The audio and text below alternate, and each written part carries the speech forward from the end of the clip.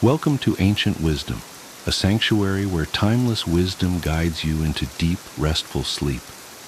Let the wisdom of the ages quiet your mind, ease your worries, and carry you gently into the night. If you're here to relax, reflect, and drift into peaceful slumber, you're exactly where you need to be. Before you get too cozy, take a moment to like this video and subscribe to the channel. It really helps me bring more soothing content your way. Also, I'd love to know, where are you tuning in from, and what time is it for you right now? Share in the comments below. Now, settle in, get comfortable, and let the wisdom of the ages guide you into deep, restful sleep. Here are 10 things you should never share with your family, no matter how close you are. Oversharing might seem harmless, but it could unintentionally damage relationships, create misunderstandings, or even leave you feeling vulnerable in ways you didn't expect. Imagine revealing a past mistake, only to see pity replace respect in your loved one's eyes. Or casually sharing a health concern, only to spark excessive worry that changes how your family interacts with you. These are just a couple of examples where well-intentioned openness can backfire. But what if you could avoid these traps entirely? What if choosing thoughtful silence in key areas could actually deepen your family connections and bring you greater peace? In this video, we'll explore not just what to keep private, but why it matters. You'll discover how these strategies protect your relationships, preserve your dignity, and create an environment where you can thrive. By the end, you'll have a clear roadmap to balance openness with discretion, ensuring that your family sees you for the strong, resilient person you are. Let's dive into these 5 essential secrets you should keep to yourself. 1. Negative opinions about extended family members. It's tempting to vent about an annoying cousin or a meddlesome aunt during family conversations.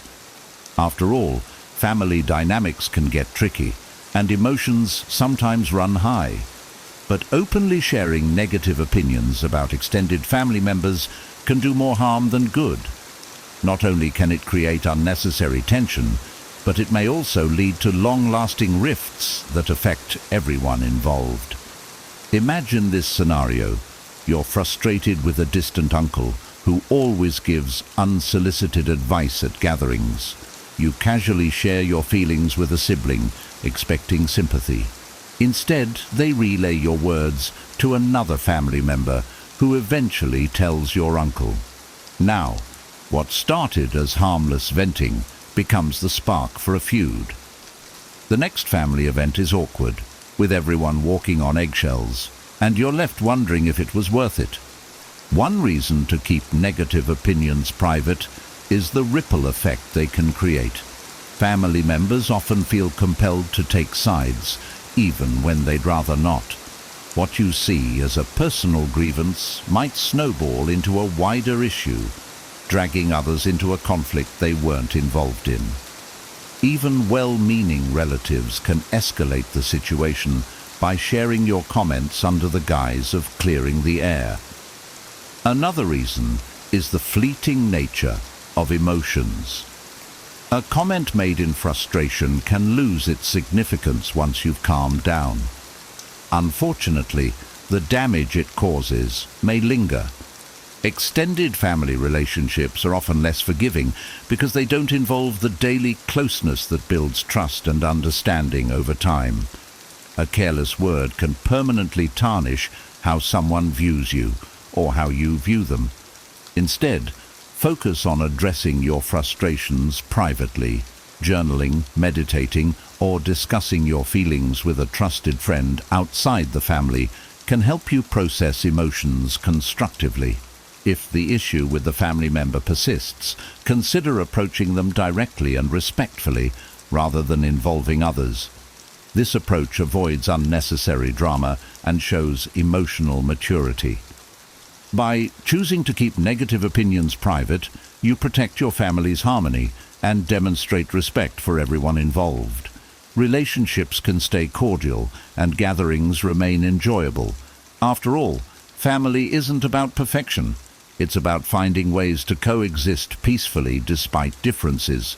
Choosing discretion strengthens bonds and creates an atmosphere of trust that benefits everyone. 2. Your financial struggles in real time. Money can be a sensitive subject, especially when you're going through financial difficulties. While it might feel natural to share these struggles with family members, doing so in real time can create unnecessary worry, judgment, or even tension within relationships. Instead, managing these challenges privately or with a trusted advisor can help you maintain independence and preserve family harmony. Consider Sarah, a 40-year-old who had recently started a small business. As with many startups, she faced financial uncertainty in the first year. Eager to share her experiences, she confided in her parents about how difficult things were. Although her parents wanted to help, their concern quickly turned into frequent calls, unsolicited advice, and suggestions to abandon the business for a safer corporate job. Sarah felt supported at first, but soon found their constant questioning and interventions overwhelming, leaving her feeling doubted rather than encouraged. One reason to avoid sharing financial struggles prematurely is the pressure it can place on your loved ones. Parents or siblings may feel obligated to step in financially, even when they're not in a position to help. Others might inadvertently treat you differently, viewing you through a lens of struggle rather than capability. These shifts in dynamics can strain relationships and erode the respect you've built over time. Another consideration is how financial struggles are often temporary. Sharing these issues in the moment might paint an incomplete picture of your overall stability. Once you've overcome the challenge, your family may still associate you with that struggle, even if you've moved on. It's better to address the issue, learn from it, and share insights once you've gained perspective and resolution. Instead of opening up about real-time financial issues, focus on actionable steps to resolve them. Seek professional advice, create a budget, or brainstorm solutions with a mentor or trusted friend. If you do decide to share with family, keep it focused on lessons rather than current hardships. For example, how you're learning resilience or managing challenges effectively. By keeping financial struggles private, you shield your family from unnecessary worry and maintain your own sense of control. This approach helps you emerge stronger and ensures your relationships remain rooted in mutual respect and positivity. When you do choose to share your story, it will be from a place of growth rather than vulnerability. 3. Personal, spiritual, or philosophical doubts. Sharing personal doubts about spirituality, religion, or philosophy can be a deeply vulnerable act. While it's natural to wrestle with such questions, revealing them too openly to family, especially in households where beliefs are tightly held, can unintentionally create confusion, tension, or even judgment. Choosing to process these doubts privately can help you preserve your peace and maintain harmony within your family. Take David's story, for example. Raised in a devout household, he began to question his religious beliefs in his early 30s. Feeling the need to share, he confided in his mother during a family dinner. Her response was immediate and emotional. She saw his doubts as a rejection of their shared faith and upbringing. What David intended as a conversation about exploration turned into a heated debate, leaving both parties feeling misunderstood. The following months were marked by strained interactions and an unspoken discomfort that neither could fully address. One reason to keep spiritual doubts private is the deeply personal nature of such journeys.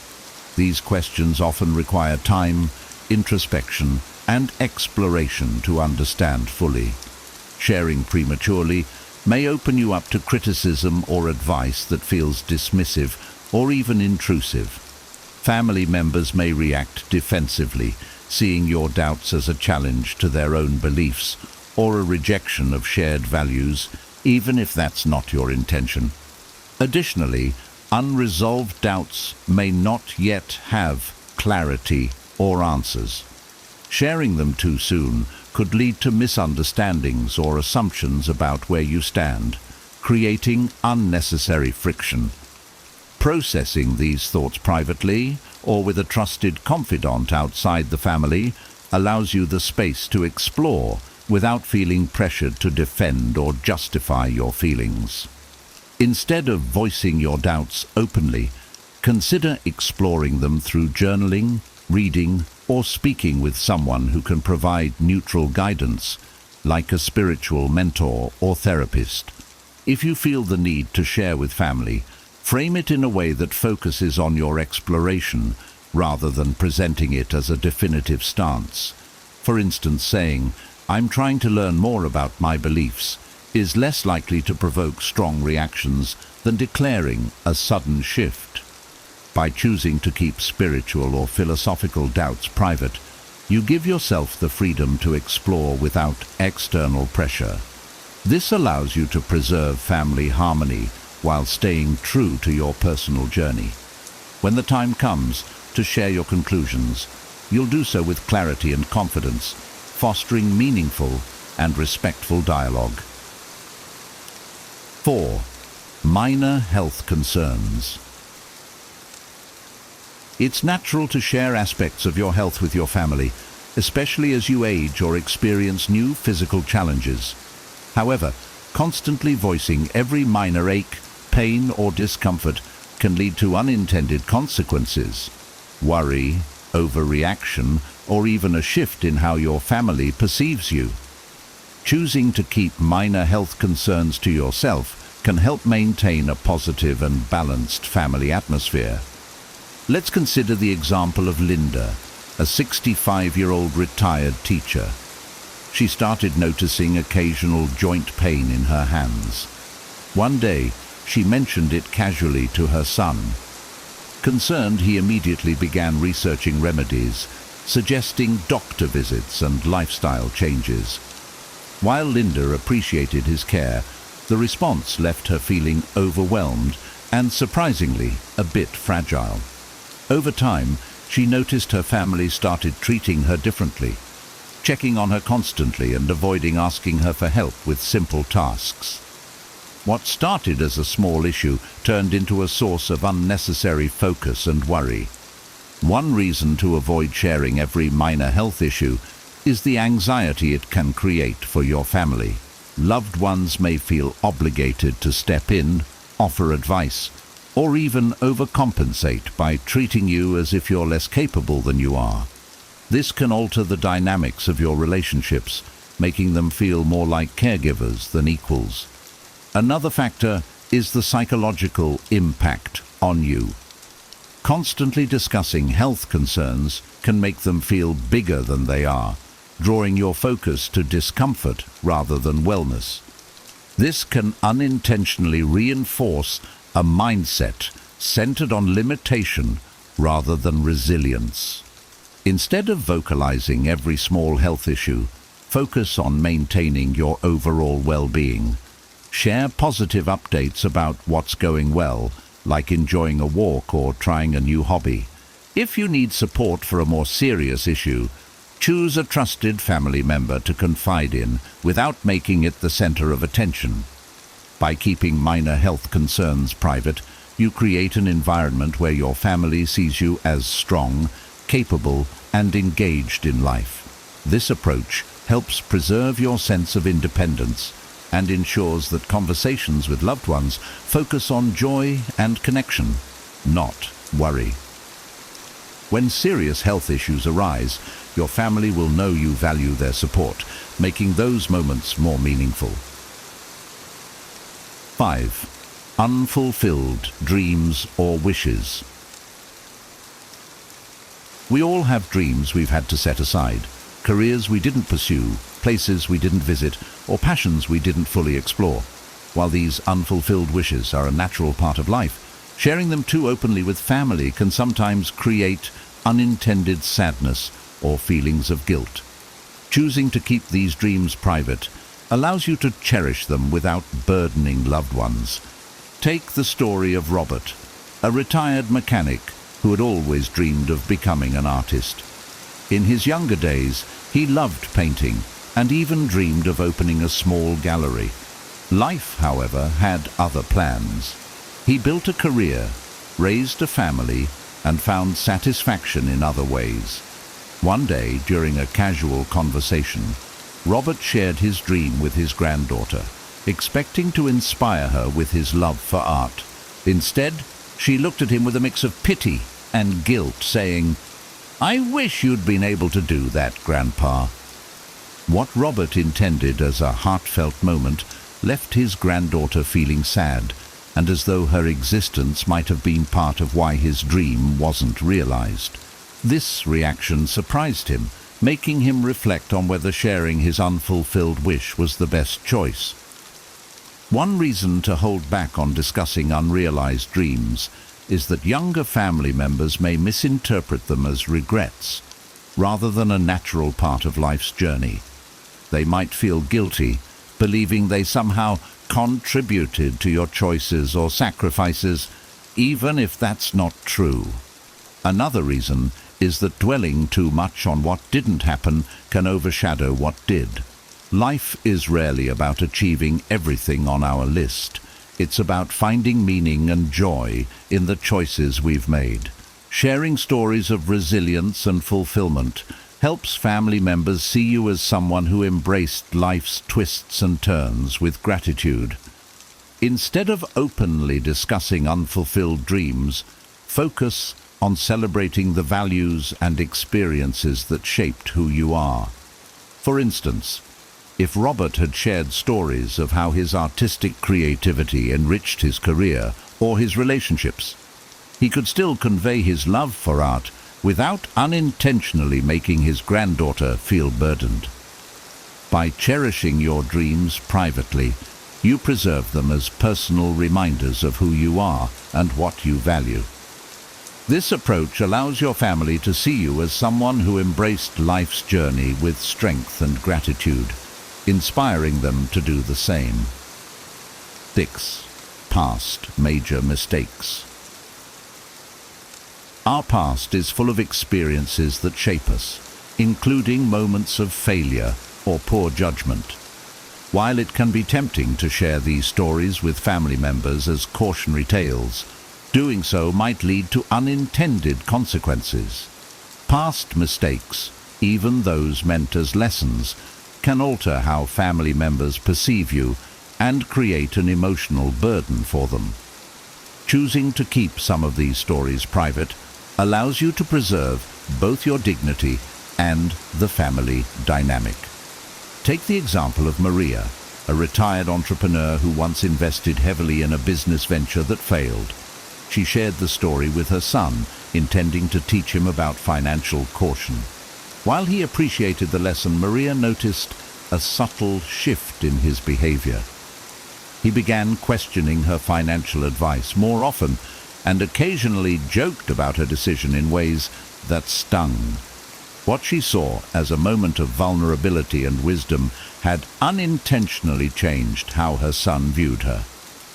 One reason to keep major mistakes private is the potential for misinterpretation. Family members, especially younger ones, may not fully grasp the nuances behind your actions. They might focus on the failure rather than the lessons learned, seeing it as a reflection of your character rather than just a moment in time. This can shift their perception of you from a role model to someone fallible in ways they hadn't considered. Another reason is the emotional burden such stories can place on loved ones. Hearing about your past struggles might make them feel pity or regret, even if you've long since moved past those feelings. Instead of inspiring them, the story might weigh on their minds, making them overly cautious or even resentful of the risks they feel compelled to take. Rather than recounting every detail of your mistakes, focus on sharing the wisdom you've gained in a way that's relatable but not overly personal. For example, instead of describing the specifics of a failed investment, you might say, "I've learned to always research thoroughly before committing to something new." This conveys the lesson without exposing vulnerable parts of your past. By choosing discretion, you allow family members to see you as someone who has grown through life's challenges without being defined by them. This fosters a sense of respect and admiration, inspiring your loved ones to embrace their own resilience. It's not about hiding who you are, but about framing your story in a way that uplifts rather than burdens. Disappointments or dissatisfaction with family. As we watch our loved ones navigate life, it's natural to form hopes or expectations for them. Whether it's wishing they'd chosen a different career, lived closer, or approached life in a way more aligned with our values, these feelings can lead to disappointment. However, openly expressing dissatisfaction with family members' choices often does more harm than good. Choosing silence in these moments fosters trust, respect, and stronger relationships. Consider Amelia, a retired librarian whose daughter decided to pursue a career in the arts instead of the stable, traditional path Amelia had envisioned. Though Amelia admired her daughter's creativity, she couldn't shake her concern about financial security. One day, she voiced her feelings during a family dinner, suggesting her daughter consider something more reliable. Amelia thought she was being helpful, but her daughter felt criticized and unsupported. Their relationship grew strained, and her daughter became more reluctant to share her dreams. One reason to keep disappointments private is that expressing them can make loved ones feel as though they've let you down. Even well-intentioned comments can come across as judgment, creating a divide in the relationship. This can lead to defensiveness or a sense of inadequacy, making it harder for family members to feel comfortable being their authentic selves around you. Another reason is the subjectivity of disappointment. Often these feelings stem from our own values, experiences, or expectations rather than an objective reality. What feels like a poor choice to you might be deeply fulfilling to them. Acknowledging this can help you shift your perspective and focus on what truly matters, their happiness and growth. Instead of voicing dissatisfaction, focus on offering quiet support and encouragement. Celebrate their strengths and achievements, even if they differ from what you envisioned. For instance, Amelia could have praised her daughter's creativity and passion while offering practical advice only when asked. This approach shows love and respect, strengthening the bond between them. By choosing silence over criticism, you create a safe, nurturing space where your family members feel accepted for who they are. This fosters open communication and deeper trust, ensuring that your relationships are built on a foundation of love rather than unmet expectations. In the long run, your silent support will speak louder than words, encouraging your loved ones to thrive on their own terms. 8. Conflicts with friends or co-workers.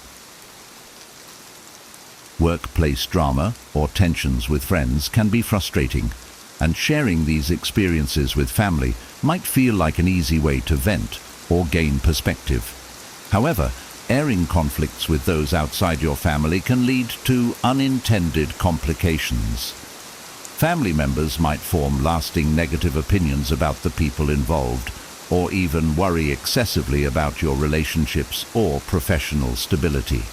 Choosing to handle these disputes privately helps maintain both your peace and your family's. Take Jason, for example.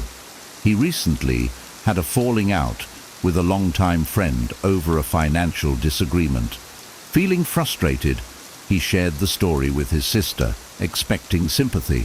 While she listened and empathized, her opinion of Jason's friend soured.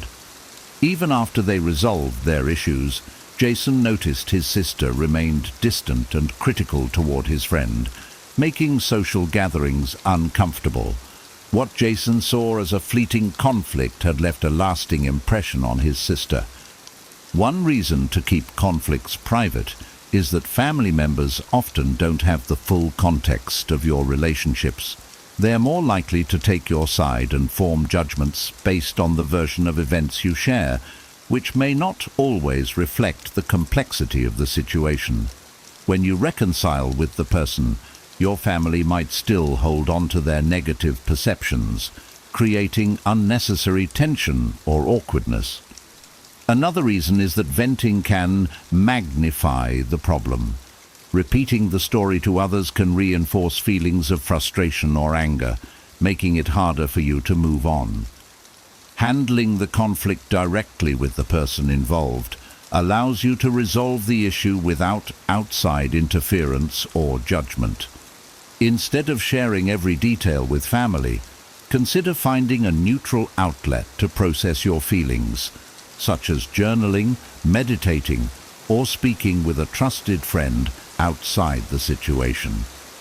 If you must discuss it, frame the conversation as seeking advice rather than airing grievances, keeping it solution-focused. By keeping personal conflicts private, you preserve your relationships and prevent unnecessary drama. This approach also allows your family to see you as someone who handles challenges with emotional maturity and discretion. In the end, your ability to resolve conflicts quietly demonstrates strength and resilience, setting a positive example for your loved ones. When the dust settles, your relationships remain intact, free from lingering judgments or misunderstandings. 9. Your plans for major life. Changes before they're certain. Big life decisions like changing careers, moving to a new city, or starting a new venture are exciting but also come with uncertainty. Sharing these plans with family before they're finalized might seem like a good way to involve them, but it can invite unsolicited advice, skepticism, or even unnecessary pressure. Keeping these plans private until you're certain allows you the space to make decisions on your terms. Take Emily's story, for example. She was considering leaving her corporate job to pursue her passion for baking and open a small cafe. Excited yet unsure, she shared her idea with her parents during a casual conversation. Instead of encouragement, she was met with concerns about financial risks and stability. Their questions, though well-meaning, left Emily feeling more anxious and doubtful about her decision. Ultimately, she shelved the idea, not because it wasn't viable, but because the added pressure from her family made it harder to focus on her goals. One reason to keep plans for major changes private is to avoid premature judgment. Family members often respond from a place of concern, offering advice or opinions based on their experiences rather than understanding your vision. This can lead to doubt, second-guessing, or frustration, which might derail your decision-making process. Another reason is the potential to change your mind. Plans for significant changes often evolve as you gather more information or explore new angles. Sharing too early may create expectations among family members, making you feel obligated to follow through even if your priorities shift. Instead of announcing your plans prematurely, focus on gathering the information and resources you need to make an informed decision. Seek guidance from mentors, colleagues, or friends who can provide neutral, practical insights. Once your plans are more concrete, you can share them with your family confidently, framing the conversation around your well-thought-out decision. By keeping major life changes private until you're ready, you protect your decision-making process from unnecessary external influence. When you do share your plans, your confidence and clarity will inspire your family's trust and support. This approach not only preserves your peace, but also strengthens your ability to navigate life's transitions with independence and resilience. It's not about excluding your loved ones, but about ensuring you involve them at the right time on your terms. 10. Personal plans for assets. Discussing your plans for assets and inheritance might seem like a way to assure your family of their future, but sharing too much too soon can lead to unintended consequences.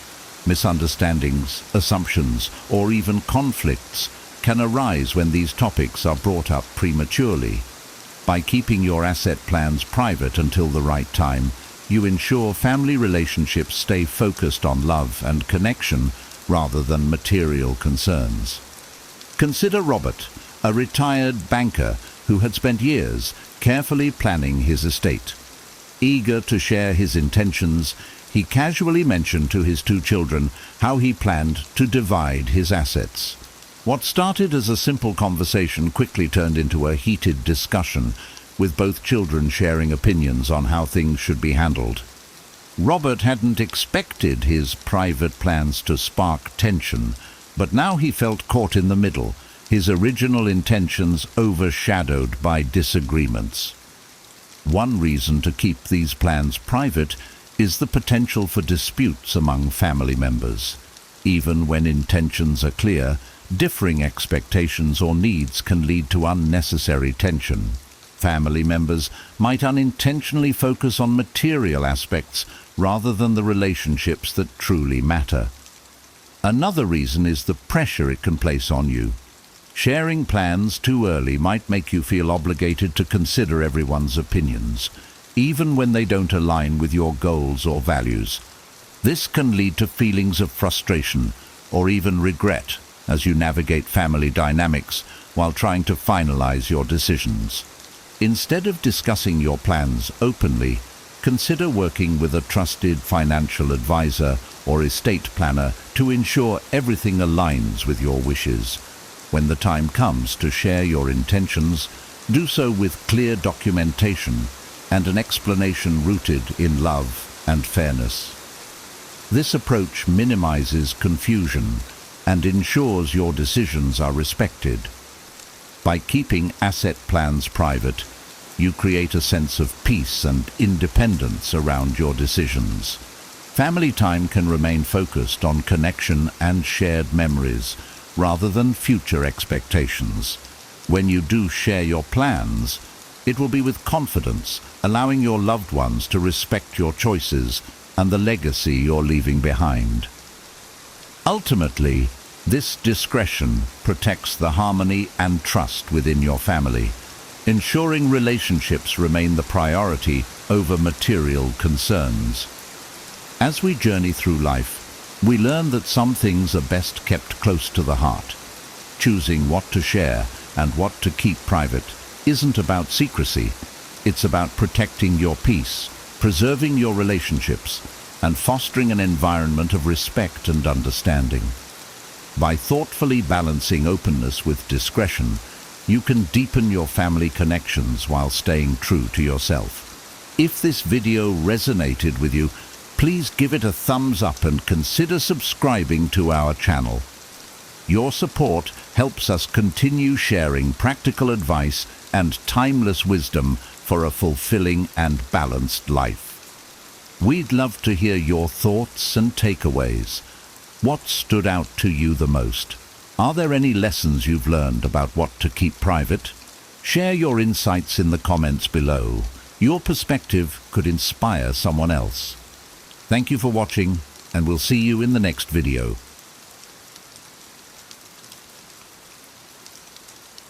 Have you ever wondered why some men effortlessly attract women, while others, despite their best efforts, struggle to get even a second glance?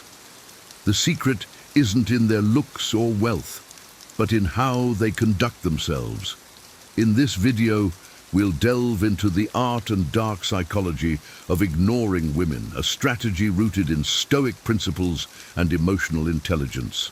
By mastering these 11 key traits, you'll not only stand out from the crowd, but also command respect and admiration from the women you meet.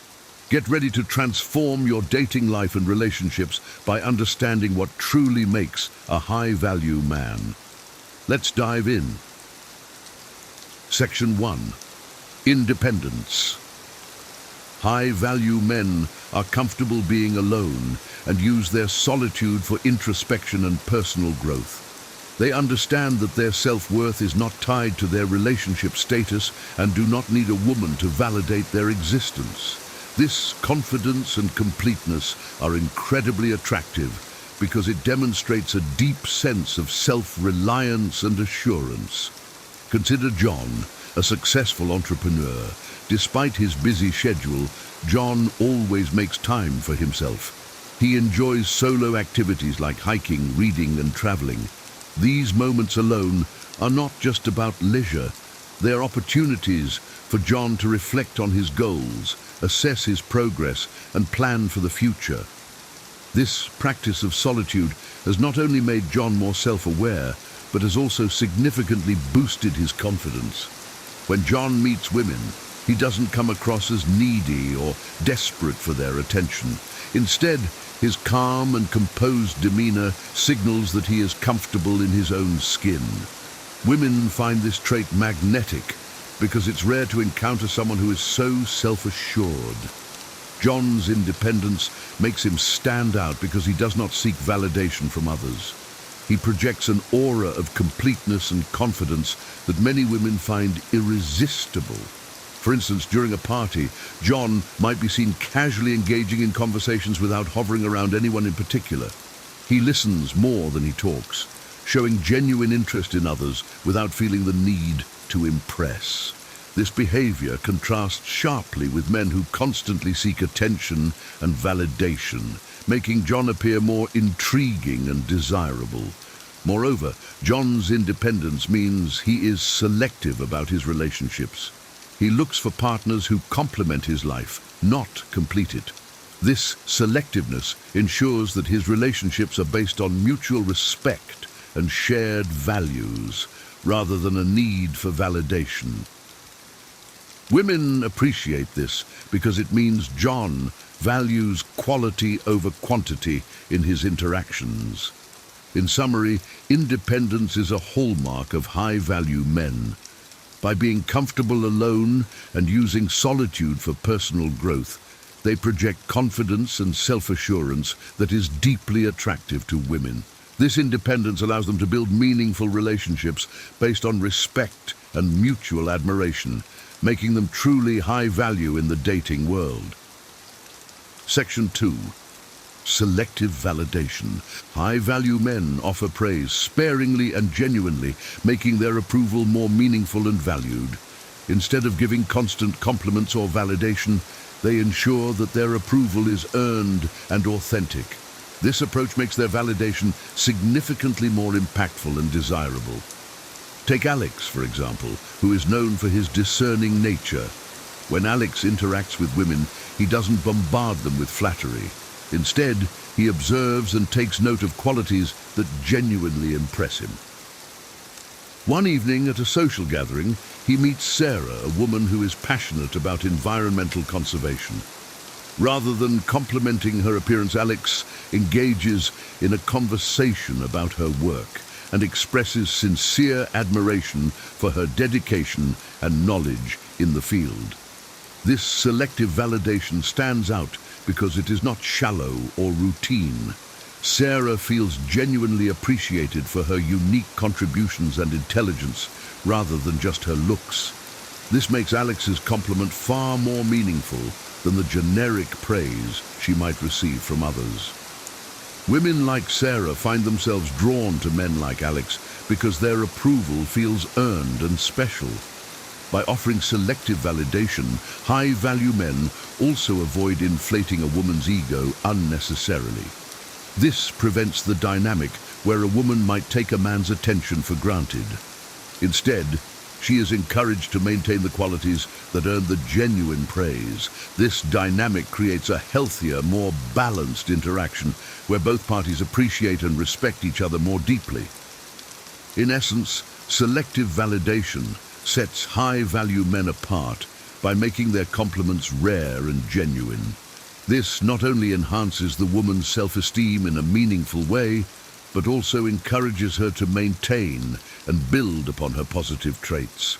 As a result, women feel more valued and respected, and high-value men are seen as discerning and sincere, further boosting their attractiveness. Section 3. Direct communication. High-value men understand the value of clear communication. They avoid vague statements and excessive small talk, opting instead for directness and precision. This straightforward approach is refreshing and establishes a strong, confident presence. Imagine David, a high-value man who is straightforward in his communication.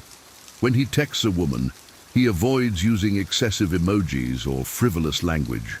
Instead, he is clear and concise. For instance, instead of saying, "Hey, maybe we could hang out sometime if you're free," David says, "I enjoyed our conversation last night. Are you free for dinner on Friday?" This direct approach conveys confidence and decisiveness.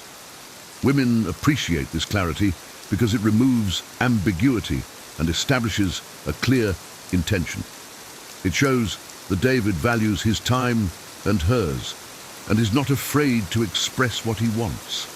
This level of directness sets David apart from other men who might beat around the bush or be overly accommodating.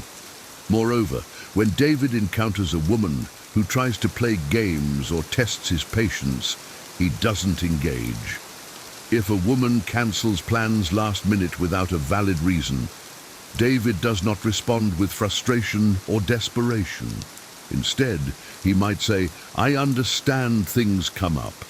Let's reschedule when you're certain about your availability." This response is mature, direct, and shows that he values his time and does not tolerate disrespect. By being direct, high-value men like David demonstrate that they have clear boundaries and expectations. They do not waste time on games or mixed signals, which women find attractive because it shows maturity and self-respect. This clarity also helps in quickly identifying whether a potential relationship is worth pursuing, saving time and emotional energy for both parties. In summary, direct communication is a hallmark of high-value men. By being clear, concise, and straightforward, they project confidence and decisiveness. This approach not only enhances their attractiveness, but also fosters healthier, more respectful interactions with women. Section 4. Purpose. High-value men are driven by their goals and ambitions. They focus their energy on building a life they can be proud of, rather than wasting time on unproductive relationships. This sense of purpose makes them stand out and adds to their overall appeal. Consider Mike, who has a clear vision for his future. He is passionate about his career as an architect and spends a significant amount of time honing his skills and working on projects. Mike's dedication to his craft is evident in everything he does, from his work ethic to the way he talks about his goals. When Mike meets women, they are often impressed by his ambition and drive. He doesn't come across as someone who is aimlessly drifting through life. Instead, he has a strong sense of direction and purpose. This makes him attractive because women are drawn to men who are passionate and motivated. Mike's purpose also means he doesn't have time for frivolous relationships. He is selective about who he spends his time with, ensuring that any relationship he enters into complements his goals rather than detracts from them. This selectiveness adds to his allure, as it shows that he values his time and is not easily swayed by superficial attractions. Furthermore, Mike's dedication to his goals means that he is always striving to improve himself. Whether it's through further education, networking, or personal development, he is constantly growing. This continuous self-improvement is a key trait of high-value men, making them even more appealing to women who value growth and ambition. In essence, having a strong sense of purpose sets high-value men apart. Their drive and ambition make them attractive because they demonstrate a commitment to personal and professional growth.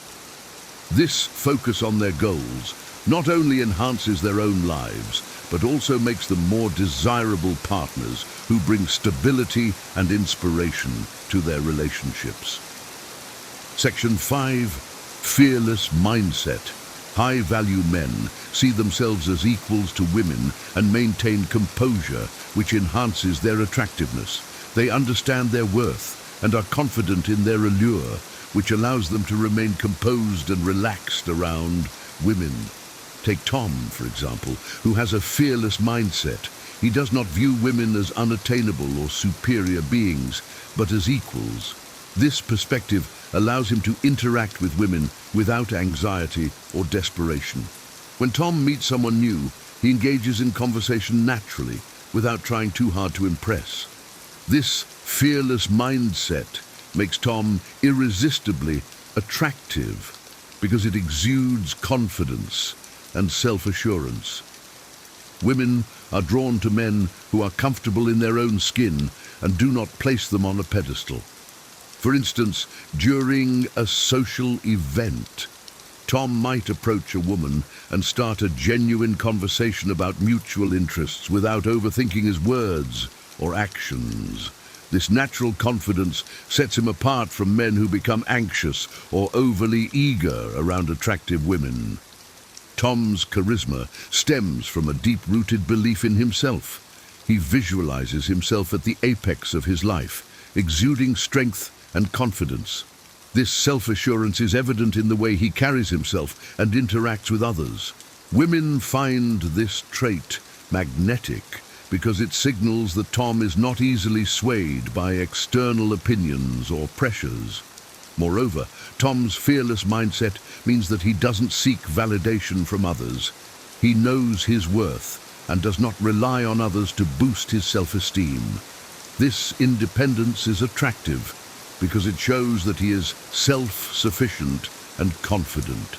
Women are more likely to be drawn to men who are secure in themselves and do not need constant reassurance. In summary, a fearless mindset is a key trait of high-value men. By viewing women as equals and maintaining composure, they project confidence and self-assurance. This fearless approach makes them more attractive and allows them to build genuine, respectful relationships. Section 6. Attention. High-value men do not give free attention, making women seek their validation. By withholding constant attention, they stand out from other men who are eager to please and gain women's approval. Consider Danielle, who is strategic with his attention. Unlike many men who bombard women with likes, comments, and messages on social media, Daniel is more reserved. When he meets a woman he is interested in, he makes an initial connection but does not shower her with constant attention. Instead, he gives her space and lets her wonder about his intentions. This approach leaves women intrigued and wanting more. For example, when Daniel meets Emily at a party, he has a great conversation with her, but does not immediately follow up with a barrage of texts. Instead, he waits a few days before reaching out, allowing Emily to think about their interaction and anticipate his next move. This creates a sense of mystery and excitement, making Daniel more appealing. Daniel's restraint with attention also prevents him from being taken for granted. Women often receive excessive attention from multiple men, which can inflate their egos and make them less appreciative of genuine interest. By not giving free attention, Daniel sets himself apart and makes his validation more valuable. Moreover, Daniel's approach shows that he has a busy and fulfilling life. He is not always available because he has other priorities and commitments. This signals to women that he is a high-value man with a purpose, and they must earn his attention rather than receive it freely. This dynamic shifts the balance of power and makes women more eager to gain his approval. In essence, by controlling the amount of attention they give, high-value men create a sense of intrigue and value.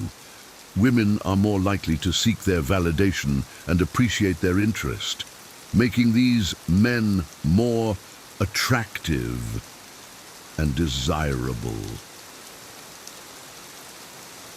Section 7. Emotional control. High-value men master their emotions and avoid being overly reactive, conveying strength and reliability. They understand that emotional stability is key to maintaining respect and attraction in relationships.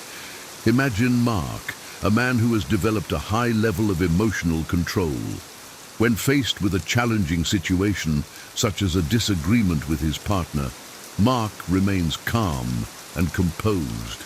He listens carefully, processes his thoughts and responds thoughtfully rather than reacting impulsively. This emotional stability makes Mark a rock in his relationships. For instance, if his partner Lisa becomes upset over a misunderstanding, Mark doesn't immediately react with anger or defensiveness. Instead, he stays calm, asks questions to understand her perspective, and addresses the issue rationally. This approach not only resolves conflicts more effectively, but also demonstrates Mark's maturity and reliability. Mark's emotional control extends to his everyday interactions. He doesn't let minor annoyances or setbacks disrupt his composure. Whether it's dealing with a difficult colleague at work or facing a personal challenge, Mark remains steady and focused. This resilience is attractive to women because it shows that Mark can handle pressure and won't be easily rattled by life's ups and downs. Furthermore, Mark's ability to manage his emotions makes him a dependable partner. Women feel secure knowing that they can rely on him in both good times and bad. This dependability enhances his attractiveness because it signals strength and stability, qualities that are highly valued in long-term relationships. In summary, emotional control is a crucial trait of high-value men. By mastering their emotions and avoiding impulsive reactions, they convey strength and reliability. This stability not only enhances their attractiveness but also fosters healthier, more respectful relationships. Section 8. Not rewarding bad behavior. High-value men understand the importance of not rewarding bad behavior. They avoid engaging in trivial disagreements and maintain a stoic demeanor, ensuring respect and setting clear boundaries. Consider Sam, who has a firm stance on not rewarding bad behavior. When Sam notices that his partner Rachel is engaging in irrational arguments or disrespectful behavior, he does not react with frustration or emotional outbursts. Instead, he distances himself and waits for Rachel to acknowledge her mistake. For instance, if Rachel consistently criticizes Sam over minor issues, he chooses not to engage in heated arguments. Instead, he calmly states his perspective and then gives her space to reflect on her actions. By not feeding into the conflict, Sam sends a clear message that such behavior is unacceptable and will not be tolerated without consequences. Sam's approach demonstrates strength and self-respect. Women like Rachel quickly learn that they cannot manipulate or control Sam with drama or emotional games. This behavior sets a tone of mutual respect in the relationship, as Rachel understands that Sam values himself and expects the same from her. Moreover, by not rewarding bad behavior, Sam avoids unnecessary stress and maintains his peace of mind. He focuses on positive interactions and ensures that his relationships are built on respect and understanding. This strategy not only enhances his attractiveness, but also creates a healthier dynamic where both partners are encouraged to communicate and resolve issues maturely. In essence, not rewarding bad behavior is a key trait of high-value men. By maintaining a stoic demeanor and setting clear boundaries, they ensure respect and avoid unnecessary conflicts. This approach fosters healthier relationships and makes them more attractive to women who value maturity and self-respect. Section 9. Boldness. High-value men take risks and confidently approach women, avoiding passive behavior. They understand that fortune favors the brave and that taking initiative is key to success in both dating and life. Consider Jake, who embodies boldness in his interactions. When Jake is interested in a woman, he doesn't hesitate to make the first move. At a networking event, he notices a woman named Laura who catches his eye.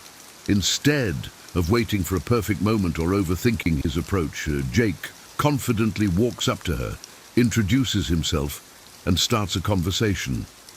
This bold approach immediately sets Jake apart from men who are too timid or passive. Laura appreciates his confidence and finds his directness refreshing. Even if Jake faces rejection, he views it as a learning experience rather than a failure. This willingness to take risks and embrace potential failure makes Jake more resilient and attractive. Jake's boldness extends beyond his interactions with women. In his professional life, he's proactive and takes the initiative to seize opportunities. Whether it's pitching a new idea at work or pursuing a challenging project, Jake is not afraid to step out of his comfort zone. This attitude of boldness and initiative translates into his personal life, making him a dynamic and interesting individual. Furthermore, Jake's boldness means he doesn't settle for mediocrity. He strives for excellence in everything he does, from his career to his personal growth. This drive for success and improvement makes him a high-value man who stands out in any crowd. In summary, boldness is a defining trait of high-value men. By taking risks and confidently approaching women, they set themselves apart from passive individuals. This initiative and willingness to embrace challenges make them more attractive and successful in both their personal and professional lives. Section 10. Valuing time. High-value men prioritize their commitments and do not easily alter plans for women, making their time seem more valuable. They understand that time is a precious resource and manage it wisely to achieve their goals. Consider Tom, who has a busy and fulfilling life. Tom is dedicated to his career as a software developer and spends his evenings working on personal projects or engaging in hobbies like cycling and photography. When he meets a woman he likes, Tom makes it clear that his time is valuable. For example, when planning a date, Tom doesn't say, "I'm free anytime you are." Instead, he suggests a specific day and time that fits into his schedule, such as, "I'm available on Saturday evening. Would you like to join me for dinner then?" This approach signals that Tom has a life filled with meaningful activities and that he is not willing to drop everything at a moment's notice.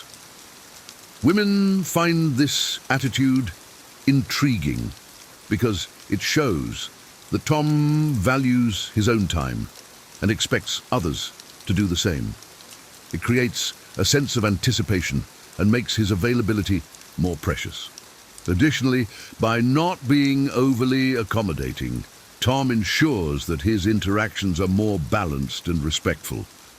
Moreover, Tom's focus on valuing time means he avoids wasting it on unproductive relationships or activities. He is selective about who he spends his time with and ensures that his relationships add value to his life. This selectiveness not only enhances his personal growth, but also makes him more attractive to women who appreciate a man with a clear sense of purpose and direction.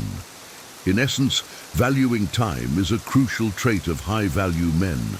By managing their time wisely and prioritizing their commitments, They project a sense of self-worth and purpose. This attitude makes their time seem more valuable and ensures that their relationships are built on mutual respect and appreciation. Section 11. Personal boundaries. High-value men establish and maintain clear personal boundaries, demonstrating self-respect and demanding the same from others. They understand that setting boundaries is essential for healthy relationships and self-preservation. Consider Andrew, who is firm about his personal boundaries. Andrew knows what he values and what he will not tolerate in his relationships. When he starts dating someone new, he communicates these boundaries clearly and respectfully. For instance, he might say, "I value honesty and mutual respect in a relationship. I don't engage in relationships where there is dishonesty or manipulation." By setting these boundaries early on, Andrew establishes a foundation of respect and clarity. Women appreciate this straightforwardness because it removes ambiguity and sets clear expectations. If a woman crosses these boundaries, Andrew addresses it calmly but firmly. For example, if his partner cancels plans last minute without a valid reason, Andrew might say, "I understand things come up, but I value reliability. Let's make sure we respect each other's time moving forward." Andrew's firm stance on personal boundaries also means he's not afraid to walk away from toxic or unhealthy relationships. This self-respect signals to women that he values himself highly and will not settle for less. It also encourages them to respect him and his boundaries more deeply. Moreover, Andrew's boundaries extend to his personal time and space. He ensures that he has time for his own interests, friends, and self-care. This balance is crucial for his well-being and personal growth, making him a well-rounded and attractive individual. In summary, establishing and maintaining personal boundaries is a key trait of high-value men. By demonstrating self-respect and clear expectations, they ensure healthier, more respectful relationships. This approach not only protects their well-being, but also makes them more attractive and desirable to women who value maturity and self-respect. In the complex world of dating and relationships, becoming a high-value man means understanding and implementing strategies that set you apart. By embracing independence, offering selective validation, communicating directly, and having a strong sense of purpose, you can attract women naturally and effortlessly. Mastering emotional control, not rewarding bad behavior, and maintaining personal boundaries are essential traits that ensure respect and admiration. Remember, high-value men are bold, value their time, and have a fearless mindset that exudes confidence. These principles, rooted in Stoicism and emotional intelligence, not only enhance your attractiveness, but also contribute to a more fulfilling and balanced life. Implement these 11 key traits and watch as your interactions transform, leading to more meaningful and respectful relationships. Share your experiences and thoughts in the comments section below, and don't forget to subscribe to our channel. Stay tuned for more insights and strategies to help you thrive in all areas of your life. Until next time, continue to grow and embrace the journey of becoming the best version of yourself. Have you ever wondered why, despite being constantly connected through social media, many of us still feel isolated and undervalued? It's a strange paradox of our modern times. We're surrounded by people, yet often feel unnoticed by those who matter most. If you've ever felt like you're not as important to others as they are to you, this video is for you. Today, we'll explore ancient Stoic wisdom to help you become more valued and appreciated by those around you. 1. Prioritize your own needs. Imagine you're on an airplane and the oxygen masks drop. What's the first thing they tell you to do? Put on your own mask before helping others. In life, the same principle applies. Often, we sacrifice our own needs for others, leading to burnout and lack of self-respect. Epictetus, a renowned Stoic philosopher, emphasized that self-mastery and self-knowledge are key to a meaningful life. By understanding and prioritizing your own needs, you build a foundation of self-respect that naturally attracts others. For example, set aside time each day for self-care, whether it's a quiet moment with a book, a walk in the park, or a hobby you love. 2. Cultivate independence. Think of a lighthouse standing tall and firm amidst a storm. It doesn't rely on anything else to shine. Similarly, Stoicism teaches the importance of self-reliance and independence. Making decisions without constantly seeking external approval makes you more confident and attractive to others. People respect those who can stand by their beliefs and values. This doesn't mean isolating yourself, but being the captain of your own ship. For instance, take charge of your career path by setting clear goals and pursuing them with determination without waiting for validation from others. 3. Create a sense of absence. Absence makes the heart grow fonder, right? If you're always readily available, people might take you for granted. In our busy world, time is a precious commodity. By occasionally being unavailable, you allow others to recognize and appreciate your presence more. For instance, don't always be the first to respond to messages or drop everything to meet up. Let people experience your absence and realize your value. 4.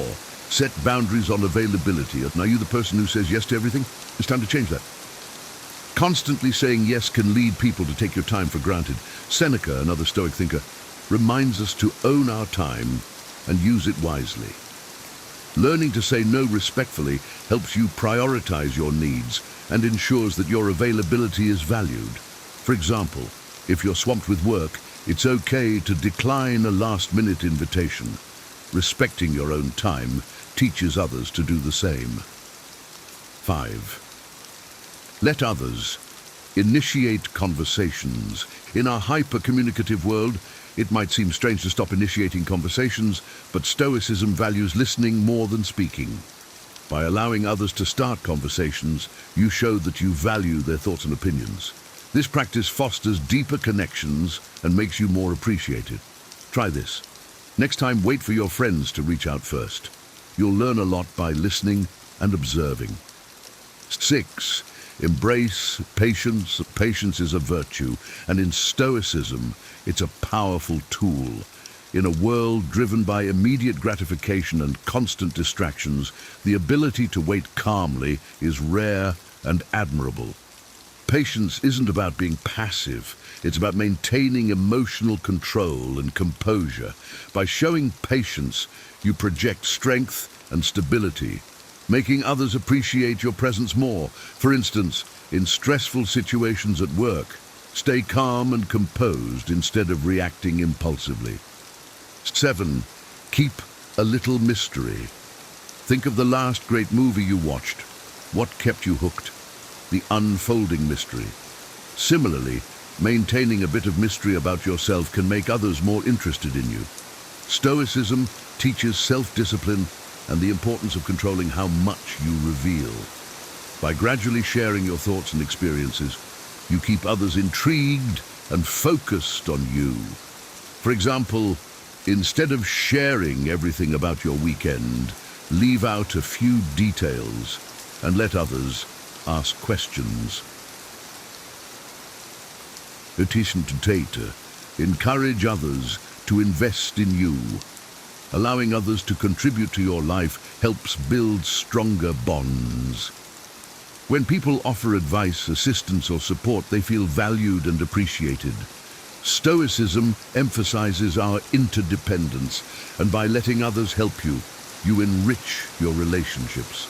This mutual investment creates a virtuous cycle of respect and value.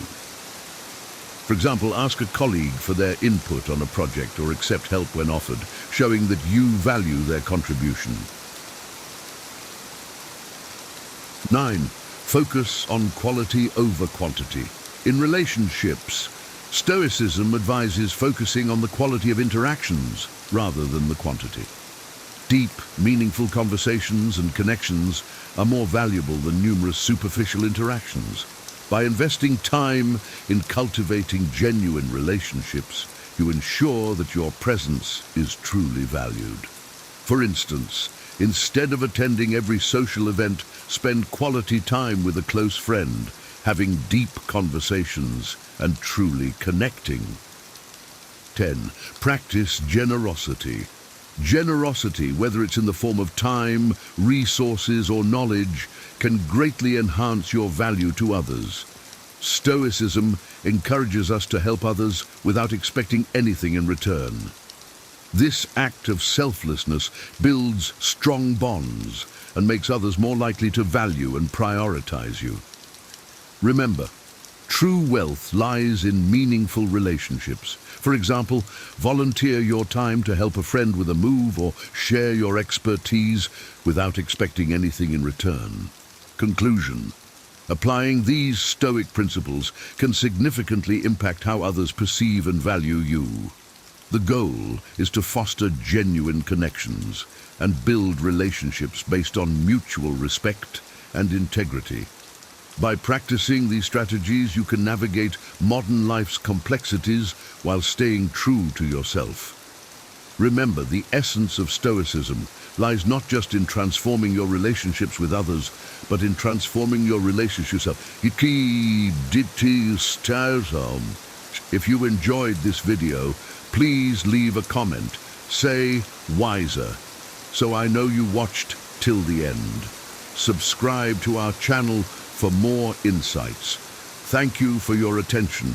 Be wiser, and until next time. 10 Stoic lessons to force yourself to take action. Imagine standing at the edge of a vast, unexplored wilderness, a place teeming with potential but shrouded in mystery and uncertainty. Every step you take forward promises growth, wisdom, and fulfillment. Yet the journey is daunting, and the first step is the hardest. What if I told you that hidden within ancient texts is the key to unlocking your inner strength, propelling you forward with unwavering determination? Picture this: emperors and slaves, soldiers and scholars, all guided by a philosophy that transformed their lives: Stoicism. Today, I will share with you 10 powerful Stoic lessons that can revolutionize the way you approach your goals, turning hesitation into action and adversity into opportunity. Are you ready to ignite your inner fire and take control of your destiny? Let's embark on this journey together, uncovering the timeless wisdom that will inspire you to take meaningful action in your life. Number 1.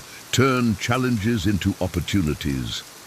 Imagine facing a formidable obstacle, a challenge that seems insurmountable. The immediate reaction might be to shy away, to retreat into the comfort of inaction. But what if we embrace this challenge instead?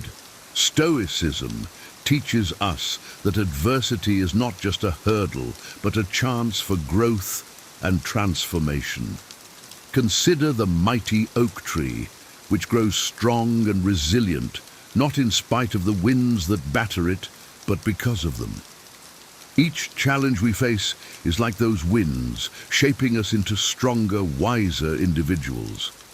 By shifting our perception and focusing on what we can control, we harness the power within us to turn obstacles into opportunities.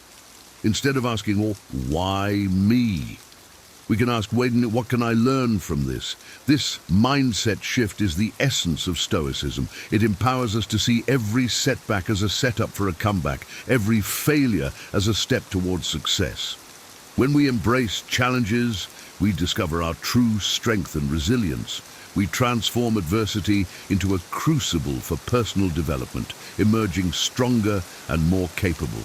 So, the next time you encounter a challenge, Remember, it is not a roadblock, but a stepping stone on your path to greatness. Number 2, make good habits a habit. Imagine starting each day with a routine that energizes and prepares you for whatever lies ahead. Good habits are the foundation of a fulfilling life, and Stoicism places great emphasis on cultivating them. The key is consistency. Just as a sculptor shapes marble into a masterpiece through persistent chiseling, we can mold our lives through daily practices of mindfulness, gratitude, and discipline. Picture a garden that flourishes because the gardener tends to it every day, even if only for a few minutes. Small, consistent actions lead to significant, lasting changes. Start with one habit. Perhaps a few minutes of meditation or jotting down things you're grateful for each day. Over time, these small acts accumulate, transforming your mindset and your life. The Stoics believed that by integrating virtuous habits into our daily routines, we align our actions with our highest values, leading to a life of purpose and fulfillment. So, commit to your habits with patience and perseverance, knowing that each step brings you closer to the person you aspire to be. Number 3, develop your purpose. Through virtue, living a life of purpose begins with understanding and embodying our core values. The Stoics taught that virtues such as wisdom, courage, justice, and temperance are the pillars of a meaningful existence. Imagine your virtues as the North Star, guiding your decisions and actions. When we align our daily activities with these principles, we find a deeper sense of purpose and direction.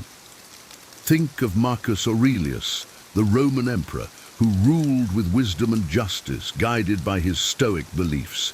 His actions were not random, but purposeful, driven by his commitment to virtue.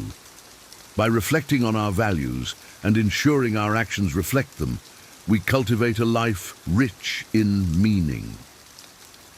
This alignment empowers us to make choices that are not only beneficial to us, but also contribute to the greater good.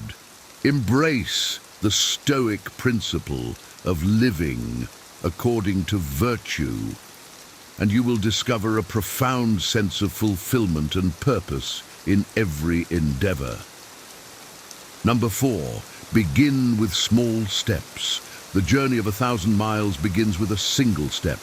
This ancient wisdom resonates deeply within Stoicism. Faced with daunting tasks or overwhelming goals, the Stoics teach us to break them down into manageable steps. Picture a mountain climber focusing on each handhold and foothold rather than the daunting peak. This approach combats procrastination and builds momentum. By starting small, we achieve incremental progress, each step reinforcing our commitment and capability. Consider a writer crafting a book, not by writing it all at once, but by completing one page at a time. This method not only makes the task less intimidating, but also ensures steady, consistent progress. Embrace the power of small steps. Each modest effort compounds over time, leading to significant accomplishments. Begin your journey today, no matter how small the step, and watch as you steadily move toward your goals with determination and resilience. Number 5, cultivate gratitude. Gratitude is a cornerstone of Stoic practice, a tool to shift our focus from what we lack to what we have. Imagine viewing your life through a lens that highlights abundance rather than scarcity. Practicing gratitude daily can transform your perspective, fostering a positive and motivated mindset. The Stoics believed that appreciating what we have, however small, enriches our lives and propels us to act with joy and contentment. Picture ending each day by reflecting on 3 things you are grateful for. This simple practice can enhance your overall well-being and motivate you to pursue your goals with renewed vigor. Gratitude not only uplifts us, but also builds resilience, enabling us to face challenges with a positive outlook.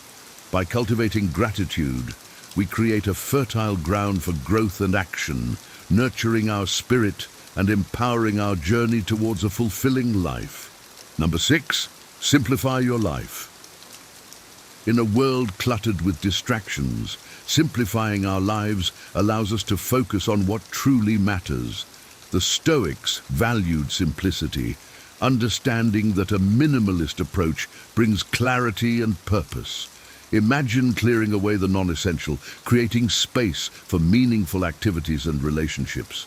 By eliminating unnecessary distractions and prioritizing quality over quantity, we free ourselves to act with intention. Think of a clear desk, devoid of clutter, where each item has a purpose. This clarity extends to our minds and actions, allowing us to focus on our goals with laser-like precision. Simplification is not about deprivation, but about discerning what is truly important. Embrace the Stoic principle of simplicity and watch as your life aligns more closely with your values and aspirations, enabling you to act with greater purpose and clarity. Number 7, stop procrastinating. Procrastination is the thief of time, a habit that hinders our progress and growth. The Stoics remind us that our time is finite and precious. Imagine living each day with the awareness that time, once lost, can never be reclaimed. By embracing the present moment and committing to purposeful action, we overcome the inertia of procrastination. Consider the Stoic practice of memento mori, reflecting on our mortality to inspire urgency and focus. This mindset encourages us to seize the day, to act now rather than defer our dreams and responsibilities. Picture a warrior preparing for battle, fully present and ready to engage. This is the Stoic approach to life. Engage with purpose, act with intention, and conquer procrastination. By living each moment fully, we maximize our potential and achieve our goals with vigor and resolve. Number 8, discipline yourself. Self-discipline is the bedrock of Stoic philosophy. It involves recognizing our power to control our own lives through disciplined actions aligned with our greater values. Imagine a ship navigating stormy seas, steered with unwavering focus towards its destination. Discipline keeps us on course, even amidst life's challenges. By consistently practicing good habits and exercising self-control, we develop a strong character and resilience. Think of an athlete training daily, each session building strength and endurance. This disciplined approach extends to all areas of life, enabling us to overcome obstacles and achieve our aspirations. Embrace self-discipline as your guiding principle, and you will find the strength to navigate life's storms with grace and determination, always moving towards your highest goals. Number 9, practice mindfulness. Mindfulness, the art of being fully present in the moment, is a powerful Stoic practice. Imagine a calm lake, its surface undisturbed, reflecting the world with perfect clarity. Mindfulness brings us this clarity, reducing stress and increasing focus. By incorporating mindfulness practices into our daily routine, we enhance our ability to act with intention and clarity.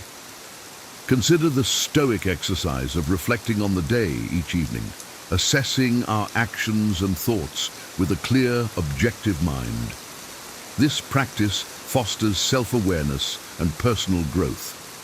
Mindfulness helps us navigate the present with grace, ensuring that our actions are deliberate and aligned with our values.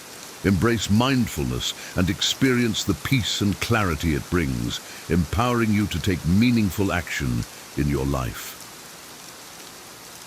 Number 10, embrace imperfection. Perfection is an illusion, a standard that can paralyze us with fear. The Stoics teach us to embrace our imperfections and see failure as a natural part of the journey. Imagine a potter shaping clay, each mistake guiding their hands towards a more refined creation. Accepting that we are not perfect allows us to take risks and act without fear. This Stoic principle encourages resilience and continuous improvement. Think of a scientist conducting experiments, each failure a step closer to discovery. By embracing imperfection, we learn and grow from our experiences, becoming stronger and wiser. This mindset frees us from the fear of failure, empowering us to act boldly and pursue our goals with confidence. Embrace your imperfections, and you will find the courage to take action and achieve greatness. These Stoic lessons are not just ancient wisdom, but practical tools that can profoundly transform your life. By embracing these principles, you can unlock personal growth, resilience, and a deeper sense of purpose. Imagine living each day with clarity, strength, and unwavering resolve, empowered by the timeless teachings of Stoicism. This is not just philosophy, it's a way of life. I encourage you to start integrating these lessons into your daily routine and witness the transformation for yourself. Now, I'd love to hear from you. Which of these Stoic lessons resonates the most with you? How do you plan to incorporate it into your life? Share your thoughts and experiences in the comments below. If you found this video helpful, don't keep it to yourself. Share it with others who might benefit from these powerful insights. Let's continue this journey together, embracing the wisdom of the Stoics and taking meaningful action towards our goals. Thank you for watching, and remember, the power to transform your life lies within you. 10. Verbal tricks to make an aggressive person. Sorry. Have you ever been caught off guard by someone's aggression, left speechless as they lash out, while you scramble for a way to defend yourself? Imagine walking away from those moments not overwhelmed or angry, but calm, collected, and leaving the aggressor rethinking their behavior. Today, I'll show you exactly how to do that. What if, instead of escalating the conflict or feeling like a victim, you had the tools to turn any confrontation into a moment of clarity and control? Inspired by the timeless principles of Stoicism, these 6 verbal techniques are designed to neutralize aggression without compromising your dignity.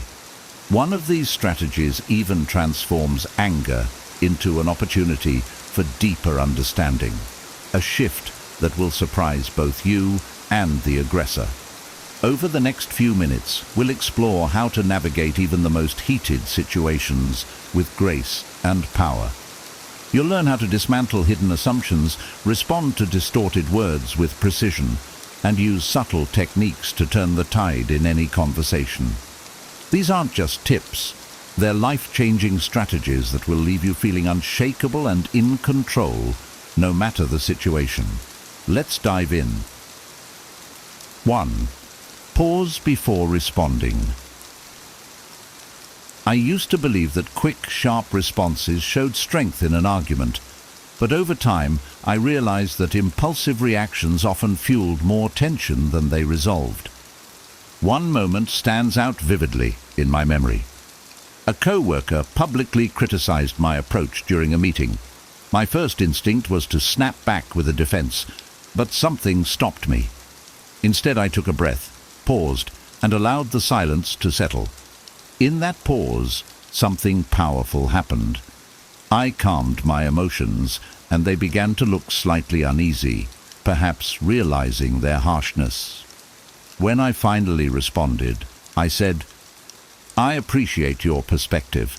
Let's explore how we can address this together." The conversation shifted immediately, from confrontation to collaboration. This pause is something Stoics emphasize deeply. Marcus Aurelius wrote, "You have power over your mind, not outside events. Realize this, and you will find strength." By pausing, I exercised control over my mind and refused to let the situation dictate my response. Pausing isn't a sign of weakness. It's a sign of mastery over oneself. It allows you to assess the situation, recognize your emotions, and respond thoughtfully. The next time someone provokes you, try this. Take a deep breath, count to 3, and consider what outcome you want before speaking. Often you'll find that a calm and deliberate response disarms aggression far more effectively than a hasty one. Practicing this habit has helped me navigate heated discussions with clarity and confidence. It's not about letting others win, it's about winning the battle within yourself. When you pause before responding, you remain grounded and in control, a hallmark of a Stoic mind. 2. Use visual imagery to convey deep messages. There was a time when I found myself caught in a heated argument with someone I deeply cared about. Their words were sharp, cutting me down with accusations I felt were unfair. My initial instinct was to fire back, to defend myself with equal intensity. But then I paused and remembered the power of imagery, a tool I had often seen work wonders.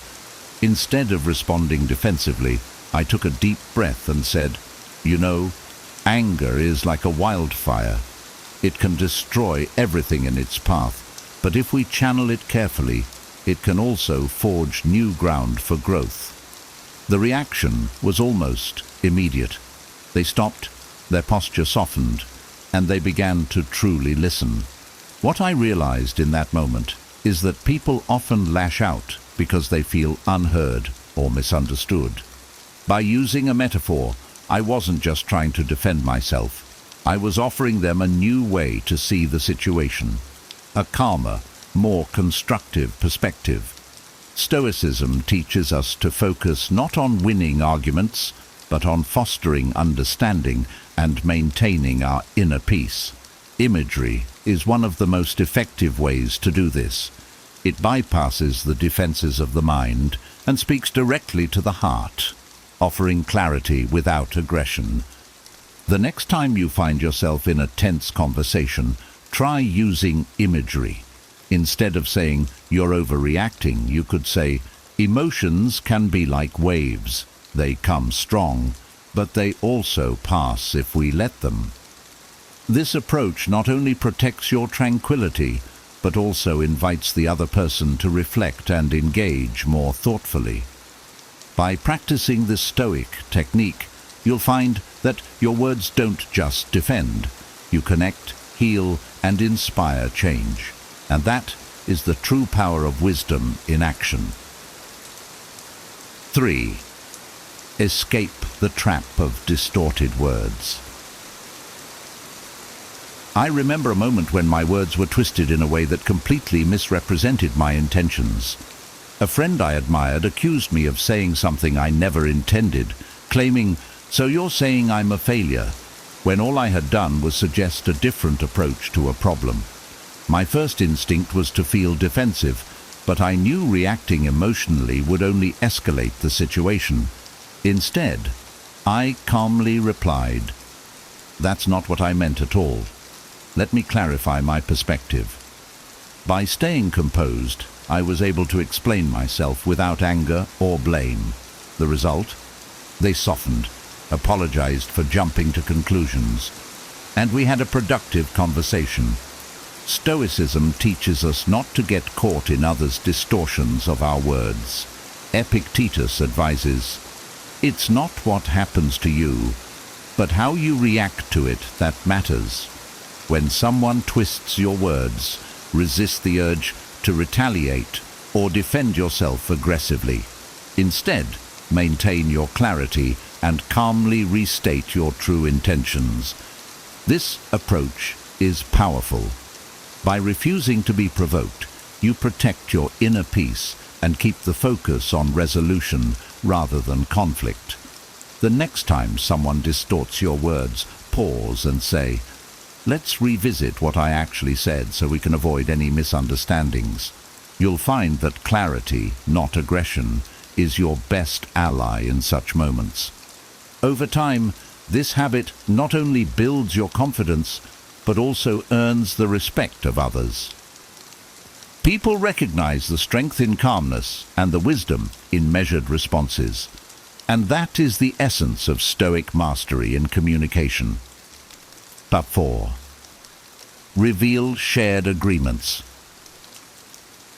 There's a subtle strength in showing someone that they already share your perspective, even if they don't realize it yet. I learned this lesson during a heated debate about a community project. A neighbor passionately opposed my proposal, claiming it wasn't practical. Instead of arguing, I listened closely and said, "I think we both want what's best for our community, and we both value sustainability. Let's talk about how we can make this work in a way that aligns with those goals." Their demeanor changed instantly. They agreed with the shared values, and the conversation shifted toward finding common ground. Stoicism emphasizes listening as an art. Epictetus reminds us, "We have 2 ears and 1 mouth, so that we can listen twice as much as we speak." By listening carefully and reflecting on shared values, you can transform an argument into a collaboration. When confronted with hostility, instead of jumping into defense mode, look for areas of agreement. If a colleague challenges your process at work, respond with, "I think we both care about getting this done effectively. Let's figure out the best way forward."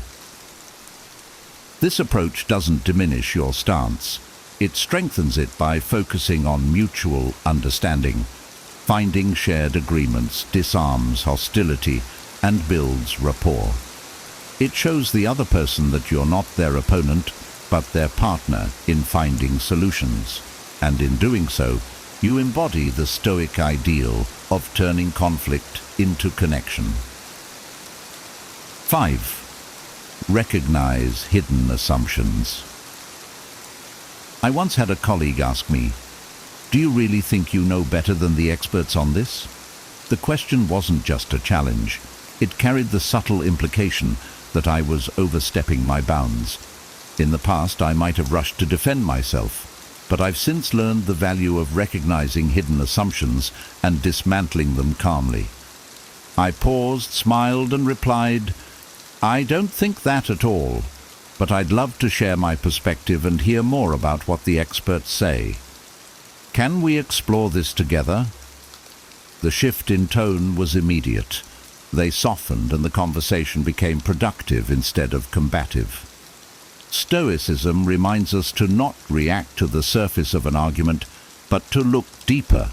Hidden assumptions often push us toward a defensive posture, but by addressing them directly, we regain control of the dialogue. Marcus Aurelius advised, "If it is not right, do not do it. If it is not true, do not say it." This clarity applies to challenging assumptions as well. The next time someone tries to corner you with a loaded question, pause and calmly unpack the assumption. Say something like, "That's an interesting perspective. Could you clarify what you mean by that?" This approach shows confidence, protects your dignity, and often leads to a more respectful conversation. 6. Stay neutral and avoid personalizing. Years ago, during a family gathering, a relative said, "Why do you always think you're better than everyone else?" The words stung. My immediate reaction was to defend myself, but I realized that engaging emotionally would only escalate the tension. Instead, I stayed neutral and replied, "I don't think that at all. If I've come across that way, let's talk about it." This response caught them off guard and shifted the focus from blame to understanding. Over time, the conversation became more constructive, and I walked away feeling at peace. Stoics teach that we should focus on the issue, not take hostility personally. Epictetus reminds us, when someone criticizes you, they are speaking from their own perspective. By staying neutral, you rise above emotional traps and maintain your inner stability. When someone lashes out, Remind yourself that their words are often a reflection of their emotions, not your worth. Respond calmly, with a focus on resolution rather than conflict. This not only preserves your tranquility, but also fosters respect from others. 7. Acknowledge valid points. During a heated debate about a team project, a colleague criticized my approach, saying it was too complicated. In the past, I might have brushed this off as negativity, but instead, I acknowledged their concern. You make a valid point. Simplicity is important. Let's look at ways to streamline this while keeping the key elements intact. This small acknowledgement changed the tone of the discussion entirely. Instead of feeling unheard, they became more open to my ideas, and together we improved the proposal. Acknowledging valid points is a powerful Stoic strategy. Marcus Aurelius wrote, "If anyone can refute me, show me I'm making a mistake, or looking at things from the wrong perspective, I'll gladly change." This humility doesn't weaken your stance, it strengthens it by showing that you value truth over ego. The next time someone criticizes you, look for the kernel of truth in their perspective. Acknowledge it sincerely before presenting your own view. This doesn't just diffuse hostility, it builds trust and mutual respect. 8. Handle the storm of questions. Once, during a family dinner, a relative barraged me with questions about my career choices. "Why would you choose that path? Don't you think it's risky? Isn't there something better?" The questions were relentless, and I felt cornered. But instead of reacting defensively, I calmly said, "Those are interesting questions. Let's take them one at a time. What specifically concerns you about my choice?" Breaking down the barrage disarmed them and gave me control of the conversation. By addressing their concerns one by one, I maintained my composure and turned the interrogation into a dialogue. Stoicism teaches us to stay grounded when faced with pressure. When overwhelmed by aggressive questioning, pause and respond methodically. Epictetus advises, "First say to yourself what you would be, then do what you have to do." By staying focused and deliberate, you control the narrative. In similar situations, remember that you don't have to answer immediately or all at once. Take a breath and handle each question with clarity. This not only protects your peace, but also demonstrates your strength and confidence. 9. Use questions to shift focus. I once worked with someone who loved to criticize others' ideas without offering solutions. During one such exchange, instead of defending myself, I asked, "What would you suggest as an alternative?" The question caught them off guard. They stumbled for an answer, realizing they hadn't thought beyond their critique. Asking questions is a simple yet powerful way to redirect conversations. Stoicism encourages us to avoid direct confrontation and instead steer discussions constructively. When you ask questions, you subtly guide the other person to reflect on their position, often defusing their aggression in the process. The next time someone challenges you, try asking, "How do you see this working better?" Or, "What would you do in my situation?" These questions shift the focus away from conflict and toward problem solving, demonstrating your composure and wisdom. 10. Respect the truth and avoid straw man arguments. During a book club discussion, a fellow member twisted my opinion, claiming, "So you're saying the author's work is worthless?" I could feel the frustration rising, but I chose to respond calmly. "That's not what I meant. What I'm saying is that this particular chapter didn't resonate with me, though the overall book has its strengths." This approach diffused the tension and redirected the conversation toward the actual topic. Stoics emphasize the importance of integrity and clarity in communication. Marcus Aurelius wrote, "Never let the future disturb you. You will meet it, if you have to, with the same weapons of reason which today arm you against the present." Avoiding strawman arguments isn't just about preserving peace. It's about staying true to yourself. When someone distorts your words, calmly correct them without aggression. This not only maintains your dignity, but also encourages a more meaningful dialogue. Mastering these Stoic-inspired verbal techniques isn't just about handling aggressive people. It's about cultivating a deeper sense of calm and control in your life. Imagine walking into every conversation with the confidence that no matter how tense it gets, you'll remain composed, protect your inner peace, and even inspire others to reflect on their own behavior. Which of these techniques resonated with you the most? Have you faced situations where these approaches could have made a difference? Share your thoughts and experiences in the comments. I'd love to hear how you've handled confrontations or how you plan to use these tools moving forward. Your insights could inspire someone else who's navigating their own challenges. If you found value in these ideas, please take a moment to like this video. It helps more people discover these transformative strategies. Don't forget to subscribe for more Stoic wisdom and practical advice, and turn on notifications so you don't miss the next lesson.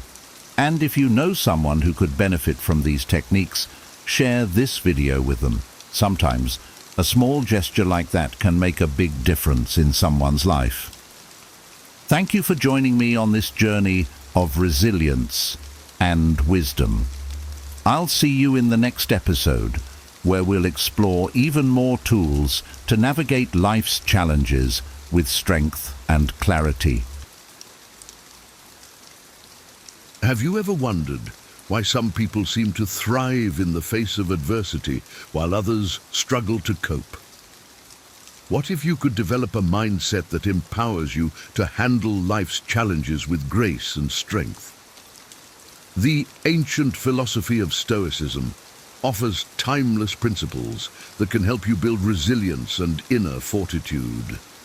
By embracing these 20 Stoic principles, you can transform your approach to life's inevitable ups and downs, finding not only strength, but also a deeper sense of peace and fulfillment. Let's explore how these powerful ideas can guide you toward a more resilient and empowered life. 1. Practice mindfulness. Practicing mindfulness means being fully present in the moment, aware of your thoughts, feelings, and surroundings, without judgment. This principle can significantly enhance your resilience by grounding you in the here and now. For instance, imagine you're walking in a park. Instead of being lost in worries about the future or regrets about the past, you focus on the sights, sounds, and smells around you. You notice the vibrant colors of the flowers, the rustling of leaves in the breeze, and the scent of fresh grass. This simple act of mindfulness can reduce stress and increase your appreciation for life's small pleasures. In a work setting, practicing mindfulness might involve paying full attention to a meeting, listening intently to colleagues without planning your next response, which can lead to more productive and meaningful interactions. By training yourself to stay present, you can improve your ability to handle stress, make clearer decisions, and build stronger relationships. 2. Always expect the worst. Expecting the worst doesn't mean being pessimistic. It's about preparing yourself mentally for potential challenges. This approach reduces anxiety and enhances resilience. For example, a project manager anticipates possible setbacks, like delays in delivery or unexpected technical issues. By considering these scenarios, they develop contingency plans, ensuring they're ready to handle any problem that arises. This preparation leads to a more composed and effective response when faced with real difficulties. Similarly, an athlete visualizes not just winning, but also dealing with injuries or losses, which helps them stay focused and resilient under pressure. By expecting the worst, you can turn potential setbacks into manageable challenges. 3. Make alliances with winning people. Surrounding yourself with positive influences is crucial for personal growth and resilience. Think of a student who struggles with motivation. By joining a study group with diligent classmates, they find themselves inspired to adopt better study habits and achieve higher grades. Similarly, an entrepreneur partners with experienced business people who provide valuable advice and support, leading to better decision-making and business success. These alliances not only offer encouragement, but also expose you to new perspectives and strategies. Winning people lift you up, help you stay motivated, and guide you through challenges, making your journey smoother and more rewarding. 4. Remember, death is inevitable. The awareness of mortality can profoundly impact your priorities and decisions. Consider a professional who spends all their time working, neglecting family and personal interests. After a close friend's sudden passing, they realize the importance of balancing work with quality time spent with loved ones and pursuing personal passions. This shift in perspective leads to a more fulfilling and balanced life. Embracing the inevitability of death helps you focus on what truly matters, whether it's strengthening relationships, pursuing meaningful goals, or simply enjoying life's fleeting moments. This awareness encourages you to live with purpose and intention, making the most of your time. 5. Stop worrying about what is out of your control. Focusing on what you can change and letting go of what you cannot control is a key aspect of Stoic resilience. Imagine a job seeker stressing over a company's hiring decision. Instead of worrying about the outcome, they concentrate on refining their resume, improving interview skills, and exploring other opportunities. This shift in focus not only reduces stress, but also increases their chances of success. In everyday life, a parent might stress about their child's grades, which they cannot directly control. Instead, they focus on providing a supportive learning environment at home. By directing energy toward what's within your control, you reduce unnecessary anxiety and become more effective in handling life's challenges. 6. Your reactions forge your destiny. How you handle misfortune defines your life. Consider two individuals who face a job loss. One becomes despondent and gives up, while the other sees it as an opportunity to pursue a long-held passion. The latter's positive reaction leads to new opportunities and personal growth. Similarly, in a sports context, an athlete who loses a crucial match can either dwell on the loss or use it as motivation to train harder and improve. By choosing to respond constructively to setbacks, you can turn adverse situations into stepping stones for success. Your reactions shape your destiny, making resilience a matter of perspective and choice. 7. Incorporate humility. Adopting a childlike wonder and a willingness to learn fosters resilience and growth. Picture a seasoned chef who, despite years of experience, eagerly attends cooking classes to learn new techniques.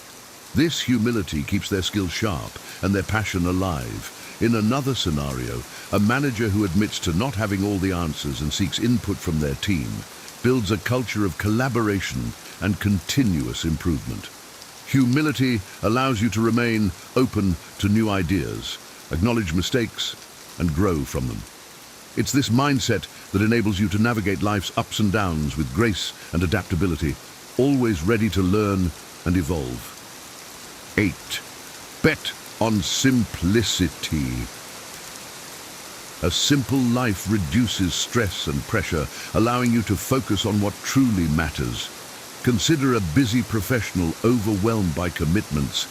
By decluttering their schedule, prioritizing tasks, and saying no to unnecessary obligations, they find more time for relaxation and meaningful activities. This simplification leads to a significant reduction in stress. Similarly, a family that opts for minimalist living, focusing on experiences rather than possessions, often finds greater joy and connection. By betting on simplicity, you create space for what's important, reduce distractions, and enhance your overall well-being. This principle encourages you to find peace in less, fostering a more balanced and content life. 9. True wealth is a contented spirit, and appreciating what you have rather than lamenting what you lack cultivates true wealth. Imagine a person living in a modest home who focuses on the love and joy shared within the family rather than comparing their situation to wealthier neighbors. This contentment brings them more happiness than material wealth ever could. Similarly, a professional who takes pride in their work, regardless of their position, experiences a sense of fulfillment that money can't buy. By shifting your focus from external possessions to internal satisfaction, you develop a richer, more contented spirit. This mindset helps you find joy in everyday moments and appreciate the abundance already present in your life. 10. Guilt is a plague. Avoid blaming others or yourself excessively to foster responsibility and growth. Picture an employee who made a mistake on a project. Instead of dwelling on guilt or blaming colleagues, they acknowledge the error, learn from it, and implement measures to prevent future mistakes. This proactive approach not only enhances their skills, but also builds trust with their team. In personal relationships, letting go of guilt and taking responsibility for your actions can lead to healthier interactions and personal growth. By viewing mistakes as learning opportunities rather than sources of guilt, you create a mindset focused on improvement and resilience. 11. Do not cling to a single hope. Diversify your dreams to increase your chances of success and reduce the impact of setbacks. Consider an artist who dreams of becoming famous. Instead of focusing solely on one gallery exhibition, they explore multiple avenues, like teaching art classes, selling work online, and participating in community projects. This diversification not only opens up various opportunities, but also makes them more resilient to disappointments. In another scenario, a student applies to multiple colleges rather than pinning all hopes on a single institution, ensuring they have options regardless of the outcome. By not clinging to a single hope, you spread your risks and create multiple paths to success. 12. Listen twice as much as you speak. Valuing others' voices over your own can significantly advance your life. Imagine a leader who spends meetings actively listening to team members rather than dominating the conversation. This practice not only boosts team morale, but also uncovers valuable insights and ideas. In personal relationships, a friend who listens attentively builds deeper connections and trust. By listening more, you understand different perspectives, learn from others' experiences, and make more informed decisions. This principle helps you build stronger, more meaningful relationships and fosters a culture of respect and collaboration, both personally and professionally. 13. Ignore those who hate you. Not wasting time on negative people is essential for maintaining your mental well-being. Picture an author who receives harsh criticism online. Instead of engaging with detractors, they focus on positive feedback and constructive critiques, using them to improve their work. This approach not only preserves their peace of mind, but also fosters growth. In a workplace, an employee who ignores toxic gossip and aligns with supportive colleagues finds greater job satisfaction and productivity.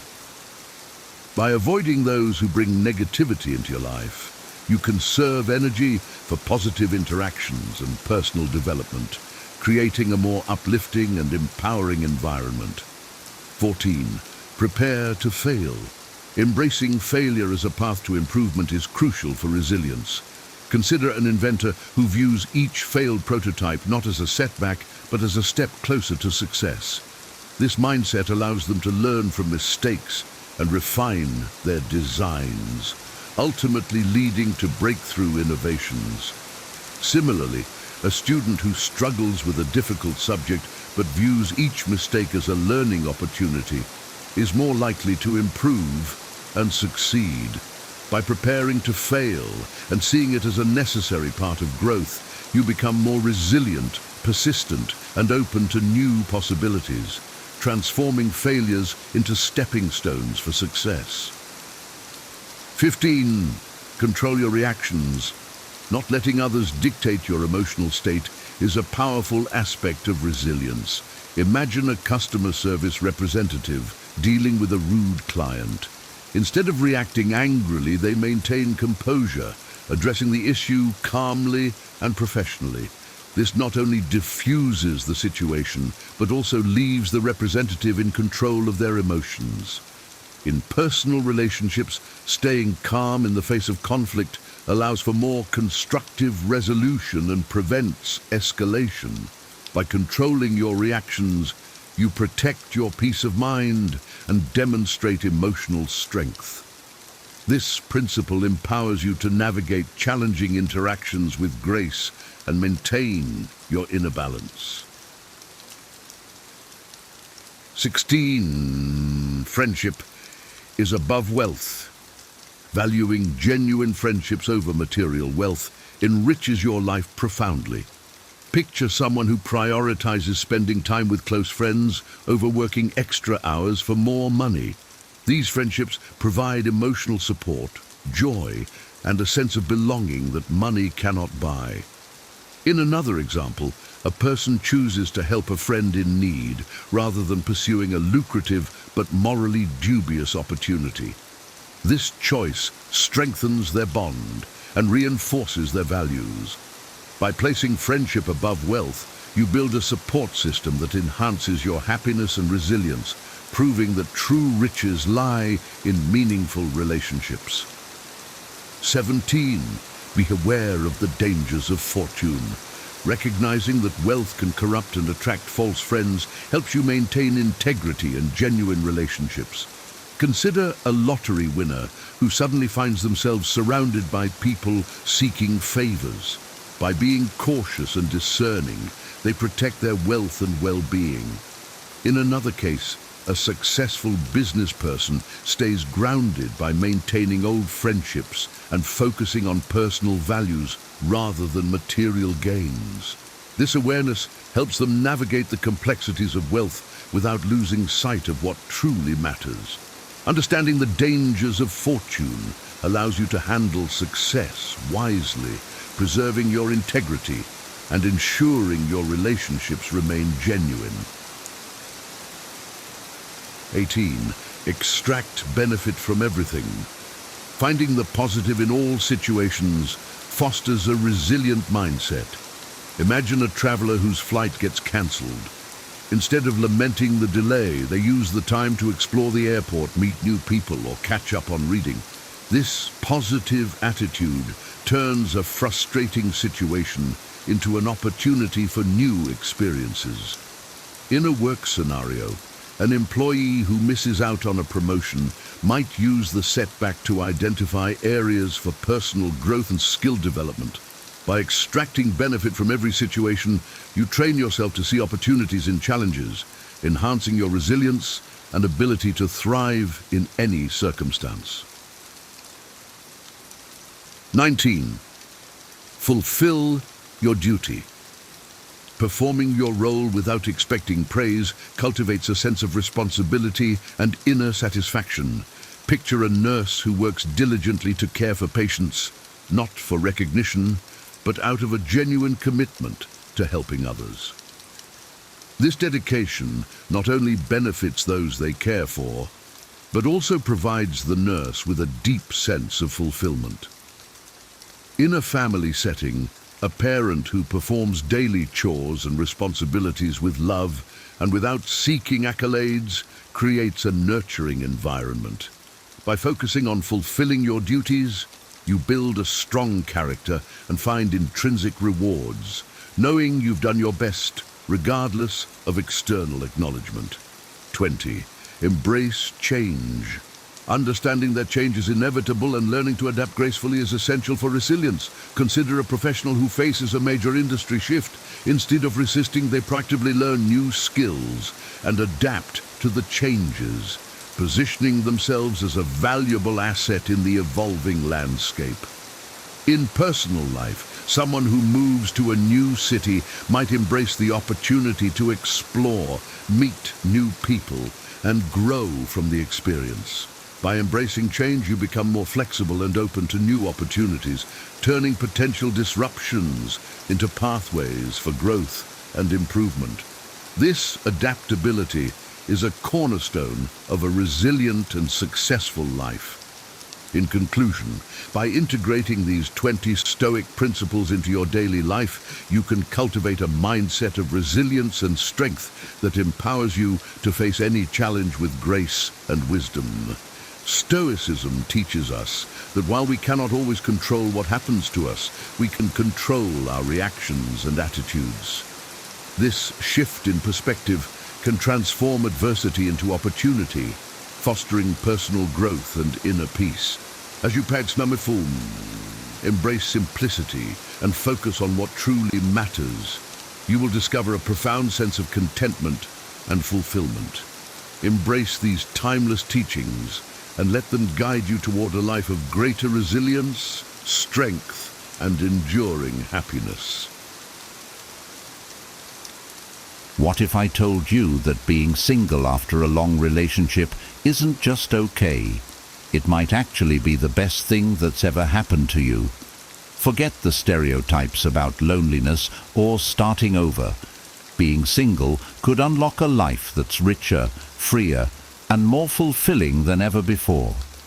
Imagine this: no more emotional labor, no more negotiating over every little decision, and complete control over your time, your money, and your space. You're finally free to rediscover yourself, to travel the world on your terms, dive into passions you've ignored for decades, and create relationships that truly add value to your life.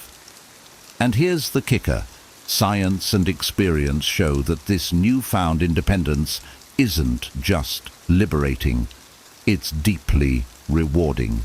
In this video, I'm going to share 15 powerful reasons why life can be better when you're single, inspired by wisdom that stood the test of time. You'll discover how this stage of life can be a springboard to freedom, growth, and happiness. Whether you're navigating this journey by choice or circumstance, stay with me. It's time to embrace this chapter of your life and unlock the endless possibilities waiting for you. 1. Rediscovering old hobbies and exploring new ones. When I found myself single after decades of being in a relationship, I felt both a sense of loss and an unexpected sense of freedom. At first, I didn't know what to do with all the time I suddenly had. But then I remembered something Marcus Aurelius once wrote: "You have power over your mind, not outside events. Realize this, and you will find strength." That wisdom helped me shift my focus inward, to the things I could control, like how I spent my time. I started thinking about the hobbies I used to love but had set aside. I remembered how much joy I found in painting when I was younger.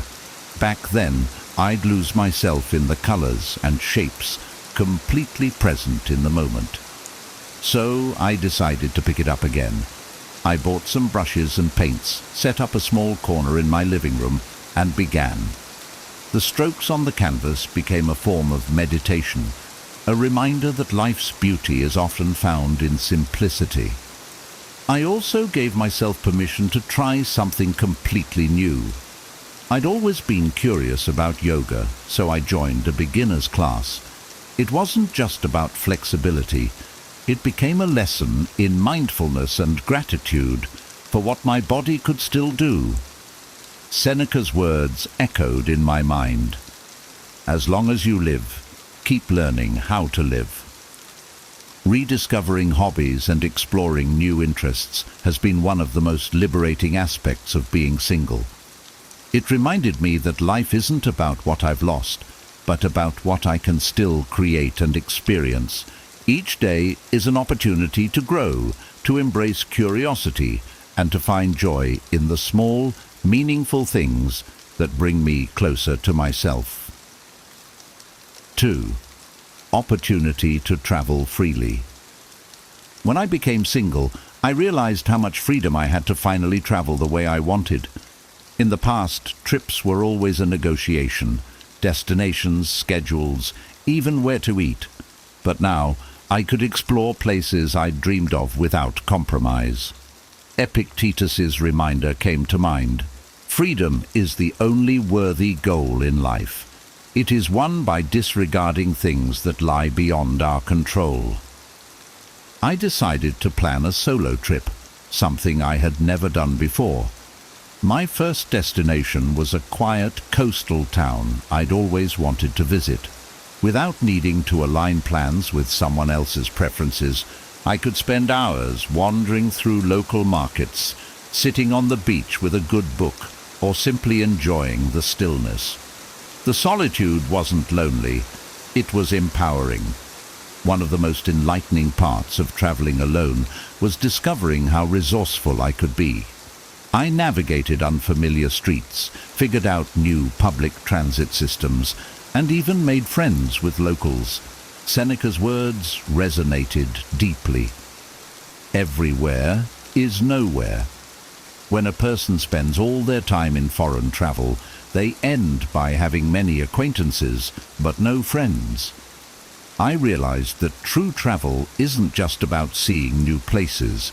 It's about forming meaningful connections with others and with yourself. Traveling freely helped me reconnect with my inner compass. It reminded me that life's richness comes not from what others plan for you, but from the paths you choose for yourself. Each trip became not just a journey to a new place, but a step toward becoming the person I wanted to be, curious, independent, and grateful for the world's endless possibilities. 3. Living life on your own terms. When you're in a long-term relationship, life often becomes a series of compromises. What to watch, where to live, how to spend your weekends. All of it involves negotiation. But when I became single, I realized I could finally design my life around my own desires. It was exhilarating and a little daunting. The words of Marcus Aurelius grounded me. Waste no more time arguing about what a good man should be. Be one. I began to ask myself, what truly made me happy? I found that I loved slow mornings with coffee and journaling, weekends spent hiking, and nights diving into books I'd always meant to read. No one else's schedule dictated mine. I didn't have to justify my choices or feel guilty for indulging in what brought me joy. This freedom extended to my larger goals as well. For years I'd wanted to start a small garden, but I always deferred to what my partner wanted for our shared space. Now I had a patch of earth entirely my own. Tending to it became a metaphor for my new life. I was finally planting seeds for myself, nurturing my own growth. Living on my own terms taught me the power of self-reliance. As Seneca said, "The greatest wealth is a poverty of desires." By stripping away the need to conform to someone else's expectations, I found clarity in what truly mattered to me. Life wasn't just simpler, it was fuller, richer, and deeply aligned with my own values. For the first time, I was living entirely for myself, and it felt incredible. 4. Your home, your sanctuary. When I became single, I realized my home was now truly mine. For years, I had shared decisions about furniture, decor, and how spaces were used. While those compromises were part of a shared life, they often left me feeling like my home didn't fully reflect who I was. Now, I could transform my space into a sanctuary. As Epictetus said, "Man is not worried by real problems so much as by his imagined anxieties about real problems." Having control over my space helped ease those imagined anxieties. I started small, painting walls in colors that brought me joy and rearranging furniture to create a sense of calm. I carved out a cozy reading nook by the window, filled my kitchen with tools for cooking meals I loved, and turned a spare room into an art studio. These changes weren't just about aesthetics. They were about creating a space that felt deeply personal, one that nurtured my peace of mind. This newfound freedom extended to how I lived in my home. If I wanted to stay up late, binge-watching documentaries, I could. If I felt like leaving the dishes until morning, there was no one to judge me. My home became a reflection of my values and priorities, a place of stillness and creativity. Seneca's wisdom often echoed in my mind. True happiness is to enjoy the present without anxious dependence upon the future. In reclaiming my home, I discovered the joy of living fully in the present. My sanctuary wasn't just a physical space, it was a mindset of contentment and peace that I carried with me every day. 5. Financial independence. One of the most liberating aspects of being single was taking full control of my finances. I no longer needed to negotiate spending, save for someone else's priorities, or compromise on long-term goals. My financial decisions were mine alone, and that brought a sense of empowerment I hadn't experienced before. Marcus Aurelius's words guided me. "The happiness of your life depends upon the quality of your thoughts." With financial freedom, I could focus my energy on what truly mattered to me. I started by re-evaluating my budget and making deliberate choices about how I spent my money. I invested in experiences that enriched my life, like travel, classes, and hobbies. At the same time, I prioritized long-term goals, such as saving for retirement and building a safety net. Every decision felt intentional and aligned with my personal values. The freedom to manage my money also allowed me to give back in meaningful ways. I donated to causes I cared about without needing to explain or justify my choices to anyone else. As Seneca said, "It is not the man who has too little, but the man who craves more that is poor." Financial independence gave me the clarity to see that I didn't need more. I just needed to use what I had in a way that brought me fulfillment. Taking charge of my finances wasn't just about money. It was about reclaiming my autonomy. I learned to trust my own judgment, plan for my future, and enjoy the freedom that comes from knowing I was in complete control of my resources. 6. Simpler, more liberating intimacy. One unexpected benefit of being single was how much simpler intimacy became. In my past relationships, intimacy was often entangled with emotional complexities, unspoken expectations, negotiations, and compromises. Now, I was free to define intimacy on my own terms. This shift felt profoundly liberating. As Seneca wisely noted, "We suffer more often in imagination than in reality." Free from the imagined obligations of partnership, I discovered a new kind of joy. I no longer felt pressure to meet someone else's needs or navigate their emotional states to maintain closeness. Instead, I could focus on what I truly wanted. If I chose to pursue a connection, it was because it brought me genuine happiness, not because I felt obligated to maintain it. For the first time, I understood the value of intimacy as a choice, not a duty. Whether I sought companionship or chose to focus on my own personal growth, every decision was mine to make. This freedom allowed me to engage in relationships with clarity and intention without the baggage of unmet expectations. Living without the weight of those emotional entanglements gave me more energy to invest in myself. I learned to find fulfillment in the things I loved, writing, painting, and simply enjoying the peace of my own company. The simplicity of this new approach to intimacy was a gift that reminded me of Marcus Aurelius's wisdom.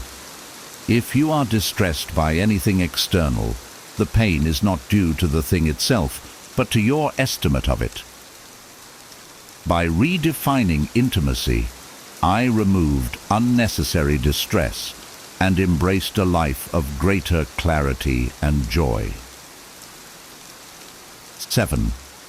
No more emotional labor. One of the most significant changes I experienced after becoming single was the relief of no longer being responsible for someone else's emotional well-being. In relationships, I often found myself managing not only my own emotions, but also soothing my partner's anxieties, resolving conflicts, and maintaining harmony in the household. While I once accepted this as part of love, I realized how draining it could be. Epictetus's advice came to mind. First say to yourself what you would be, and then do what you have to do. Being single allowed me to redirect all that emotional energy inward. I began to focus on my mental health, practicing mindfulness, and exploring what brought me peace and joy. Without the constant need to manage someone else's emotions, I discovered a lighter, freer version of myself. This freedom also improved the quality of my relationships with friends and family. When I wasn't weighed down by emotional labor, I could engage more authentically and give from a place of abundance rather than obligation. As Seneca said, "He who is brave is free." Letting go of emotional caretaking wasn't just brave, it was transformative. The absence of this invisible burden gave me space to build healthier relationships, ones based on mutual respect and support rather than caretaking. I learned that true love, whether romantic or platonic, doesn't require sacrificing your peace for someone else's. Instead, it thrives when both people take responsibility for their own emotions. 8. A stronger sense of self. After years of being in a relationship, I realized I had lost touch with who I was. My identity had become so intertwined with my role as a partner that I'd forgotten what truly made me happy. Becoming single gave me the chance to rediscover myself. Marcus Aurelius's words guided me. Nowhere can man find a quieter or more untroubled retreat than in his own soul. I began by asking myself simple but profound questions. What do I enjoy? What do I value? What kind of life do I want to live? I explored hobbies, reconnected with old friends, and even tried new activities that I never had time for before. Slowly but surely, I started to feel more like myself. Being single also taught me to trust my own decisions. Without someone else's input or validation, I learned to rely on my instincts and preferences. This built a deeper confidence in myself and my ability to create a life that felt fulfilling. Seneca's words became a mantra. As is a tale, so is life. Not how long it is, but how good it is what matters. Through this process, I developed a stronger sense of self. I no longer felt defined by external roles or relationships. Instead, I felt grounded in my own identity, living a life that reflected my values and passions. The journey wasn't always easy, but it was deeply rewarding, and it reminded me that the most important relationship is the one you have with yourself. 9. The gift of peace and quiet. One of the greatest blessings of being single was discovering the power of peace and quiet. When I was in a relationship, my home was always filled with activity, whether it was conversations, TV noise, or just the hum of shared living. While companionship was meaningful, I often longed for moments of stillness. Becoming single gave me exactly that. At first, the quiet felt strange, almost unsettling. But as I adjusted, I began to savor it. I could wake up in the morning and enjoy my coffee without interruptions. I could sit by the window and listen to the rain, or take long solitary walks in the park. These moments of solitude became opportunities to reflect, recharge, and simply be. Epictetus's wisdom resonated with me. People are not disturbed by things, but by the views they take of them. I realized that my initial discomfort with silence wasn't about the quiet itself. It was about my perception of it. Once I embraced it, peace and quiet became a source of immense joy. This stillness also allowed me to cultivate mindfulness. I could focus entirely on the present moment, free from the distractions of a shared life. Over time, I discovered that these quiet moments were some of the most fulfilling parts of my day. They reminded me that happiness isn't always about doing, it's often about simply being. 10. Building a social life on your terms. When I was in a relationship, much of my social life revolved around shared friends, couples gatherings, and events that often catered to my partner's interests as much as mine. Becoming single gave me the opportunity to redefine how, when, and with whom I spent my time. This newfound freedom felt both empowering and liberating. As Marcus Aurelius advised, the happiness of your life depends upon the quality of your thoughts. I applied this to my relationships, choosing to surround myself with people who uplifted and inspired me. I reconnected with old friends and sought out new ones who shared my interests and values. Whether it was joining a book club, attending community events, or taking a cooking class, I prioritized connections that felt meaningful. For the first time in years, I didn't have to attend events or engage with people out of obligation. This intentional approach to my social life also helped me set boundaries. If I needed time alone, I didn't feel pressured to explain or justify it. Seneca's wisdom guided me.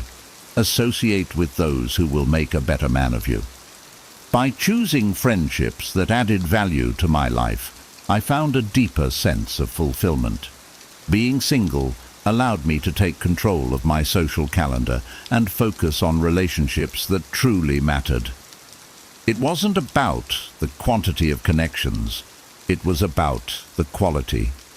This shift not only brought me closer to others, but also closer to myself. 11. Prioritizing health and wellness. When I was in a relationship, my health often took a back seat to the demands of shared life. Dinners out, accommodating someone else's schedule, or simply neglecting self-care in the hustle of daily routines.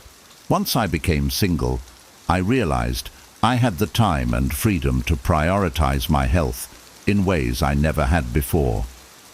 I started by focusing on my physical health.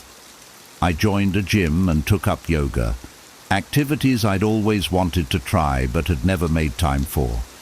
I began cooking meals that nourished my body and experimenting with new recipes that were both healthy and enjoyable. Marcus Aurelius's words encouraged me. You must take care of your soul if you would have your head in order. My mental health also became a priority. I embraced practices like meditation and journaling, which helped me process emotions and find clarity. I even sought therapy to work through lingering challenges, an act of self-love that strengthened my resilience and emotional well-being. Seneca's wisdom reminded me to focus on what I could control. A man's as miserable as he thinks he is. By taking charge of my health, I felt stronger and more in control of my life. Prioritizing wellness wasn't just about looking or feeling good. It was about building a foundation for a longer, more fulfilling life. The freedom to focus entirely on my well-being transformed my outlook. I learned that caring for myself wasn't selfish, it was essential. And with every small step I took, I felt more empowered to live fully and joyfully. 12. Rediscovering old hobbies and exploring new interests. One of the most fulfilling aspects of being single was rediscovering hobbies I'd set aside and trying new activities I'd always been curious about. When I was married, my time and energy were often devoted to shared responsibilities or accommodating someone else's preferences. But now, I had the freedom to explore what truly brought me joy. I dusted off my old guitar, an instrument I hadn't touched in years, and started relearning songs I used to love. I also took up painting, finding peace in the rhythm of brushstrokes and the vibrant colors coming to life on the canvas. As Seneca wrote, "It is not that we have a short time to live, but that we waste a lot of it." With this new chapter, I committed to using my time intentionally. I also embraced the opportunity to try new things. I signed up for a photography workshop and joined a hiking group, discovering passions I didn't know I had. These activities weren't just about passing time, they were about reconnecting with myself and cultivating a sense of purpose. The process of rediscovery taught me that life is full of possibilities, no matter your age or circumstances. With each new hobby or skill, I felt a sense of accomplishment and joy that reminded me of the limitless potential within us all. 13. Embracing freedom.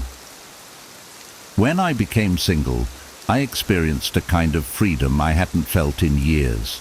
It wasn't just about being able to make decisions on my own. It was about rediscovering the ability to live life exactly how I wanted. This shift reminded me of Marcus Aurelius's wisdom.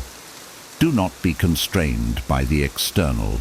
Seek the freedom within yourself. For years I had balanced the needs and preferences of someone else, often putting my own desires on the back burner. Now, I could finally prioritize what mattered most to me. I embraced spontaneous choices, like going on a last-minute road trip, spending an entire day lost in a book, or pursuing a new passion without worrying about anyone else's schedule. This freedom also extended to my mindset. I no longer felt tethered to societal expectations or the pressure to conform to a specific role. Instead, I focused on living authentically and intentionally. Seneca's words guided me. He who is brave is free. Being single gave me the courage to step into a new chapter of my life, unafraid of the unknown. The beauty of this freedom wasn't just in the big decisions, it was in the everyday moments. I could listen to my intuition, follow my curiosity, and build a life that reflected my values. Embracing this independence taught me that true happiness comes from within, not from external circumstances. It was a reminder that life's possibilities are endless when you take control of your own path. 14. No more. Negotiating the small stuff. One of the most surprising joys of being single was the simplicity of everyday life. In a relationship, even the smallest decisions, what to eat for dinner, what time to go to bed, or how to spend the weekend, often required negotiation. While compromise can be healthy, it can also be exhausting. Being single eliminated those constant discussions, leaving me free to make choices based solely on my preferences. I found a strange but profound satisfaction in deciding to eat cereal for dinner just because I felt like it, or staying up late binge-watching documentaries without worrying about waking someone else. These small freedoms may seem trivial, but they added up to a life that felt more relaxed and enjoyable. Marcus Aurelius's advice rang true. If it is not right, do not do it. If it is not true, do not say it. When I was single, I didn't have to justify my actions or second-guess my decisions based on someone else's opinion. Living without these daily negotiations allowed me to focus on what truly mattered. It wasn't about rebelling against compromise. It was about honoring my own needs and desires. Over time, I realized how much energy I had saved by not constantly accommodating someone else, and I was able to channel that energy into my passions and personal growth. 15. The gift of peace and quiet. One of the greatest, most unexpected gifts of being single was the ability to enjoy peace and quiet whenever I wanted. In a relationship, there was always background noise, conversations, shared activities, or the hum of daily life together.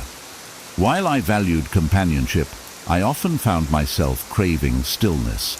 When I became single, I finally had the space to enjoy moments of true solitude. I'd wake up to quiet mornings, sip my coffee slowly, and watch the sunrise without a single interruption. I could spend afternoons reading, journaling, or simply sitting in silence. These moments weren't lonely. They were deeply rejuvenating. Seneca's wisdom guided me. The greatest blessings of mankind are within us and within our reach. A wise man is content with his lot, whatever it may be, without wishing for what he has not. I realized that peace wasn't something I needed to seek outside myself. It was already there, waiting for me to embrace it. This quiet time became a way to reflect and recharge, helping me cultivate mindfulness and gratitude for the simplicity of life. It also deepened my appreciation for the beauty of the present moment. The gift of peace and quiet wasn't just about having less noise. It was about finding clarity and calm in the stillness of my own company. So, there you have it. 15 powerful reasons why being single again isn't just a new chapter. It's an opportunity to create a life that's truly your own. Whether it's embracing freedom, rediscovering old passions, or building deeper connections, this stage of life is filled with possibilities you might not have imagined. Now, I'd love to hear from you. Which of these reasons resonated most with you? Are you currently embracing the single life, or is it something you're considering? Share your thoughts and takeaways in the comments below. I read every one and can't wait to hear your stories. If you found this video inspiring or helpful, make sure to give it a thumbs up. And don't forget to subscribe for more content about living a life full of freedom, growth, and wisdom. And if you think someone else might benefit from hearing this message, share this video with them. It might just change their perspective. Thank you so much for watching, and I'll see you in the next video. The butterfly's flight. In a quiet village surrounded by rolling hills, a young boy named Tien was known for his love of nature. He would often wander through the fields, watching the birds soar and the flowers sway in the breeze. But among all the wonders he observed, Tien was most fascinated by the tiny cocoons that clung to branches, holding the promise of transformation within. One morning, as Tien strolled through a grove, he spotted a cocoon quivering slightly. A small crack appeared, and through it, the faint outline of a butterfly's wing was visible. Tien watched with wide eyes as the creature inside struggled, twisting and pushing to break free. His heart ached for the little butterfly. Why does it have to struggle so much? He wondered aloud. Determined to help, Tien carefully plucked the cocoon from the branch and used a small twig to widen the opening. The butterfly emerged easily, its wings wet and crumpled. Tien placed it gently on his palm, expecting it to spread its wings and fly. But instead, the butterfly stumbled, its wings too weak to lift it. Day after day, Tien kept the butterfly safe, feeding it nectar and protecting it from harm. But no matter how much he cared for it, the butterfly could never fly. Its wings remained fragile, and it spent its days crawling around Tien's hand or the flowers he placed it on. Confused and saddened, Tien visited an elder in the village, a wise woman who always seemed to have the answers. He told her what had happened, expecting her to praise his kindness. Instead, she gave him a gentle but knowing smile. "Tien," she said, "the struggle to escape the cocoon is what strengthens a butterfly's wings. By helping it, you took away its chance to grow strong. Challenges, as painful as they may seem, are what prepare us for the life ahead." The boy returned home, holding the butterfly close to his heart. As it crawled along his finger, he realized the lesson it had taught him.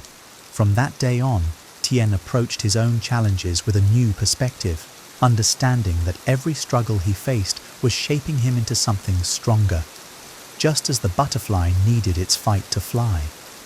And though the butterfly never left his side, it became a constant reminder of the power of resilience and the beauty that comes from enduring life's trials.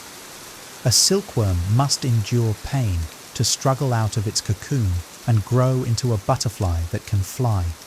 A seed buried deep in the soil must push its way through layers of earth to sprout and grow into a strong tree.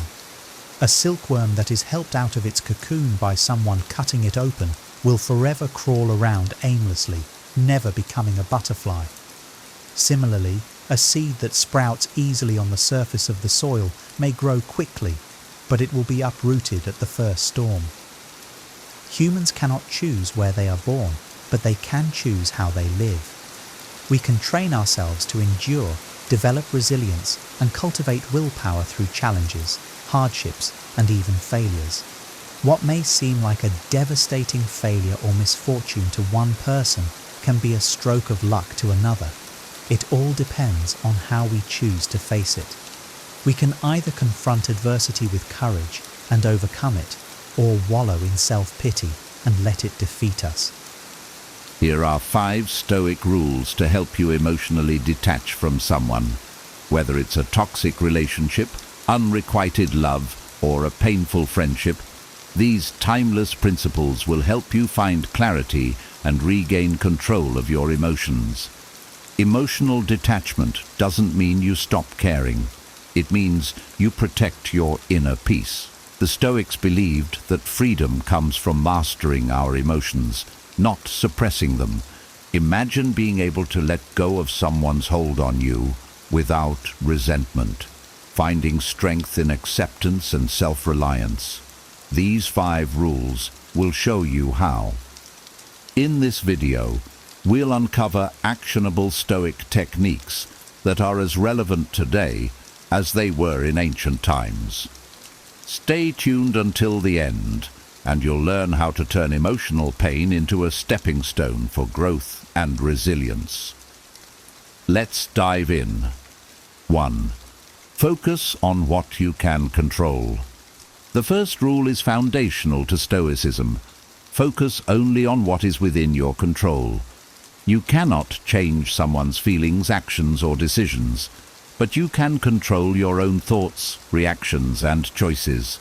Instead of ruminating over why someone treated you a certain way or wishing they were different, shift your focus inward. For example, if someone ends a relationship, resist the urge to change their mind or dwell on their motives. Instead, redirect that energy toward your growth, whether it's building new skills, strengthening friendships, or exploring personal passions.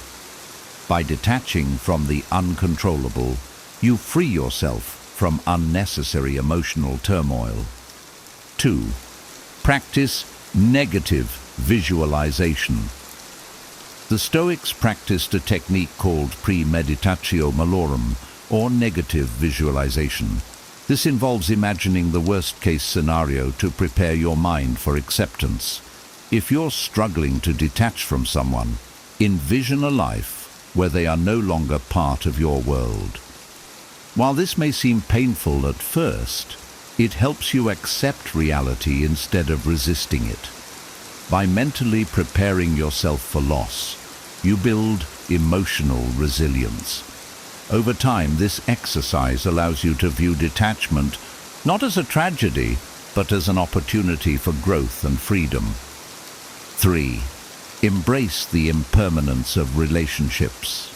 Stoicism teaches that everything in life is fleeting, including relationships. When you accept that nothing is permanent, you stop clinging to the idea that someone must stay in your life forever. Detachment becomes easier when you view relationships as part of a natural ebb and flow. Marcus Aurelius often reminded himself that life is temporary, and clinging to what must eventually pass only leads to suffering. Appreciate the good times you shared, but don't let their absence define your happiness.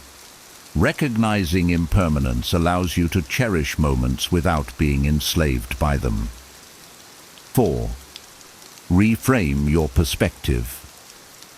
The Stoics believed that it's not events that disturb us, but our perception of them. If you're struggling to detach emotionally, ask yourself, what story am I telling myself about this person or relationship? Often, we idealize others or attach meaning to situations that don't serve us. Reframe the narrative. Instead of viewing their departure as a rejection, see it as an opportunity for growth. Instead of focusing on what you've lost, focus on what you've gained: strength, independence, and a clearer understanding of what you truly need in your life. 5. Build inner strength through self-reliance. The final rule is to cultivate self-reliance. Stoics believed that true happiness comes from within, not from external relationships. While connections with others can enhance our lives, they should never be the foundation of our emotional stability. Develop habits that nurture your inner strength: journaling, meditation, physical exercise, or pursuing hobbies. By building a life that fulfills you independently of others, you create a strong foundation that can weather any emotional storm. Detachment becomes a natural outcome of knowing that your worth isn't tied to anyone else. 6. Observe without attachment. The Stoics taught the value of observing situations and people objectively, without attaching emotions to them. Detachment often starts with shifting your perspective from being deeply involved to being a calm observer.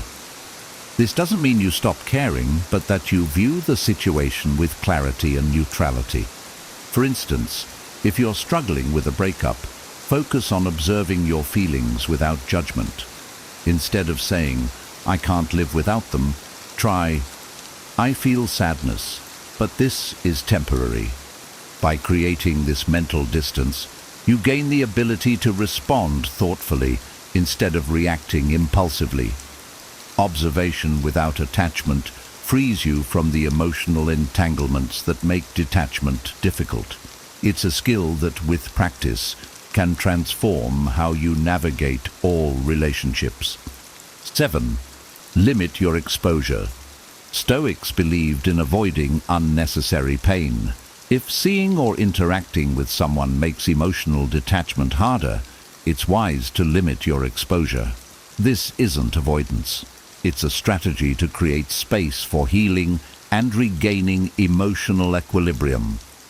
For example, unfollow them on social media, avoid places where you might bump into them, and minimize unnecessary conversations.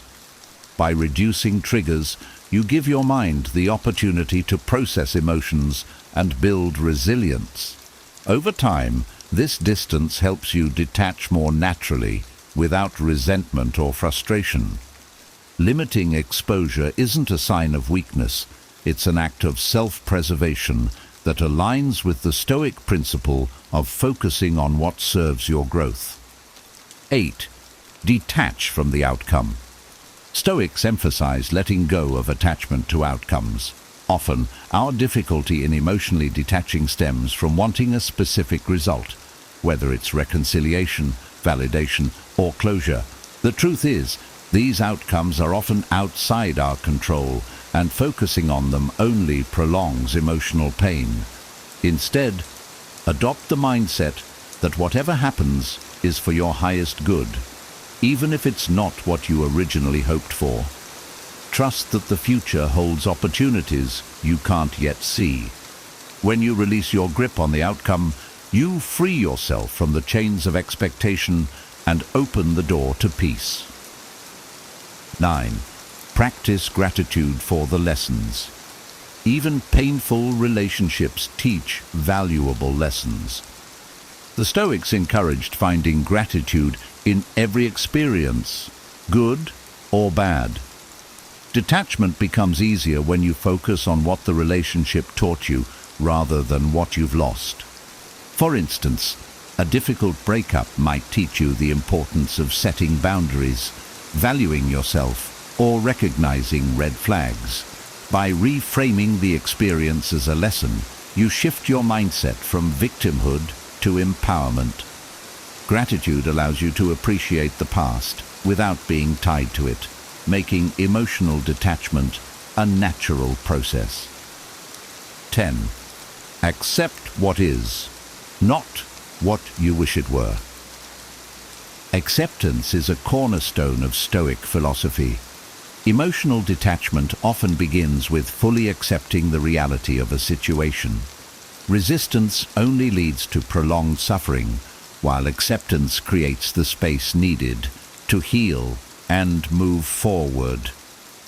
For example, instead of wishing someone would come back or change, accept them as they are, and the situation as it is. This doesn't mean you condone their actions or the pain they caused, but you stop fighting against reality. Acceptance brings peace, allowing you to let go of emotional attachments that no longer serve you. The Stoics believed that freedom lies in aligning with reality, not resisting it. By practicing acceptance, you can emotionally detach with grace and find the strength to move forward. Detaching emotionally from someone isn't about shutting yourself off. It's about freeing yourself to live with peace and purpose. By focusing on what you can control, practicing acceptance and building inner strength, you can transform emotional pain into personal power. Which of these Stoic rules resonates with you the most? Share your thoughts in the comments below.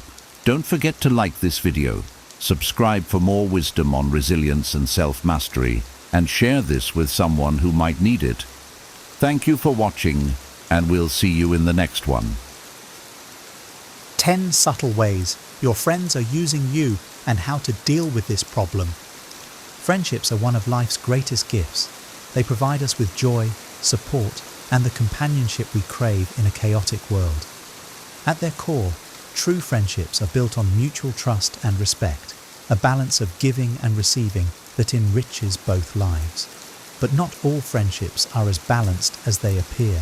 Some relationships can take a subtle, toxic turn, where one party exploits the other's goodwill. What makes these situations so difficult to detect is their quiet nature.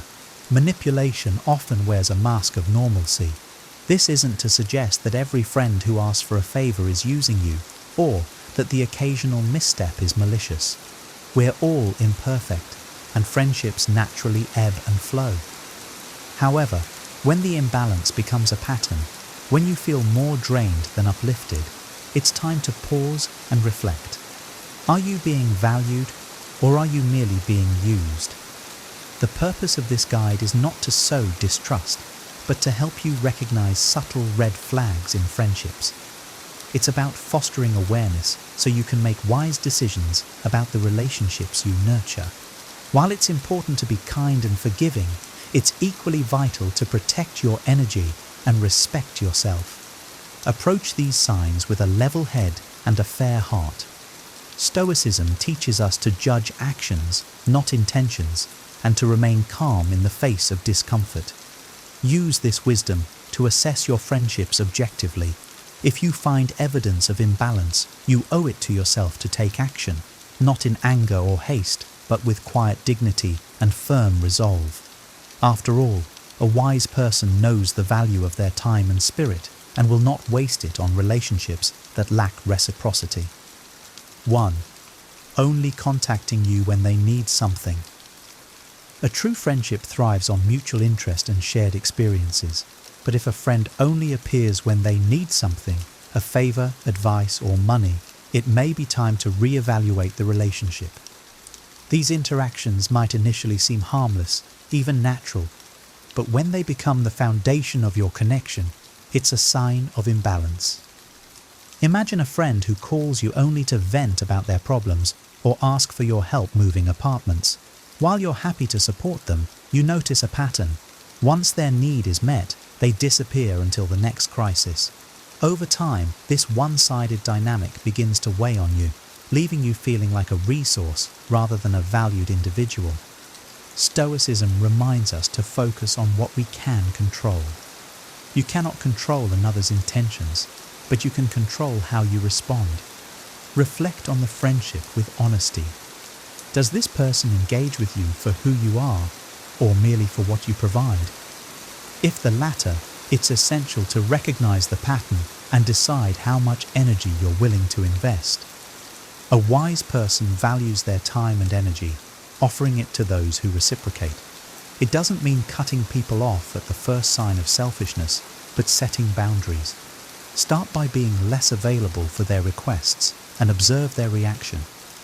Genuine friends will adjust, showing interest in your life. Those who are using you will likely fade away.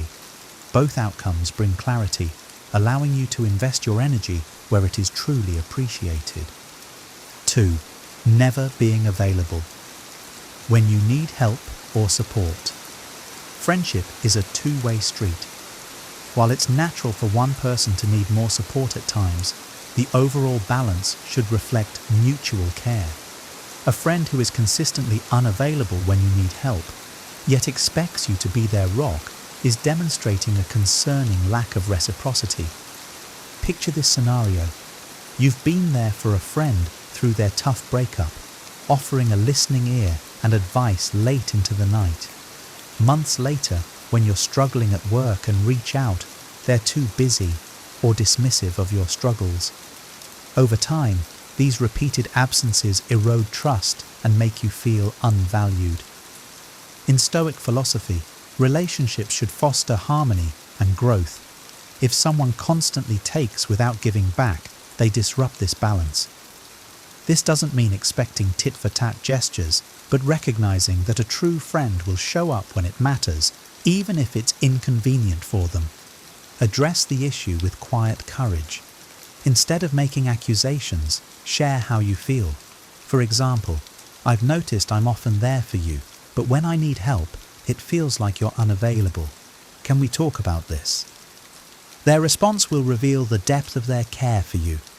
If the imbalance persists, take solace in the wisdom that not all friendships are meant to last. Invest your energy in those who genuinely support you, remembering that you deserve relationships that uplift, not drain, your spirit. 3. Frequently cancelling plans, unless it's convenient for them. We all lead busy lives, and plans occasionally fall through. However, if a friend consistently cancels on you, unless it suits their convenience, it signals a lack of respect for your time and the relationship. Consider this. You've planned a coffee date, rearranged your schedule, and looked forward to catching up. Hours before meeting, they cancel, citing vague reasons or suggesting rescheduling at a time more convenient for them. This becomes a pattern, with them dictating the terms of your interactions. Over time, it feels as though your time and effort are inconsequential to them. A Stoic approach to such behavior involves recognizing what this says about their values. Actions, not words, reveal true character. If a friend repeatedly prioritizes their convenience over your shared commitments, they may not value the friendship as you do. Address the issue with calm firmness. Mention the pattern and how it affects you. I've noticed plans are often cancelled, and it feels like my time isn't valued. Can we find a way to make our meetups work for both of us? A genuine friend will acknowledge this and work to improve. Should they continue to prioritize convenience over commitment, take it as a sign to focus your time on relationships that respect and value you. Life is too short to waste on those who fail to recognize the importance of shared time and connection. 4. Manipulating you into feeling guilty to meet their demands. A true friend respects your choices and boundaries. However, someone who uses guilt to manipulate you into meeting their demands is exploiting your kindness. Guilt tripping is a subtle yet potent form of control that preys on your sense of obligation. Imagine this scenario. You've declined a favor because you're stretched too thin, but your friend responds with statements like, "I thought you were the one person I could count on," or, "If you really cared, you'd help me." These words aren't a genuine appeal. They're a tool to coerce you into compliance while disregarding your feelings or capacity. Stoic wisdom teaches us to separate what is in our control from what isn't. You cannot control someone else's attempt to manipulate, but you can control how you respond. Recognize that guilt tripping reflects their insecurity or self-centeredness. It is not a reflection of your worth or loyalty. When confronted with guilt-driven demands, pause and reflect. Are you saying yes because you want to, or because you feel coerced? Politely but firmly assert your boundaries. "I care about you, but I can't help this time. I hope you understand." A genuine friend will respect your limits. A manipulator may persist or react negatively, revealing their true intentions. Remember, your time and energy are precious. Stoicism reminds us to act in alignment with reason and integrity, not out of fear or guilt. By standing firm, you protect your sense of self and encourage healthier dynamics in all your relationships. 5. Borrowing money or items and never returning them. Lending a hand or a few dollars is a natural part of friendships. But when a friend repeatedly borrows money or items without returning them, it signals a deeper issue, a lack of respect for your trust and resources. Picture this: a friend frequently forgets to pay you back after borrowing money or holds on to things you've lent them indefinitely, despite reminders. Over time, this pattern erodes trust and leaves you feeling used. While occasional forgetfulness is human, repeated occurrences suggest carelessness or entitlement. A Stoic approach involves managing your expectations. Marcus Aurelius advised us to act virtuously without expecting the same in return. However, there is wisdom in protecting yourself from exploitation. Lending something with the expectation of never seeing it again can be freeing. It eliminates disappointment. That said, if the borrowing becomes a habit, it's crucial to address it. Communicate openly, yet calmly. "I've noticed that when I lend you things, they don't always come back. Let's make sure this doesn't become a pattern. Observe their response. A genuine friend will apologize and make amends, while someone who is using you may become defensive or dismissive. In the future, consider limiting what you lend or setting clear terms. Protecting your resources doesn't make you selfish. It shows you value your own well-being. A wise person understands that trust, once broken, must be rebuilt with actions, not empty promises. 6. Taking credit for your ideas or accomplishments. True friends celebrate your achievements and acknowledge your contributions. However, some people subtly steal the spotlight, taking credit for your ideas or accomplishments. This behavior not only undermines your efforts, but also reveals their insecurity. Imagine working on a project together, pouring your heart into it, only for your friend to present it as their own during a meeting. Or perhaps you shared a creative idea in confidence, only to hear them recount it as their original thought in a group setting. While they may excuse it as harmless, it chips away at the trust in your relationship. Stoicism teaches us to remain indifferent to external validation and focus on internal integrity. While accolades are gratifying, they should never define your self-worth. Still, it's essential to address disrespect when it arises to preserve healthy dynamics. Call out the behavior tactfully. I noticed you mentioned the idea we discussed, but it wasn't clear it was something we worked on together. Watch their reaction. A true friend will acknowledge the oversight and correct it. Someone using you may downplay or justify their actions. Going forward, protect your ideas by setting boundaries. Share sensitive information selectively and clarify your expectations up front. Remember, recognition from others may fade, but the wisdom of acting with integrity remains.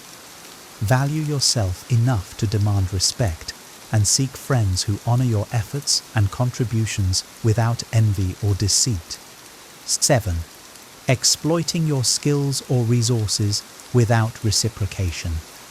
A friendship should be a balance of giving and receiving, but some friends use your unique skills or resources for their own benefit without offering anything in return. While helping out occasionally is normal, constant exploitation indicates a lack of respect for your time and talents. Consider this. A friend frequently asks for free graphic design help, access to your network, or advice in your area of expertise. While they're quick to call when they need something, they rarely show interest in your life or offer to help in return. Over time, you begin to feel like a service provider rather than a valued friend. Stoic philosophy emphasizes the value of reciprocity in relationships. Epictetus reminds us to focus on what aligns with our values. If a friendship feels transactional, it may be time to reevaluate whether it reflects your principles. Helping others is virtuous, but not at the cost of being taken for granted. Set boundaries with clarity and grace. Politely decline unnecessary requests. I'd love to help, but I'm focusing on my own commitments right now. Observe how they respond. A true friend will understand and respect your time. Someone using you may push back or guilt trip you. Seek relationships where your generosity is matched by genuine appreciation and reciprocity. Your skills and resources are valuable, and a wise person shares them with those who respect and honor their worth. 8. Using you as an emotional dumping ground. Sharing emotions is a cornerstone of deep friendships, but it becomes problematic when one friend offloads their struggles while disregarding the other's feelings. If a friend consistently uses you as an emotional dumping ground, they may be taking advantage of your empathy. Imagine a friend who calls you after every argument with their partner, venting for hours without pausing to ask how you're doing. When you try to share your struggles, they quickly steer the conversation back to themselves or dismiss your concerns. Over time, this one-sided emotional exchange leaves you feeling drained and unimportant. Stoicism encourages us to remain calm in the face of others' emotions, but it also reminds us to protect our own peace. You can't pour from an empty cup. If a friendship becomes an emotional burden, it's time to set limits. Gently bring up the imbalance. I value our talks, but I've noticed we mostly focus on your challenges. I'd love for us to support each other more evenly. A genuine friend will appreciate this and adjust their behavior. If not, consider how much energy you want to invest in the relationship. Prioritize your emotional well-being by seeking friendships where support flows both ways. A wise person knows that true connection involves listening as much as sharing and values relationships that nourish rather than deplete their spirit. 9. Being excessively competitive or jealous. Healthy friendships celebrate mutual success, but when a friend is overly competitive or subtly jealous, it undermines the relationship. This behavior often manifests as backhanded compliments, subtle one-upmanship, or minimizing your achievements. Picture this. You share exciting news about a promotion, only for your friend to respond with, "That's great, but my new role has way more perks." Or perhaps they point out minor flaws in your accomplishments like, "Congrats on your marathon. I bet you'd do even better if you train like I do." These comments leave you feeling deflated instead of celebrated. Stoicism teaches us to focus on our own progress and not compare ourselves to others. However, it also emphasizes the importance of surrounding ourselves with people who uplift us. A competitive or jealous friend often projects their insecurities, creating an environment that stifles rather than supports. Address the behavior calmly. I've noticed that when I share my successes, the conversation shifts to comparisons. I value your input, but I'd also love to feel celebrated. A true friend will acknowledge this and make an effort to change. Seek friends who share your joys and motivate you to grow. True strength lies in fostering relationships that encourage collaboration and mutual respect, not competition. 10. Showing a lack of interest in your life. Friendship is a shared journey, but when a friend shows little interest in your life unless it benefits them, it reflects a lack of genuine care. This behavior often manifests as shallow conversations, forgetfulness about important details, or steering discussions toward their needs. Imagine sharing exciting news about a personal milestone, only for your friend to reply with a distracted, "That's nice," before launching into their own stories. Or worse, they only seem engaged when they need something from you. Over time, this disregard for your experiences can make the relationship feel hollow. A Stoic perspective encourages self-respect and the pursuit of meaningful connections. Marcus Aurelius advised focusing on what enriches our lives and letting go of what doesn't. If a friend consistently shows disinterest, ask yourself whether their presence aligns with your values. Raise the issue tactfully. I've noticed that we don't talk much about what's happening in my life. I'd love for us to connect more deeply. Their response will reveal their true investment in the friendship. Invest your energy in relationships where mutual interest and care are evident. Surround yourself with friends who not only hear you but truly listen, for such connections are the foundation of a fulfilling life. A wise person values relationships that honor both parties, fostering growth and connection in equal measure. Solutions and how to handle the situation. Recognizing subtle signs of being used is the first step, but addressing these behaviors requires courage, clarity, and self-respect. Friendships are meant to nurture and uplift, not drain your energy or diminish your worth. Here are constructive ways to handle these situations while preserving your peace and dignity. 1. Recognize patterns and reflect on the relationship's balance. Begin by observing the dynamics of the relationship.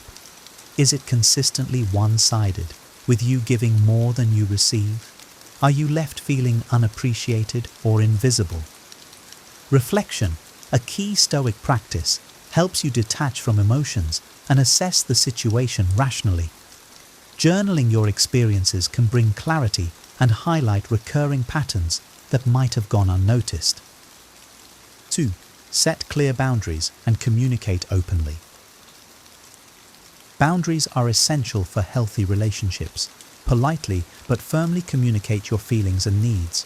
For example, if a friend frequently cancels plans, say, "I value our time together and would appreciate more commitment to our meetups." Setting boundaries doesn't make you unkind, it shows you respect yourself. 3. Test the friendship. If you're unsure of their intentions, test the relationship by asking for support. A genuine friend will rise to the occasion, while someone using you may find excuses or deflect. For instance, ask for help with a task you typically handle for them and observe their reaction. This small test often reveals the true depth of their care.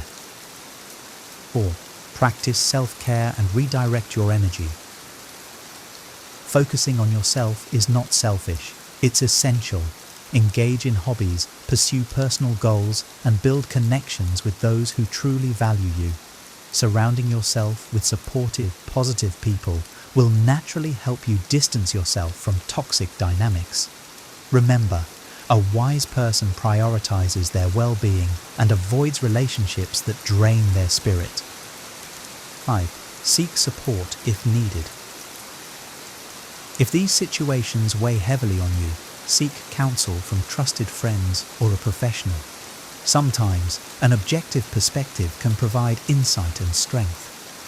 Discussing your feelings openly can help you make decisions with clarity and confidence. By addressing these issues with calm resolve and self-respect, you honor your own worth. Stoicism teaches us to act with integrity and align our actions with our values.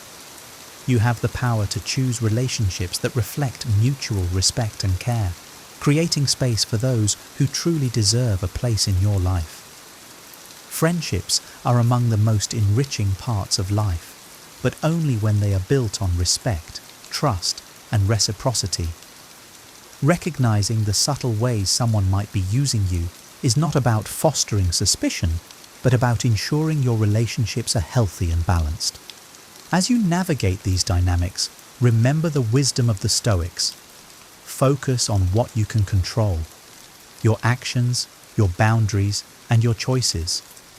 Let go of relationships that undermine your peace and invest in those that uplift and inspire you. By valuing yourself, you naturally attract connections that reflect that value. Ultimately, the strength of a friendship lies not in its longevity, but in its quality. Prioritize relationships that honor mutual growth, kindness, and respect. True friends will celebrate your successes, support you in struggles, and cherish you for who you are, not for what you can provide. A wise life is one surrounded by meaningful connections, and you deserve nothing less. If you found this video helpful, don't forget to give it a thumbs up and subscribe to the channel for more wisdom and insights. Your support helps us create content that inspires and empowers. We'd love to hear your thoughts. Have you experienced any of these subtle signs in your friendships?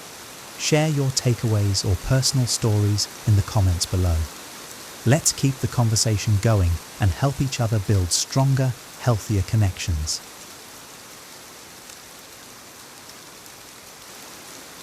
Have you ever wondered why some of the wisest and most resilient individuals in history seem to hold a certain enigmatic aura? What secrets did the Stoics, those ancient sages, guard so closely that allowed them to live with such profound tranquility and strength? In a world where oversharing has become the norm, the wisdom of Stoicism offers a refreshing counterpoint, teaching us that sometimes the most powerful path to inner peace and personal growth lies in what we choose to keep private. Welcome to this exploration of 15 subjects the Stoics believed should be held close to the chest. These timeless principles not only protect our inner world from external judgment, but also cultivate a deeper, more resilient self. As we journey through these teachings, you'll discover how guarding certain aspects of your life can lead to greater wisdom, serenity, and authenticity. Stay with us until the end to uncover how these ancient insights can transform your modern life, guiding you to a path of true fulfillment and inner strength. Number 1, personal relationships. In the realm of personal relationships, discretion is a virtue that the Stoics cherish deeply. Sharing intimate details about our relationships can lead to misunderstandings and judgments from others, which in turn can weaken the bonds we hold dear and cause unnecessary conflicts. The Stoics understood that relationships are sacred spaces where trust and mutual respect flourish. By broadcasting our personal affairs, we invite external opinions that may not always be rooted in understanding or empathy. Consider a tender plant growing in a secluded garden. It thrives in privacy, shielded from harsh weather and prying eyes. Similarly, personal relationships blossom when nurtured away from the public gaze. The Stoics believed that true growth in relationships comes from within, from the silent and steady nurturing of love and respect. External validation or commentary can often distort our perception, making us question the very foundation of our bonds. In a world where sharing every aspect of our lives has become the norm, the Stoic approach urges us to take a step back, reflect on the sanctity of your relationships.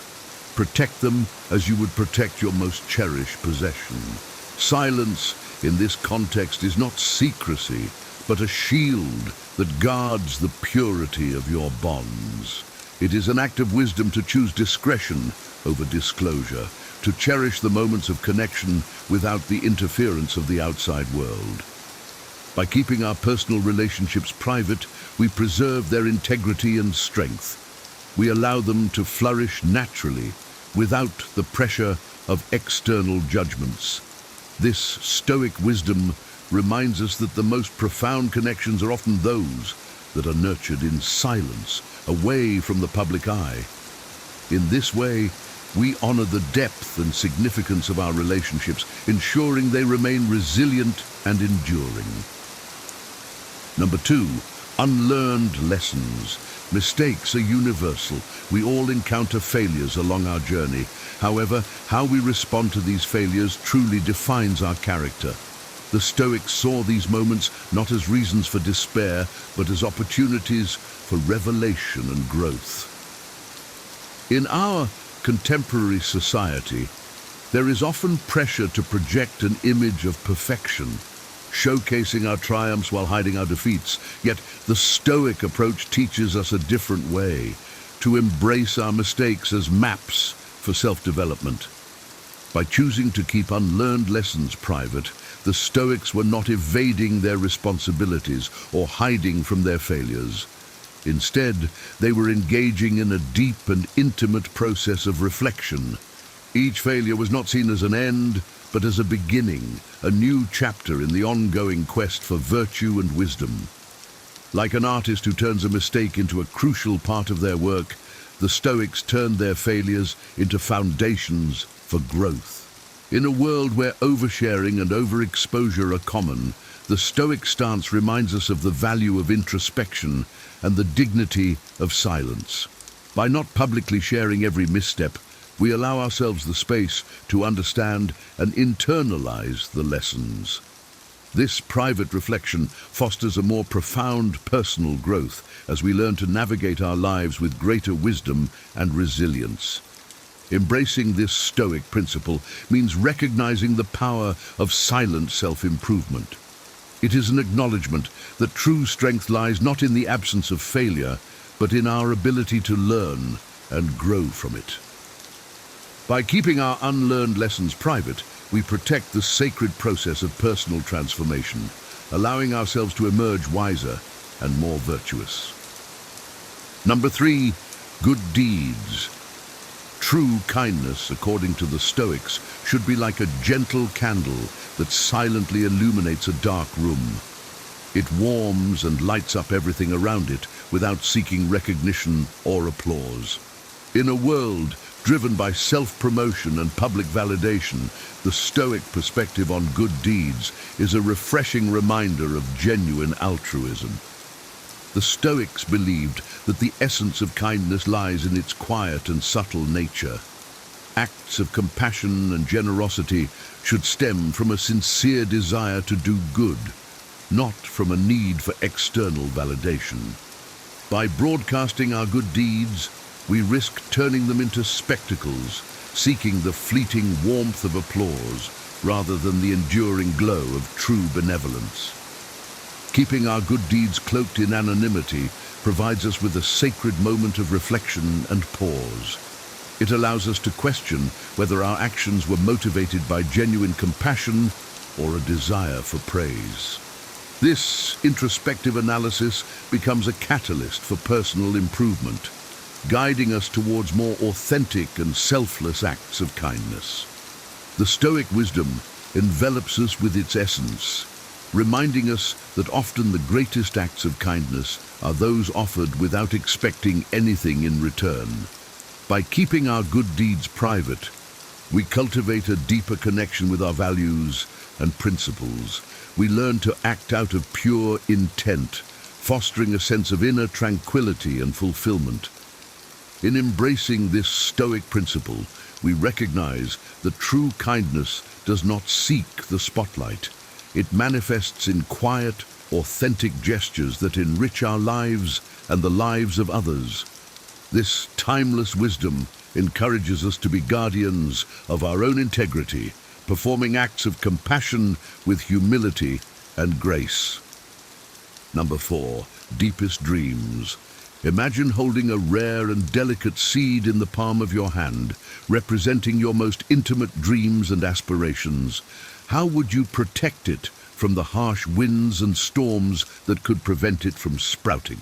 The Stoics, with their profound wisdom, saw our goals and dreams as these precious seeds, destined to be planted in the fertile depths of our souls, far from the storms of others' opinions and criticisms. Exposing our dreams to the world too early can be detrimental. The cold of skepticism or the heat of ridicule can extinguish the flame of a dream prematurely. The Stoics celebrated self-sufficiency as an invaluable gem.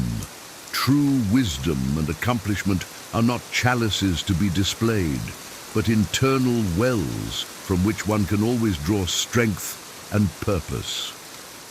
Choosing silence about our grand goals is not an act of shyness, but a deliberate choice to walk with humility, avoiding the pride that sometimes blinds us. The Stoic legacy speaks to the heart, teaching us that there's no need to shout our dreams from mountaintops. Instead, we should protect them, cultivate them, and watch them flourish in their silent and majestic glory. This safeguard is an invitation to rediscover the strength that resides within us. It reminds us that at times, the most precious treasures are those we keep just for ourselves. By keeping our deepest dreams private, we allow them to develop at their own pace, free from external interference. This Stoic wisdom encourages us to nurture our aspirations in a safe environment, ensuring their growth and fulfillment. Number 5, next steps. Picture a chess master moving their pieces silently while their opponents attempt to decipher their next moves. This is the path of the Stoics. They understood that by revealing every move in their lives, they could be subject to the whimsical winds of external judgment, often laden with criticism, envy, and even malicious intentions. At the heart of Stoic philosophy lies the virtue of self-sufficiency. Why depend on the fleeting applause of an audience when true strength resides in the inner theater of the mind? By keeping their life strategies to themselves, the Stoics were not simply concealing their plans, but strengthening their inner core of confidence, independent of the tides of opinion that flow around them. This leads us to humility, a subtle yet profound quality that the Stoics fervently upheld. Revealing grand strategies could easily be interpreted as a cry of arrogance, a triumphant announcement of superiority. By choosing discretion, they struck a balance between ambition and humility, ensuring that their steps were steady but not presumptuous. The Stoic tradition presents us with a rich perspective on the value of secrecy. It teaches us that protecting our goals is more than just a strategy. It is a way to fortify our being, to honor our self-sufficiency, and to walk with humility in a world where external validation seems to be the currency. The Stoics invite us to look inward, find our internal compass, and tread our own path with confidence and wisdom. Number 6, criticizing others. Criticizing others is like throwing stones into a calm lake, creating ripples that disturb the serenity of the water. The Stoics understood that engaging in judgments and criticisms was a diversion from their own internal mirror, wasting precious energy on matters beyond their sphere of influence. Instead of pointing fingers, the Stoics chose to extend a hand, guiding themselves with empathy and compassion. They recognized that every person is a universe filled with internal and external battles, joys and sorrows, victories and defeats. Criticizing another person would be a failure to acknowledge the richness and complexity of the human condition. The Stoics realized that criticism, instead of building bridges, often erected walls, leading to discord and separation rather than peace and harmony. Stoic wisdom sends us a clear and timeless message. We must be guardians of our words and thoughts. Instead of focusing on the faults of others, let's turn our gaze to our own reflection, seeking growth and virtue within ourselves. In a world where criticism is easily launched, Stoic teachings inspire us to embrace understanding, acceptance, and kindness. By choosing to refrain from criticizing others, we foster a culture of empathy and respect. We cast stones of empathy into the lake of humanity, appreciating the waves of positivity they generate. This approach not only enhances our own tranquility, but also contributes to a more harmonious and compassionate world. Number 7, the doubts and uncertainties. Picture yourself in a vast forest where each tree represents a doubt and each shadow an uncertainty. Instead of shouting your hesitation to the world, you choose silent introspection, seeking answers within your own soul. This is the path of the Stoics. At the core of Stoic philosophy is the recognition that confidence isn't a flag to be waved in front of the world, but an inner beacon that guides our way. Constantly revealing our doubts to the world is like exposing a lighthouse to a torrential rain. It can silently extinguish the light of our inner strength. The Stoics believed that true confidence is found in the quiet chambers of the heart and mind. By bearing all uncertainties, we can strip the soul of its dignity and solidity, making us vulnerable to the shifting opinions and judgments of others. Therefore, always choose when and with whom you will share your vulnerabilities. While many seek answers in the clamor of the external world, the Stoics understood the importance of silence and introspection. They believed that often the answers to the deepest questions resonate in the quiet chambers of the heart and mind. By harboring certain uncertainties, we cultivate deeper reflection and a more intimate connection with our essence. In summary, Stoic wisdom whispers precious advice amidst the storms of doubt. There's no need to shout your uncertainties to the world. By embracing silence, modesty, and introspection, we find a safe route through the forest of uncertainties, guided by the internal beacon of our confidence and understanding. Number 8, health issues. Health is a deeply personal and often delicate matter. Sharing health problems can sometimes draw unwanted sympathy or concern, which may not always be beneficial. The Stoics, ever wise in their approach to life, understood the importance of managing health issues privately, allowing for a more focused and resilient approach to overcoming challenges. In the Stoic view, health is a part of the natural ebb and flow of life, subject to the same principles of acceptance and equanimity that apply to all other aspects of existence. By keeping health matters private, we avoid the pitfalls of public pity or misguided advice, which can distract from the true task at hand, maintaining a balanced and composed mind while addressing physical ailments. Consider the metaphor of a tree weathering a storm. It bends and sways, but remains rooted and resilient. Similarly, managing health issues privately allows us to maintain our inner strength and focus. It fosters a sense of self-reliance and determination, qualities that are crucial in navigating the trials of illness. Furthermore, the Stoics believed that true resilience is built in the quiet, steadfast handling of adversity. By not sharing every detail of our health struggles, we preserve our energy and direct it towards healing and self-improvement. This approach cultivates a mindset of inner fortitude and tranquility, enabling us to face health challenges with grace and dignity. In embracing this Stoic principle, we learn to view health issues as opportunities for personal growth and reflection. We develop a deeper understanding of our bodies and minds, fostering a harmonious balance that supports overall well-being. This Stoic wisdom reminds us that true strength lies in our ability to face life's challenges with quiet resilience and unwavering composure. Number 9, financial status. Discussing one's financial situation, whether it is wealth or lack thereof, can incite envy or pity, neither of which are conducive to personal tranquility. The Stoics, who valued inner peace above all else, understood that financial matters should be managed quietly and with discretion to maintain a balanced and content life.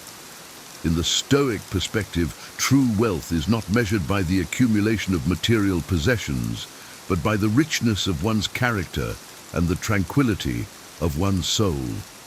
Broadcasting our financial status can lead to unnecessary comparisons and judgments, which distract us from cultivating inner virtue and contentment. It can also create unrealistic expectations or pressures, both from ourselves and from others. By keeping financial matters private, we avoid the traps of envy and pride. We focus instead on what truly matters, living a life of purpose and integrity. Financial ups and downs are a natural part of life's journey, and the Stoics teach us to approach them with equanimity without attaching our self-worth to external measures of success or failure. Consider the metaphor of a calm lake. Its surface may be ruffled by the wind, but its depths remain serene and undisturbed.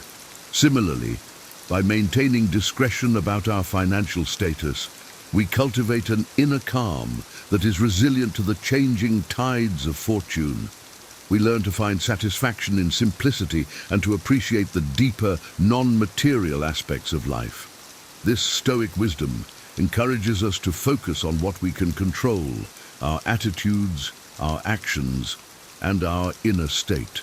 By managing our financial status privately, we uphold the values of humility, prudence, and contentment, ensuring that our lives are guided by principles rather than possessions. Number 10, achievements. Displaying external triumphs can nurture ego and pride, diverting focus from true inner growth. The Stoics believed that true fulfillment was not found in public accolades, but in the quiet pursuit of wisdom and virtue. Every achievement, according to Stoic philosophy, should be an internal milestone, celebrated within rather than flaunted without. Imagine diving into the depths of your own soul. For the Stoics, the pursuit of wisdom and virtue resembled this profound journey. They believed that true fulfillment wasn't in displaying external triumphs, but in introspection and continuous evolution. Every challenge, every struggle was fought not in public arenas, but in the silent landscapes of the spirit. Discussing victories publicly can foster ego and vanity, which can become barriers to true virtue. The Stoics taught that obsession with external recognition ties us to chains of pride, trapping us in the empty pursuit of fleeting applause. This path is filled with disappointment, as external accolades are temporary and often beyond our control. However, the Stoics offered a precious teaching. True achievement isn't the one that stops to be admired, but the one that silently transforms the community, nurturing noble values like justice, compassion, and wisdom. Wealth for these ancient sages wasn't accumulated in vaults, but in the depths of a balanced and serene soul. Instead of celebrating triumphs or withering in defeat, the Stoics embraced a quiet acceptance of all the whims of life. They invited us to recognize that the dance of existence is orchestrated by melodies often beyond our control.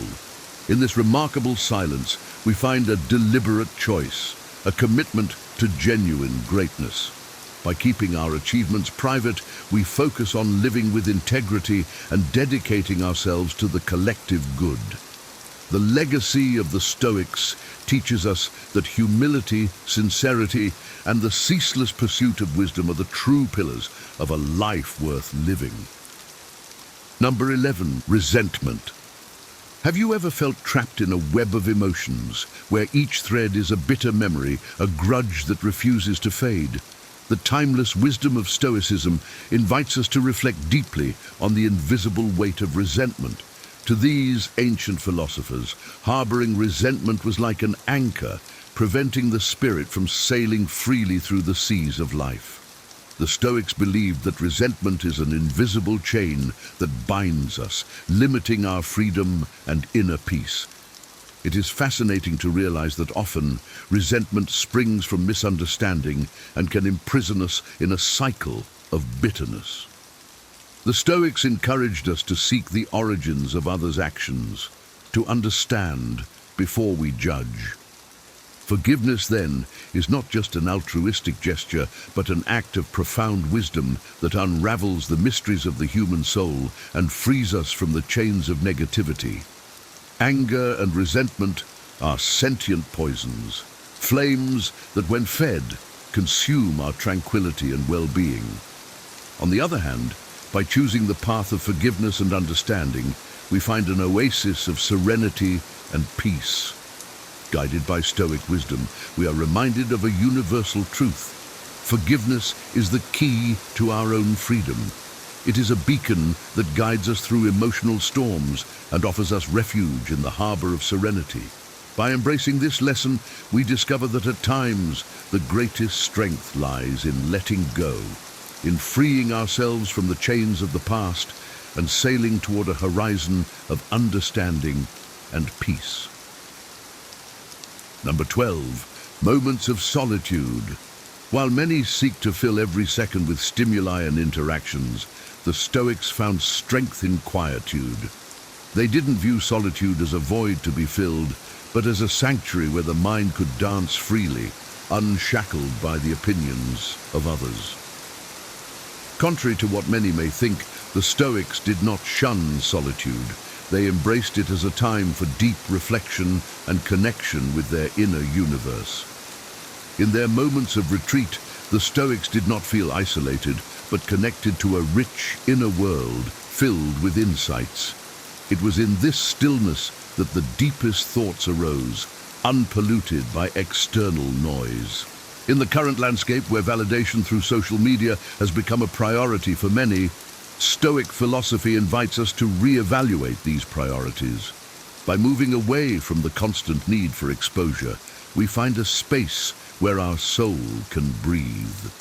It is in this deep silence that we discover the melody of our essence, a sound that doesn't need to be shared but only felt in its purity and truth. Moments of solitude become precious opportunities to listen to our inner voice, to understand our deepest desires and fears, and to cultivate a sense of peace and purpose. Embracing solitude as a sacred space for reflection and growth allows us to strengthen our inner resilience. We learn to appreciate the value of silence and the wisdom it brings. This Stoic approach encourages us to find strength in our own company, to be comfortable with ourselves, and to draw upon the profound insights that solitude can offer. Number 13, challenges not overcome. In the Stoic path to wisdom and virtue, every step is filled with meaning. The deviations and stumbling blocks are not mere obstacles. They carve the soul, shape character, and teach about the true nature of grandeur. For the Stoics, it wasn't the visible triumph that counted, but the internal battles, often invisible, that determined a person's inner strength. However, the Stoics advised against speaking about challenges not overcome. The answer lies in their astute perception of human nature. They believed that ego and pride could cloud our vision, making us blind to true virtue. The relentless pursuit of external recognition and praise could indeed be a veil that hides our true potential. The Stoics didn't value achievements that could be easily displayed as trophies. They sought true glory in acts that elevated humanity, acts rooted in values like justice, generosity, and wisdom. Real wealth for them wasn't in the shine of gold, but in the radiance of a morally upright character and a tranquil soul. The philosophy of loving fate, or immortality, was fundamental to this understanding. The Stoics didn't despair in the face of adversity. Instead, they balanced the taste of victory and defeat with equanimity, aware that the tapestry of life is woven with threads of circumstances often beyond our control.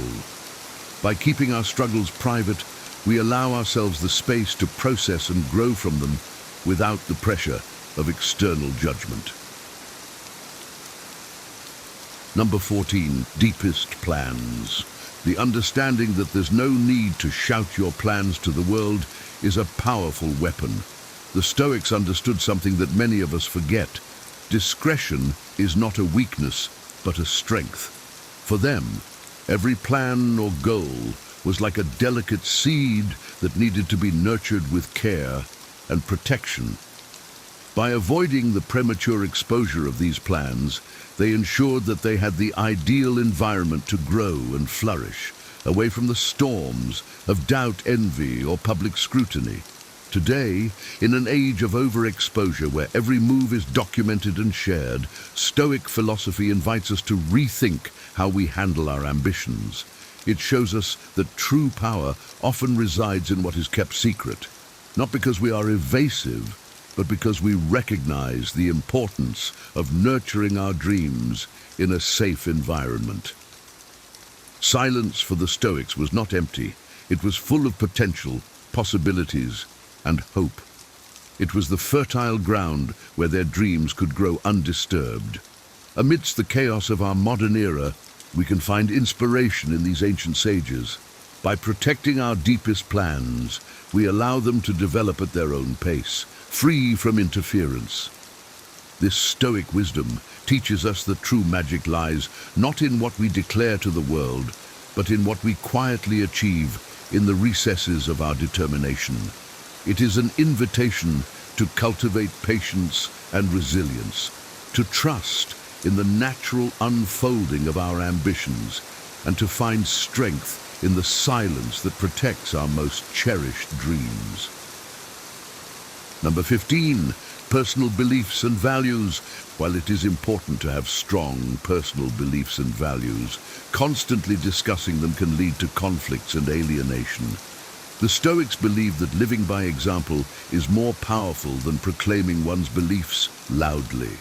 Our personal values are like a compass that guides our actions and decisions, shaping our character and the way we interact with the world.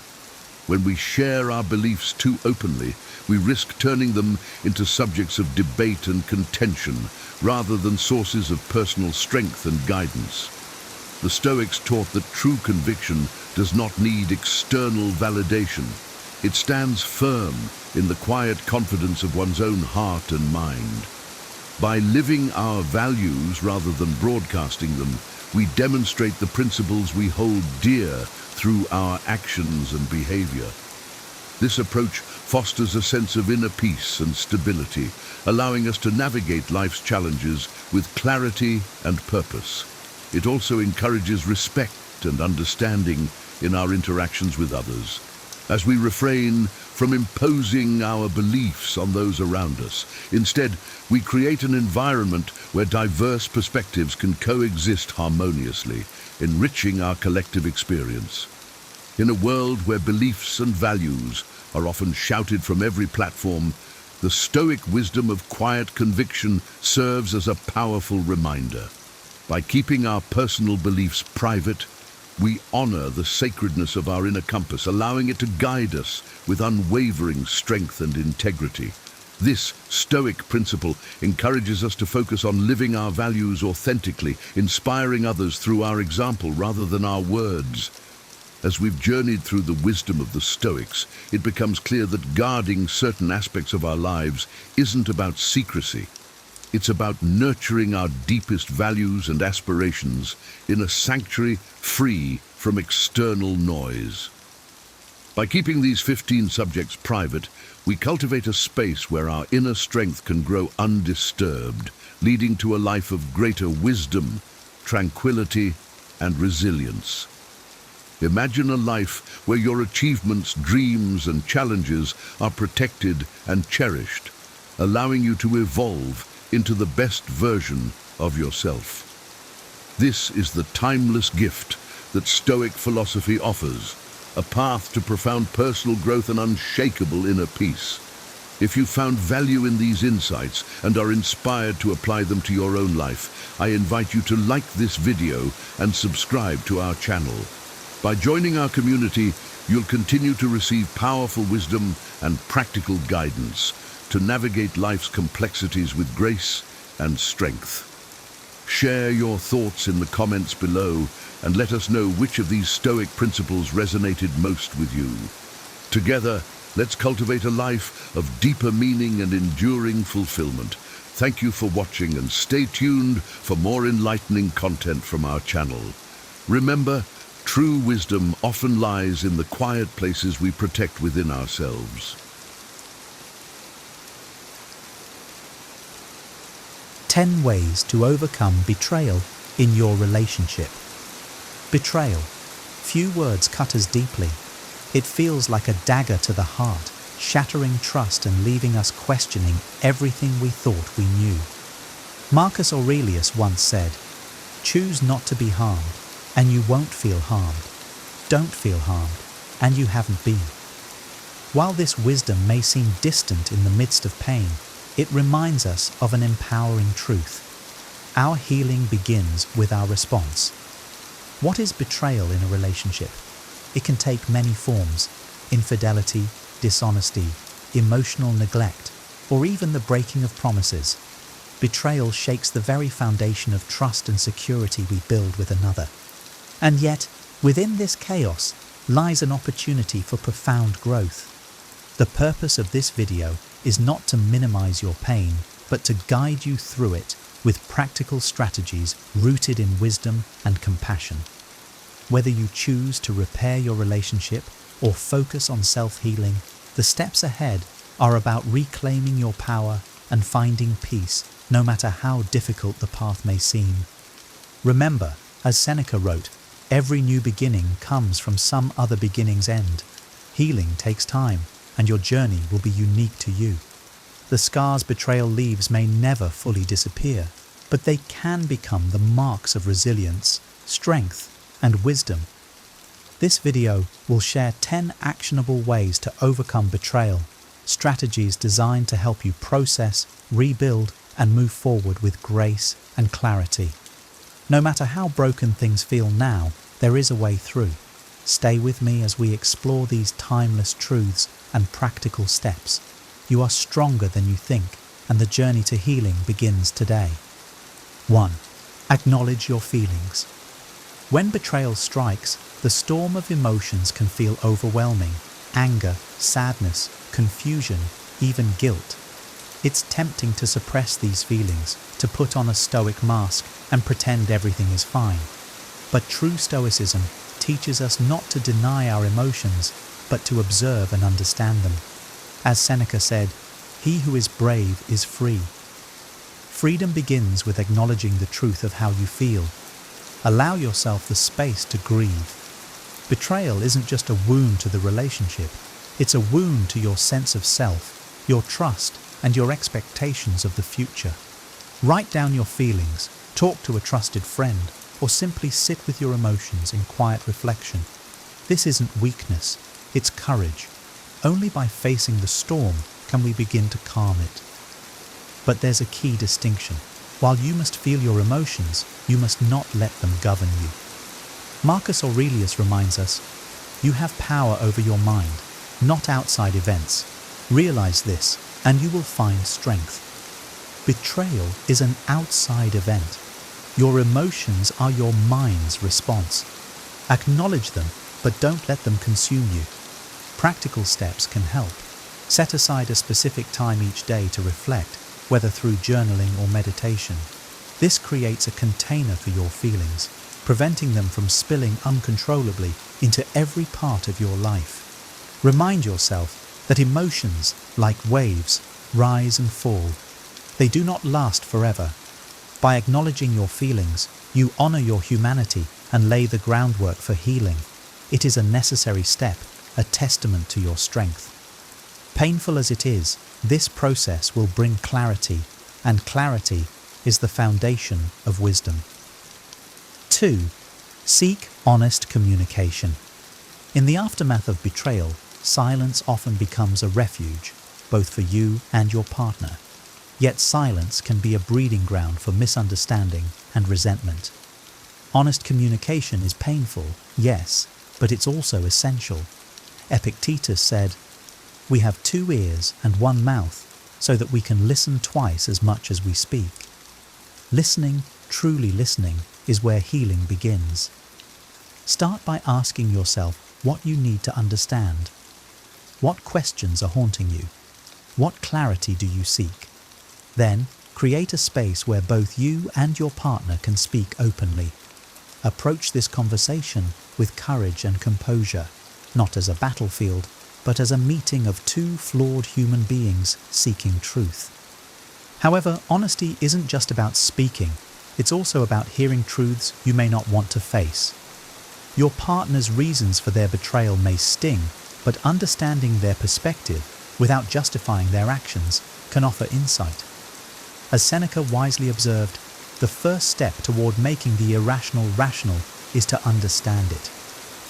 Practical steps include choosing a neutral, calm moment for this discussion, ensuring there are no distractions, and setting ground rules for respectful communication.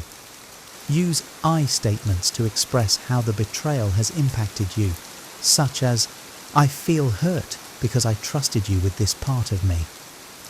Honest communication doesn't guarantee reconciliation, but it paves the way for clarity about your partner's intentions and your own feelings. Clarity, in turn, helps you decide whether to rebuild or release the relationship. Truth may hurt, but it is the foundation of wisdom and the first step toward peace. 3. Establish boundaries. Betrayal shakes the sense of safety in a relationship, leaving you vulnerable and exposed. To begin the process of healing, boundaries are essential. They are not walls to shut people out, but fences to protect your emotional well-being. Marcus Aurelius reminds us, "You have power over your mind, not outside events." Boundaries help reclaim that power.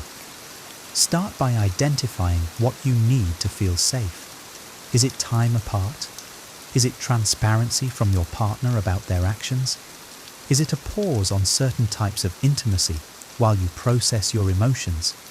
Boundaries are deeply personal and may evolve as you heal. Their purpose is not to punish your partner, but to create a space where you can begin to trust yourself again. Communicate these boundaries clearly. For example, you might say, "I need you to share your whereabouts during this period because it helps rebuild trust." Or, "I need some time alone to process how I feel." Boundaries must be respected to be effective, so be firm but fair in enforcing them. Seneca said, "No man can have a peaceful life who thinks too much about lengthening it." Similarly, you cannot find peace if you are constantly focused on the actions of another. Boundaries shift that focus inward, giving you control over your emotional environment. Practical steps include writing down your boundaries and discussing them with your partner calmly. Recognize that boundaries are about self-respect and self-care, not control. By setting and honoring these limits, you create a framework where healing, if possible, can begin to take root. 4. Seek professional help. Betrayal is a heavy burden, and sometimes the wisest action is to seek guidance. Therapy or counseling provides a structured space where emotions can be explored and processed. As Epictetus advised, if you want to improve, be content to be thought foolish and stupid. Asking for help is not weakness, it is a brave step toward improvement. Professional help offers a neutral perspective, free from the biases of friends or family. A therapist can help you untangle the knot of emotions that betrayal creates: anger, sadness, self-doubt, and guide you toward clarity. They can also help you and your partner navigate the complexities of reconciliation if that is your goal. Couples therapy, in particular, can be invaluable. It creates a space for honest dialogue and provides tools to rebuild trust. But even if your partner is unwilling to participate, individual therapy can be just as transformative. It focuses on your healing, your growth, and your future. Practical steps include researching therapists who specialize in relationship issues or trauma and scheduling an initial session. Don't be afraid to try more than one therapist to find someone who resonates with you. Many therapists also offer virtual sessions, making it easier to prioritize this step. The journey of healing is rarely a solitary one.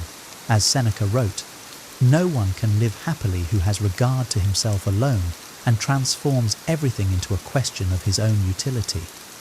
Seeking professional help is a way of inviting wisdom, guidance, and support into your life. It is a sign of strength, not surrender.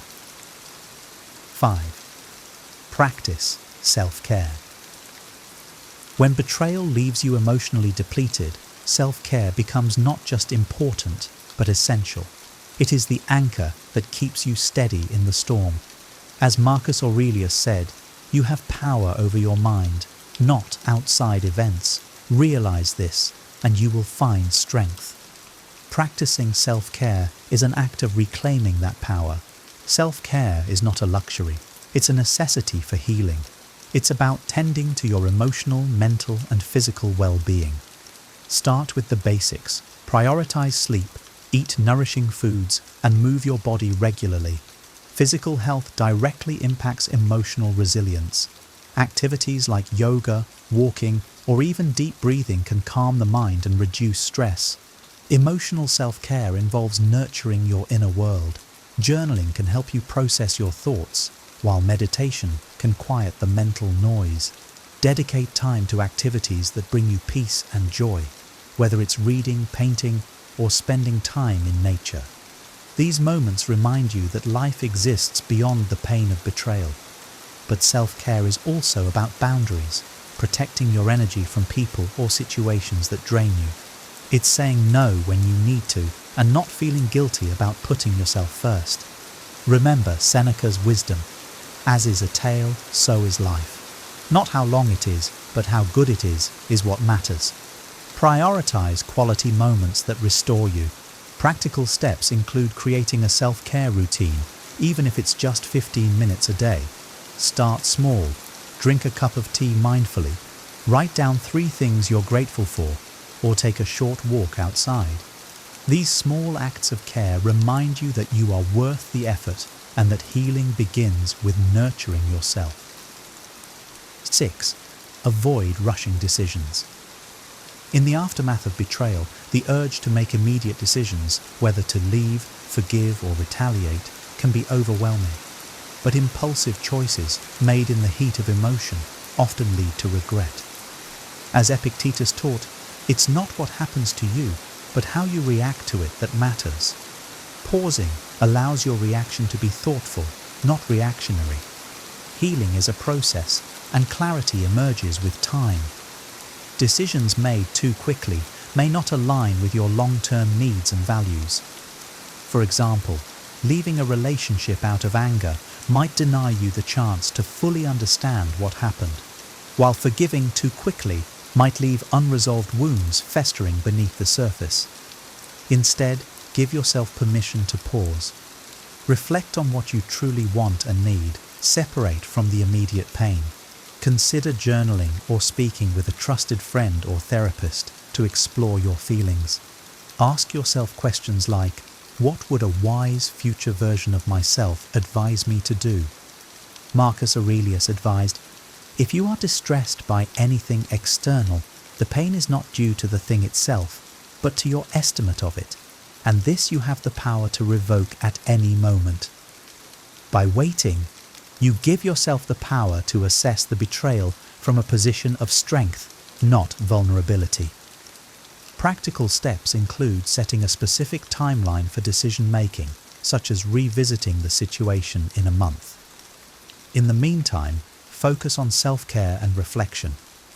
By resisting the urge to rush, you honor both your healing process and your capacity for thoughtful, intentional choices. 7. Focus on rebuilding trust. If you choose to stay in the relationship, rebuilding trust is both the most challenging and the most vital step. Trust is fragile. It takes years to build, but can be shattered in an instant. However, it is not irreparable. As Seneca wrote, every new beginning comes from some other beginning's end.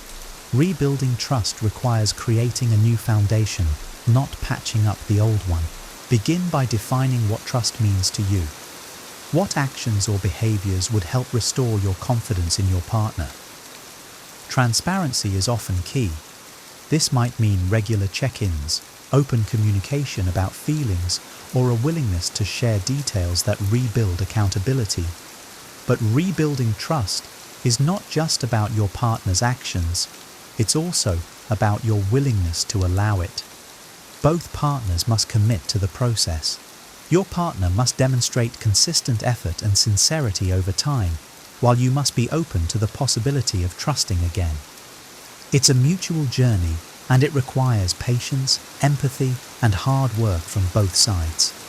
Practical steps include creating a trust-building plan together. This could involve agreeing on boundaries, discussing triggers, or even attending therapy together to navigate the process. Keep the focus on progress, not perfection. Small, consistent actions matter more than grand gestures. Remember, trust is not just about the other person. It's also about trusting yourself. Trust that you have the strength and wisdom to navigate this path, whether it leads to reconciliation or not.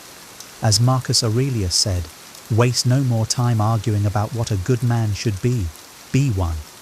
Embody the trust and integrity you seek, and let your actions reflect your values. 8. Surround yourself with supportive people. Betrayal can feel isolating, as if the world has shrunk to the pain you're experiencing. But as Marcus Aurelius reminds us, we were born for cooperation. Leaning on others during this time is not a sign of weakness. It's a reminder that healing is often a communal process. Surround yourself with people who truly support you, friends, family, or even support groups. These individuals can provide perspective, encouragement, and, most importantly, the reassurance that you are not alone. Their insights can help you see things more clearly, especially when your emotions cloud your judgment. Avoid those who fan the flames of anger or bitterness. Instead, seek those who foster calm and wisdom. Sharing your experience can be therapeutic, but be selective about whom you confide in. Choose people who will listen without judgment and respect your boundaries. Sometimes, even professional support groups or online communities can offer a safe space to share your journey and gain strength from others' experiences. Practical steps include reaching out to trusted individuals and setting up time to talk. even if it's a short phone call or coffee meeting. If you feel isolated, consider joining a local or virtual support group focused on relationship healing. Seneca wrote, "Friendship always benefits. Love sometimes injures. During this period, lean on friendships and relationships that nurture you, not those that drain you. By surrounding yourself with support, you'll find strength in the collective wisdom and empathy of others. Healing may be your journey, but it doesn't have to be walked alone." 9. Reframe the experience as growth. Betrayal, while painful, can be a catalyst for profound personal growth. As Epictetus said, difficulties show a person's character. The question is not why betrayal happened to you, but how you will use it to become stronger, wiser, and more resilient. Instead of seeing this experience solely as a loss, view it as an opportunity for self-discovery. What have you learned about your boundaries, values, and needs? Perhaps you've gained clarity about the kind of relationship you truly deserve. Maybe you've discovered untapped inner strength in enduring this trial. These lessons, though hard-earned, can transform you. Reframing does not mean minimizing your pain. Instead, it's about finding meaning within it. Marcus Aurelius reminds us, "The impediment to action advances action. What stands in the way becomes the way." The betrayal may have been an obstacle, but it also serves as a teacher, guiding you toward greater self-awareness and personal growth. Practical steps include journaling about what this experience has taught you, or meditating on how it has shaped your perspective. Create a list of ways you've grown since the betrayal, whether it's increased emotional resilience, clearer boundaries, or deeper self-respect. By reframing the betrayal as growth, you reclaim power over your narrative. You are no longer defined by what happened to you, but by how you responded to it. This mindset shifts you from victim to victor, transforming pain into purpose and adversity into strength. 10. Know when to let go. There comes a time when clinging to the past does more harm than letting go. As Seneca wisely said, "To bear trials with a calm mind robs misfortune of its strength and burden." If the relationship has become toxic, unrepairable, or harmful to your well-being, releasing it is an act of self-respect, not failure. Letting go doesn't mean erasing the memories or pretending the betrayal never happened. It means accepting the reality of the situation and prioritizing your peace over the attachment to what once was. Holding on to resentment or false hope only prolongs your pain. By letting go, you create space for healing, growth, and eventually something better. This step is often the hardest because it involves confronting fear of being alone, fear of the unknown, or fear of starting over. But Marcus Aurelius reminds us, it is not death that a man should fear, but he should fear never beginning to live. Letting go is not an end, but a beginning, a chance to live in alignment with your values and truth. Practical steps include creating a ritual to symbolize release, such as writing a letter to your partner, whether you send it or not, or meditating on forgiveness. Surround yourself with supportive people and focus on building a future that reflects your worth and aspirations. Letting go is not giving up, it's choosing yourself. It's an act of courage, wisdom, and love for yourself and the life you deserve. By walking away from what no longer serves you, you make room for the healing and happiness that await. Solutions and long-term strategies. As you move through the process of overcoming betrayal, the immediate steps are only part of the journey. Long-term healing and personal growth require ongoing effort, self-awareness, and intentional choices. Let's explore 3 powerful strategies to help you create a strong foundation for your future. 1. Forgiveness as a personal choice. Forgiveness is one of the most misunderstood aspects of healing. It is often perceived as absolving the betrayer or reconciling the relationship. But true forgiveness is a gift you give yourself. Seneca reminds us, "He who has injured you was either stronger or weaker. If weaker, spare him. If stronger, spare yourself." Forgiveness frees you from the chains of anger and resentment that keep you tethered to the past. Forgiveness does not mean forgetting or condoning the betrayal. It means releasing the emotional grip it has on you, allowing you to move forward unburdened. This is a deeply personal process that happens on your timeline. You may choose to forgive for your peace, even if you never reconcile with the betrayer. Practical steps include practicing forgiveness, meditation, or writing a letter to the person who hurt you, whether you send it or not. Remind yourself that forgiveness is about reclaiming your power and protecting your peace, not about their actions or validation. 2. Building emotional resilience. Betrayal can leave you feeling vulnerable and questioning your ability to trust again. To protect yourself in future relationships, building emotional resilience is essential.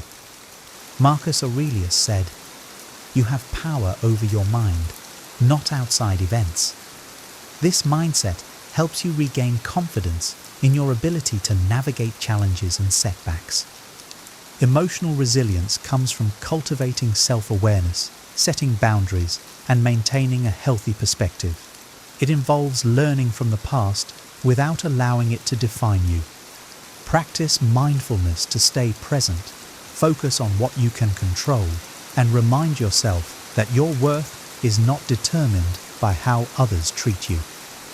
Practical steps include engaging in daily mindfulness exercises, setting small personal goals to rebuild confidence, and seeking out new experiences that expand your comfort zone.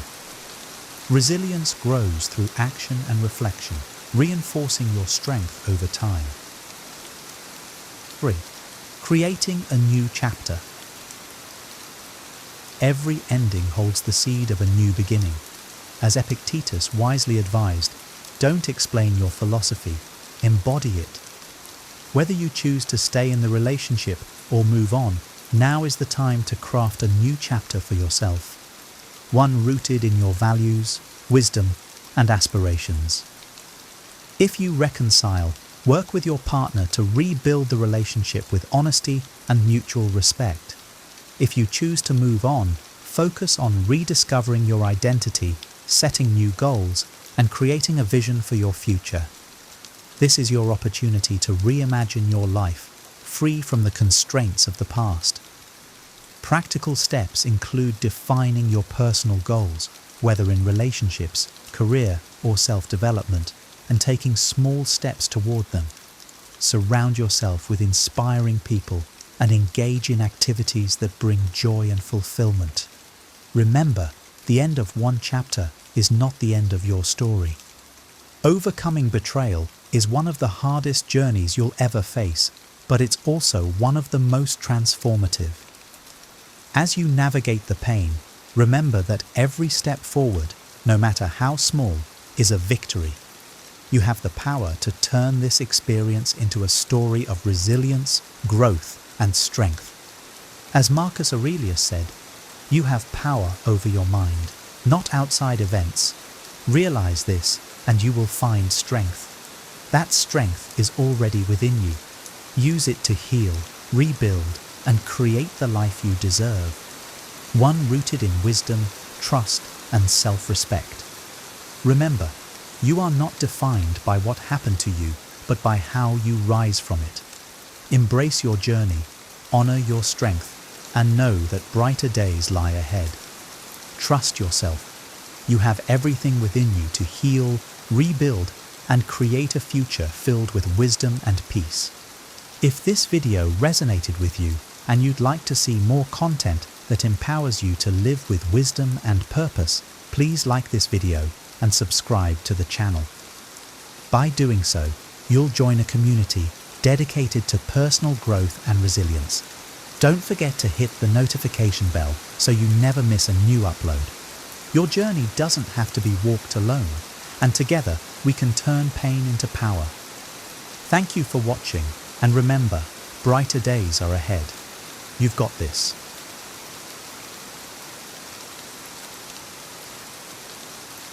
"18 Stoic Ways to Destroy Your Enemy Without Fighting Them" from Marcus Aurelius. Stoicism. Imagine being in the heat of an argument, your blood boiling, and your mind racing with thoughts of how to win. We've all been there, facing someone who seems determined to oppose us, whether in the office, at home, or online.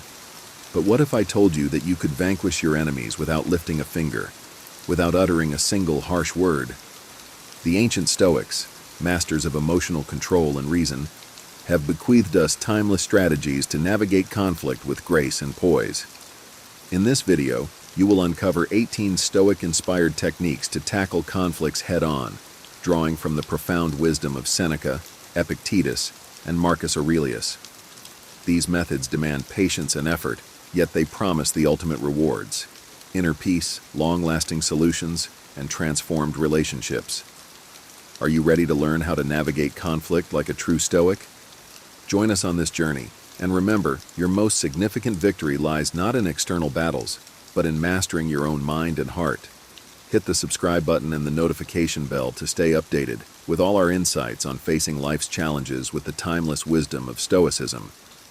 Let's dive in and discover how you can turn your conflicts into opportunities for growth and understanding. Number 1. Use humor wisely. In conflict resolution, humor can be a powerful tool when used wisely. It has the ability to diffuse tension and open channels for better communication. However, humor must be applied with caution. Seneca reminds us that a jest can easily become an insult if not carefully managed. Therefore, it is essential to recognize your audience and their sensitivities. The goal is not to mock or belittle, but to lighten the mood and foster a more open atmosphere for dialogue. Humor that is self-deprecating can often be the safest bet, showing humility and a willingness to own up to mistakes.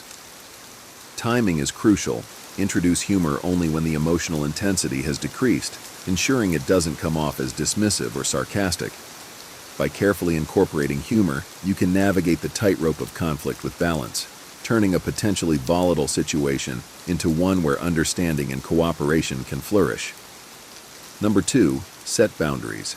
Setting boundaries is a fundamental practice in maintaining inner peace and safeguarding your well-being.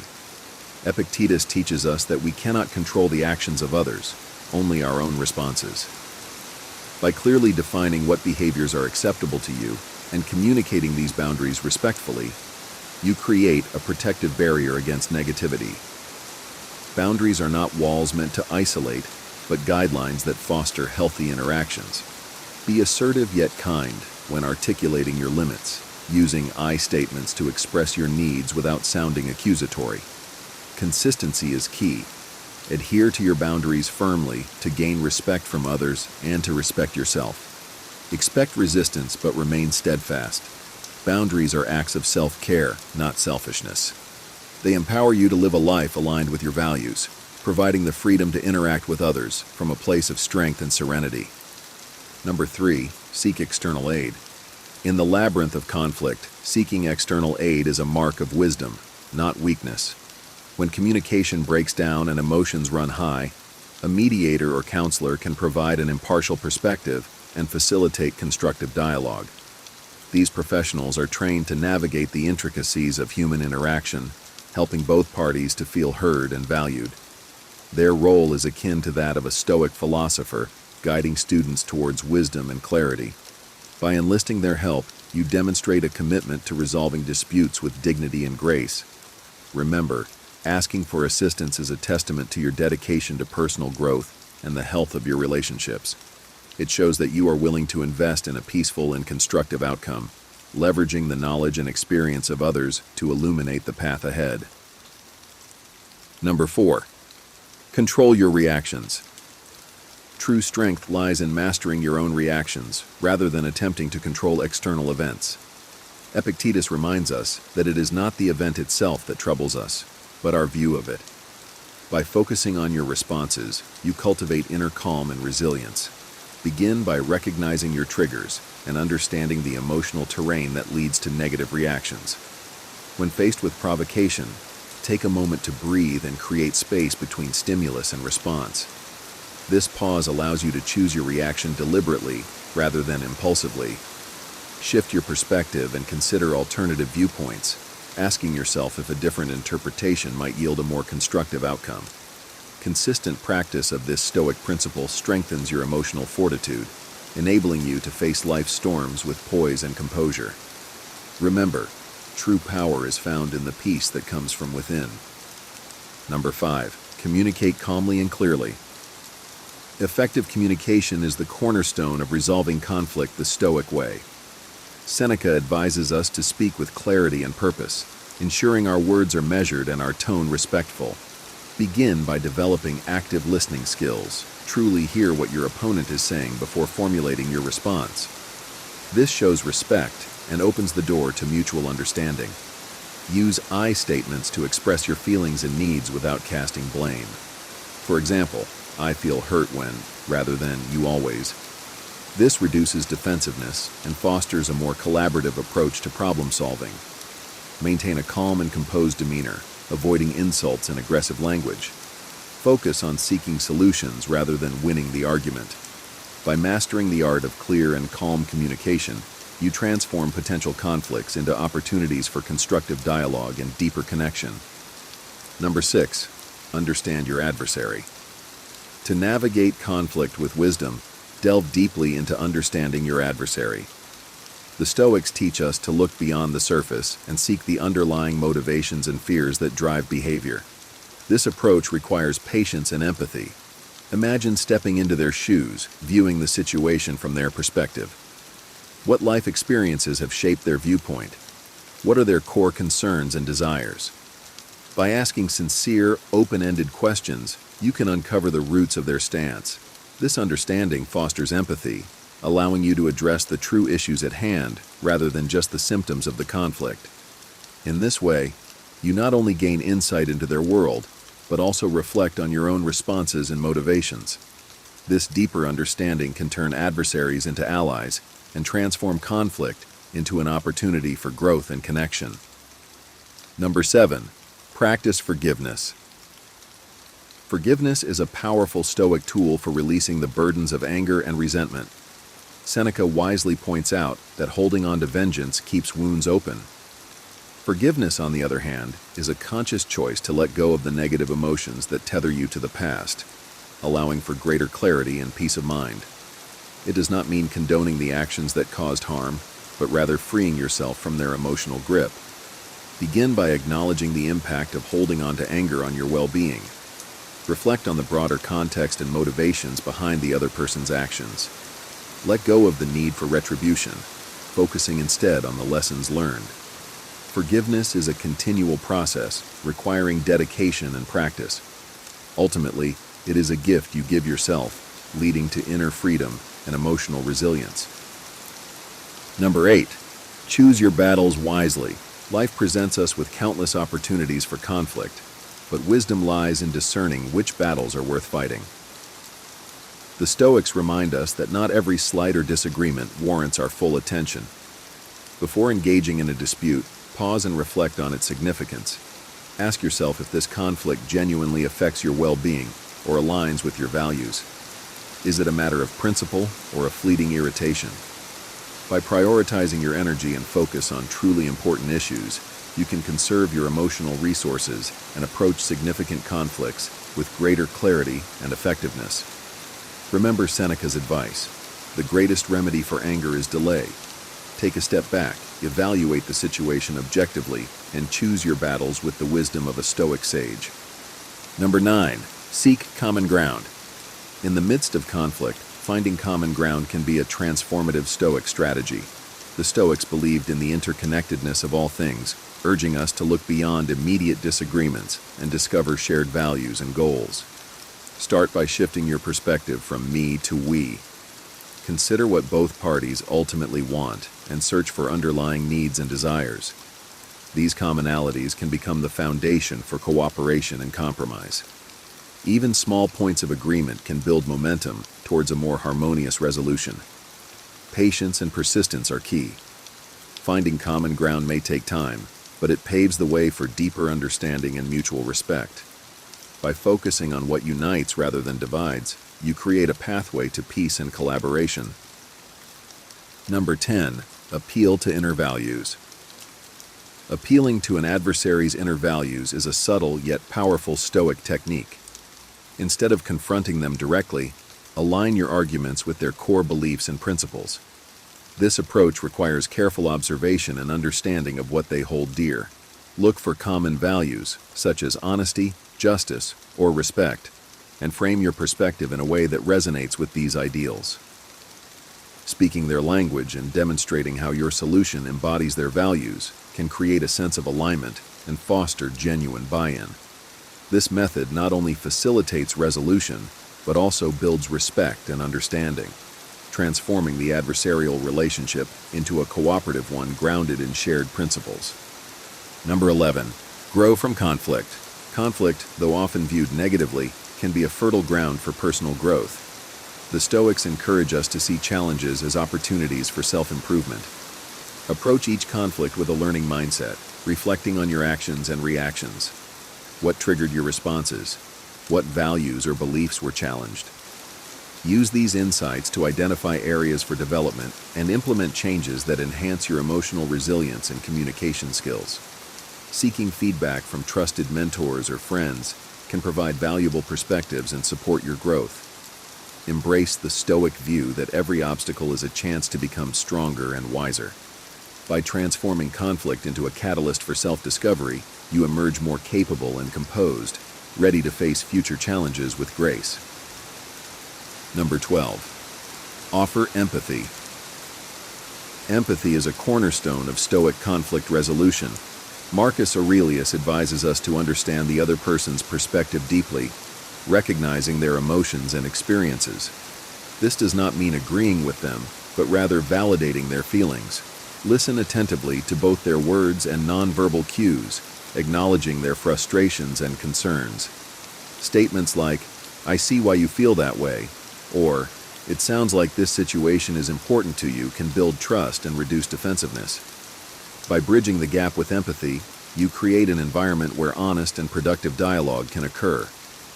This Stoic approach transforms conflict from a battleground into a space for connection and mutual understanding, fostering deeper relationships and effective resolutions. Number 13. Embrace compromise.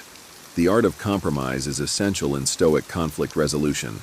Recognizing that rigid positions often lead to impasses, the Stoics advise flexibility and adaptability.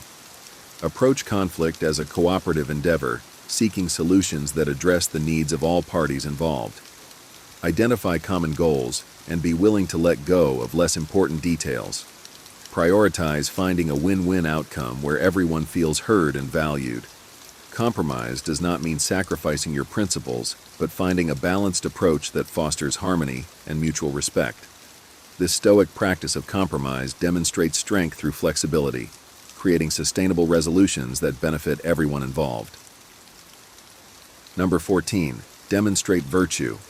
In moments of conflict, leading by example through virtuous behavior can inspire positive change. The Stoics valued qualities such as courage, wisdom, and temperance, urging us to embody these traits in our interactions. Show integrity by staying true to your principles, even under pressure. Practice wisdom by making thoughtful, balanced decisions. Display temperance by remaining calm and composed, avoiding excessive reactions. By demonstrating virtue, you set a standard for others to follow, fostering an environment of respect and ethical conduct. This Stoic approach not only helps resolve conflicts, but also elevates the overall quality of your relationships and interactions. Number 15. Maintain dignity. Upholding your dignity in conflict is a key Stoic principle.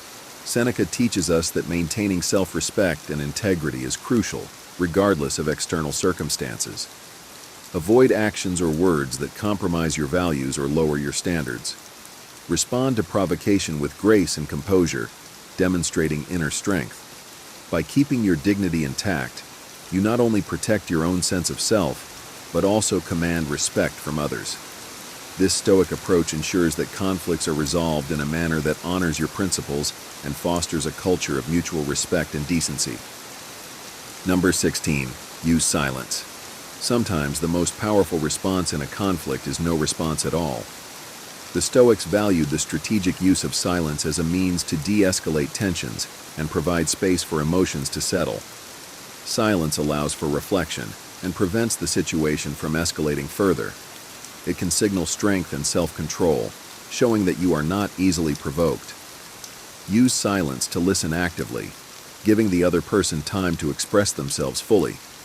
This creates an opportunity for thoughtful responses and reduces the likelihood of impulsive reactions. The Stoic practice of silence transforms conflict into a more contemplative and constructive dialogue. Number 17. Practice patience. Patience is a virtue highly esteemed by the Stoics, especially in the context of conflict resolution. Recognize that resolving disputes takes time and cannot be rushed. Allow space for thoughtful consideration and emotional cooling. Patience enables you to approach the situation with a calm and clear mind, avoiding hasty decisions that might exacerbate the conflict. Reflect on Seneca's wisdom that time is a great healer. By practicing patience, you foster a more thoughtful and deliberate resolution process, leading to more sustainable and harmonious outcomes. Number 18. Educate and enlighten. Sharing knowledge and insights can be a powerful way to resolve conflicts and foster understanding. The Stoics believed in the value of wisdom and education in transforming lives and relationships. Use your knowledge to enlighten your adversary, offering new perspectives that can help them see the broader picture. This is not about proving superiority, but about fostering mutual growth and understanding. Provide information, share experiences, and offer guidance that can help resolve misunderstandings and build a foundation for cooperation. This Stoic approach turns conflict into an opportunity for learning and enlightenment, benefiting both parties and strengthening the relationship. The video concludes by encouraging viewers to subscribe for more insights on using Stoic wisdom to navigate life's challenges. As we reach the end of our journey through these 18 Stoic strategies, remember that the true victory in any conflict lies not in conquering your opponent, but in mastering yourself. These timeless teachings from Seneca, Epictetus, and Marcus Aurelius offer more than just methods to resolve disputes. They provide a path to inner peace, resilience, and profound personal growth. Before you go, take a moment to reflect on the power of these Stoic principles in your own life. Which strategies resonated with you the most? How will you apply them to transform your conflicts into opportunities for understanding and harmony? We'd love to hear your thoughts and experiences. Share your insights in the comments below. Your wisdom could be the key that helps someone else on their Stoic journey. And don't forget to subscribe and hit the notification bell to stay updated with more wisdom on navigating life's challenges with grace and strength. Thank you for joining us on this enlightening journey. Remember, your greatest battles are fought and won within. Embrace the wisdom of the Stoics and let it guide you to a life of tranquility and purpose. Until next time, stay wise and keep growing.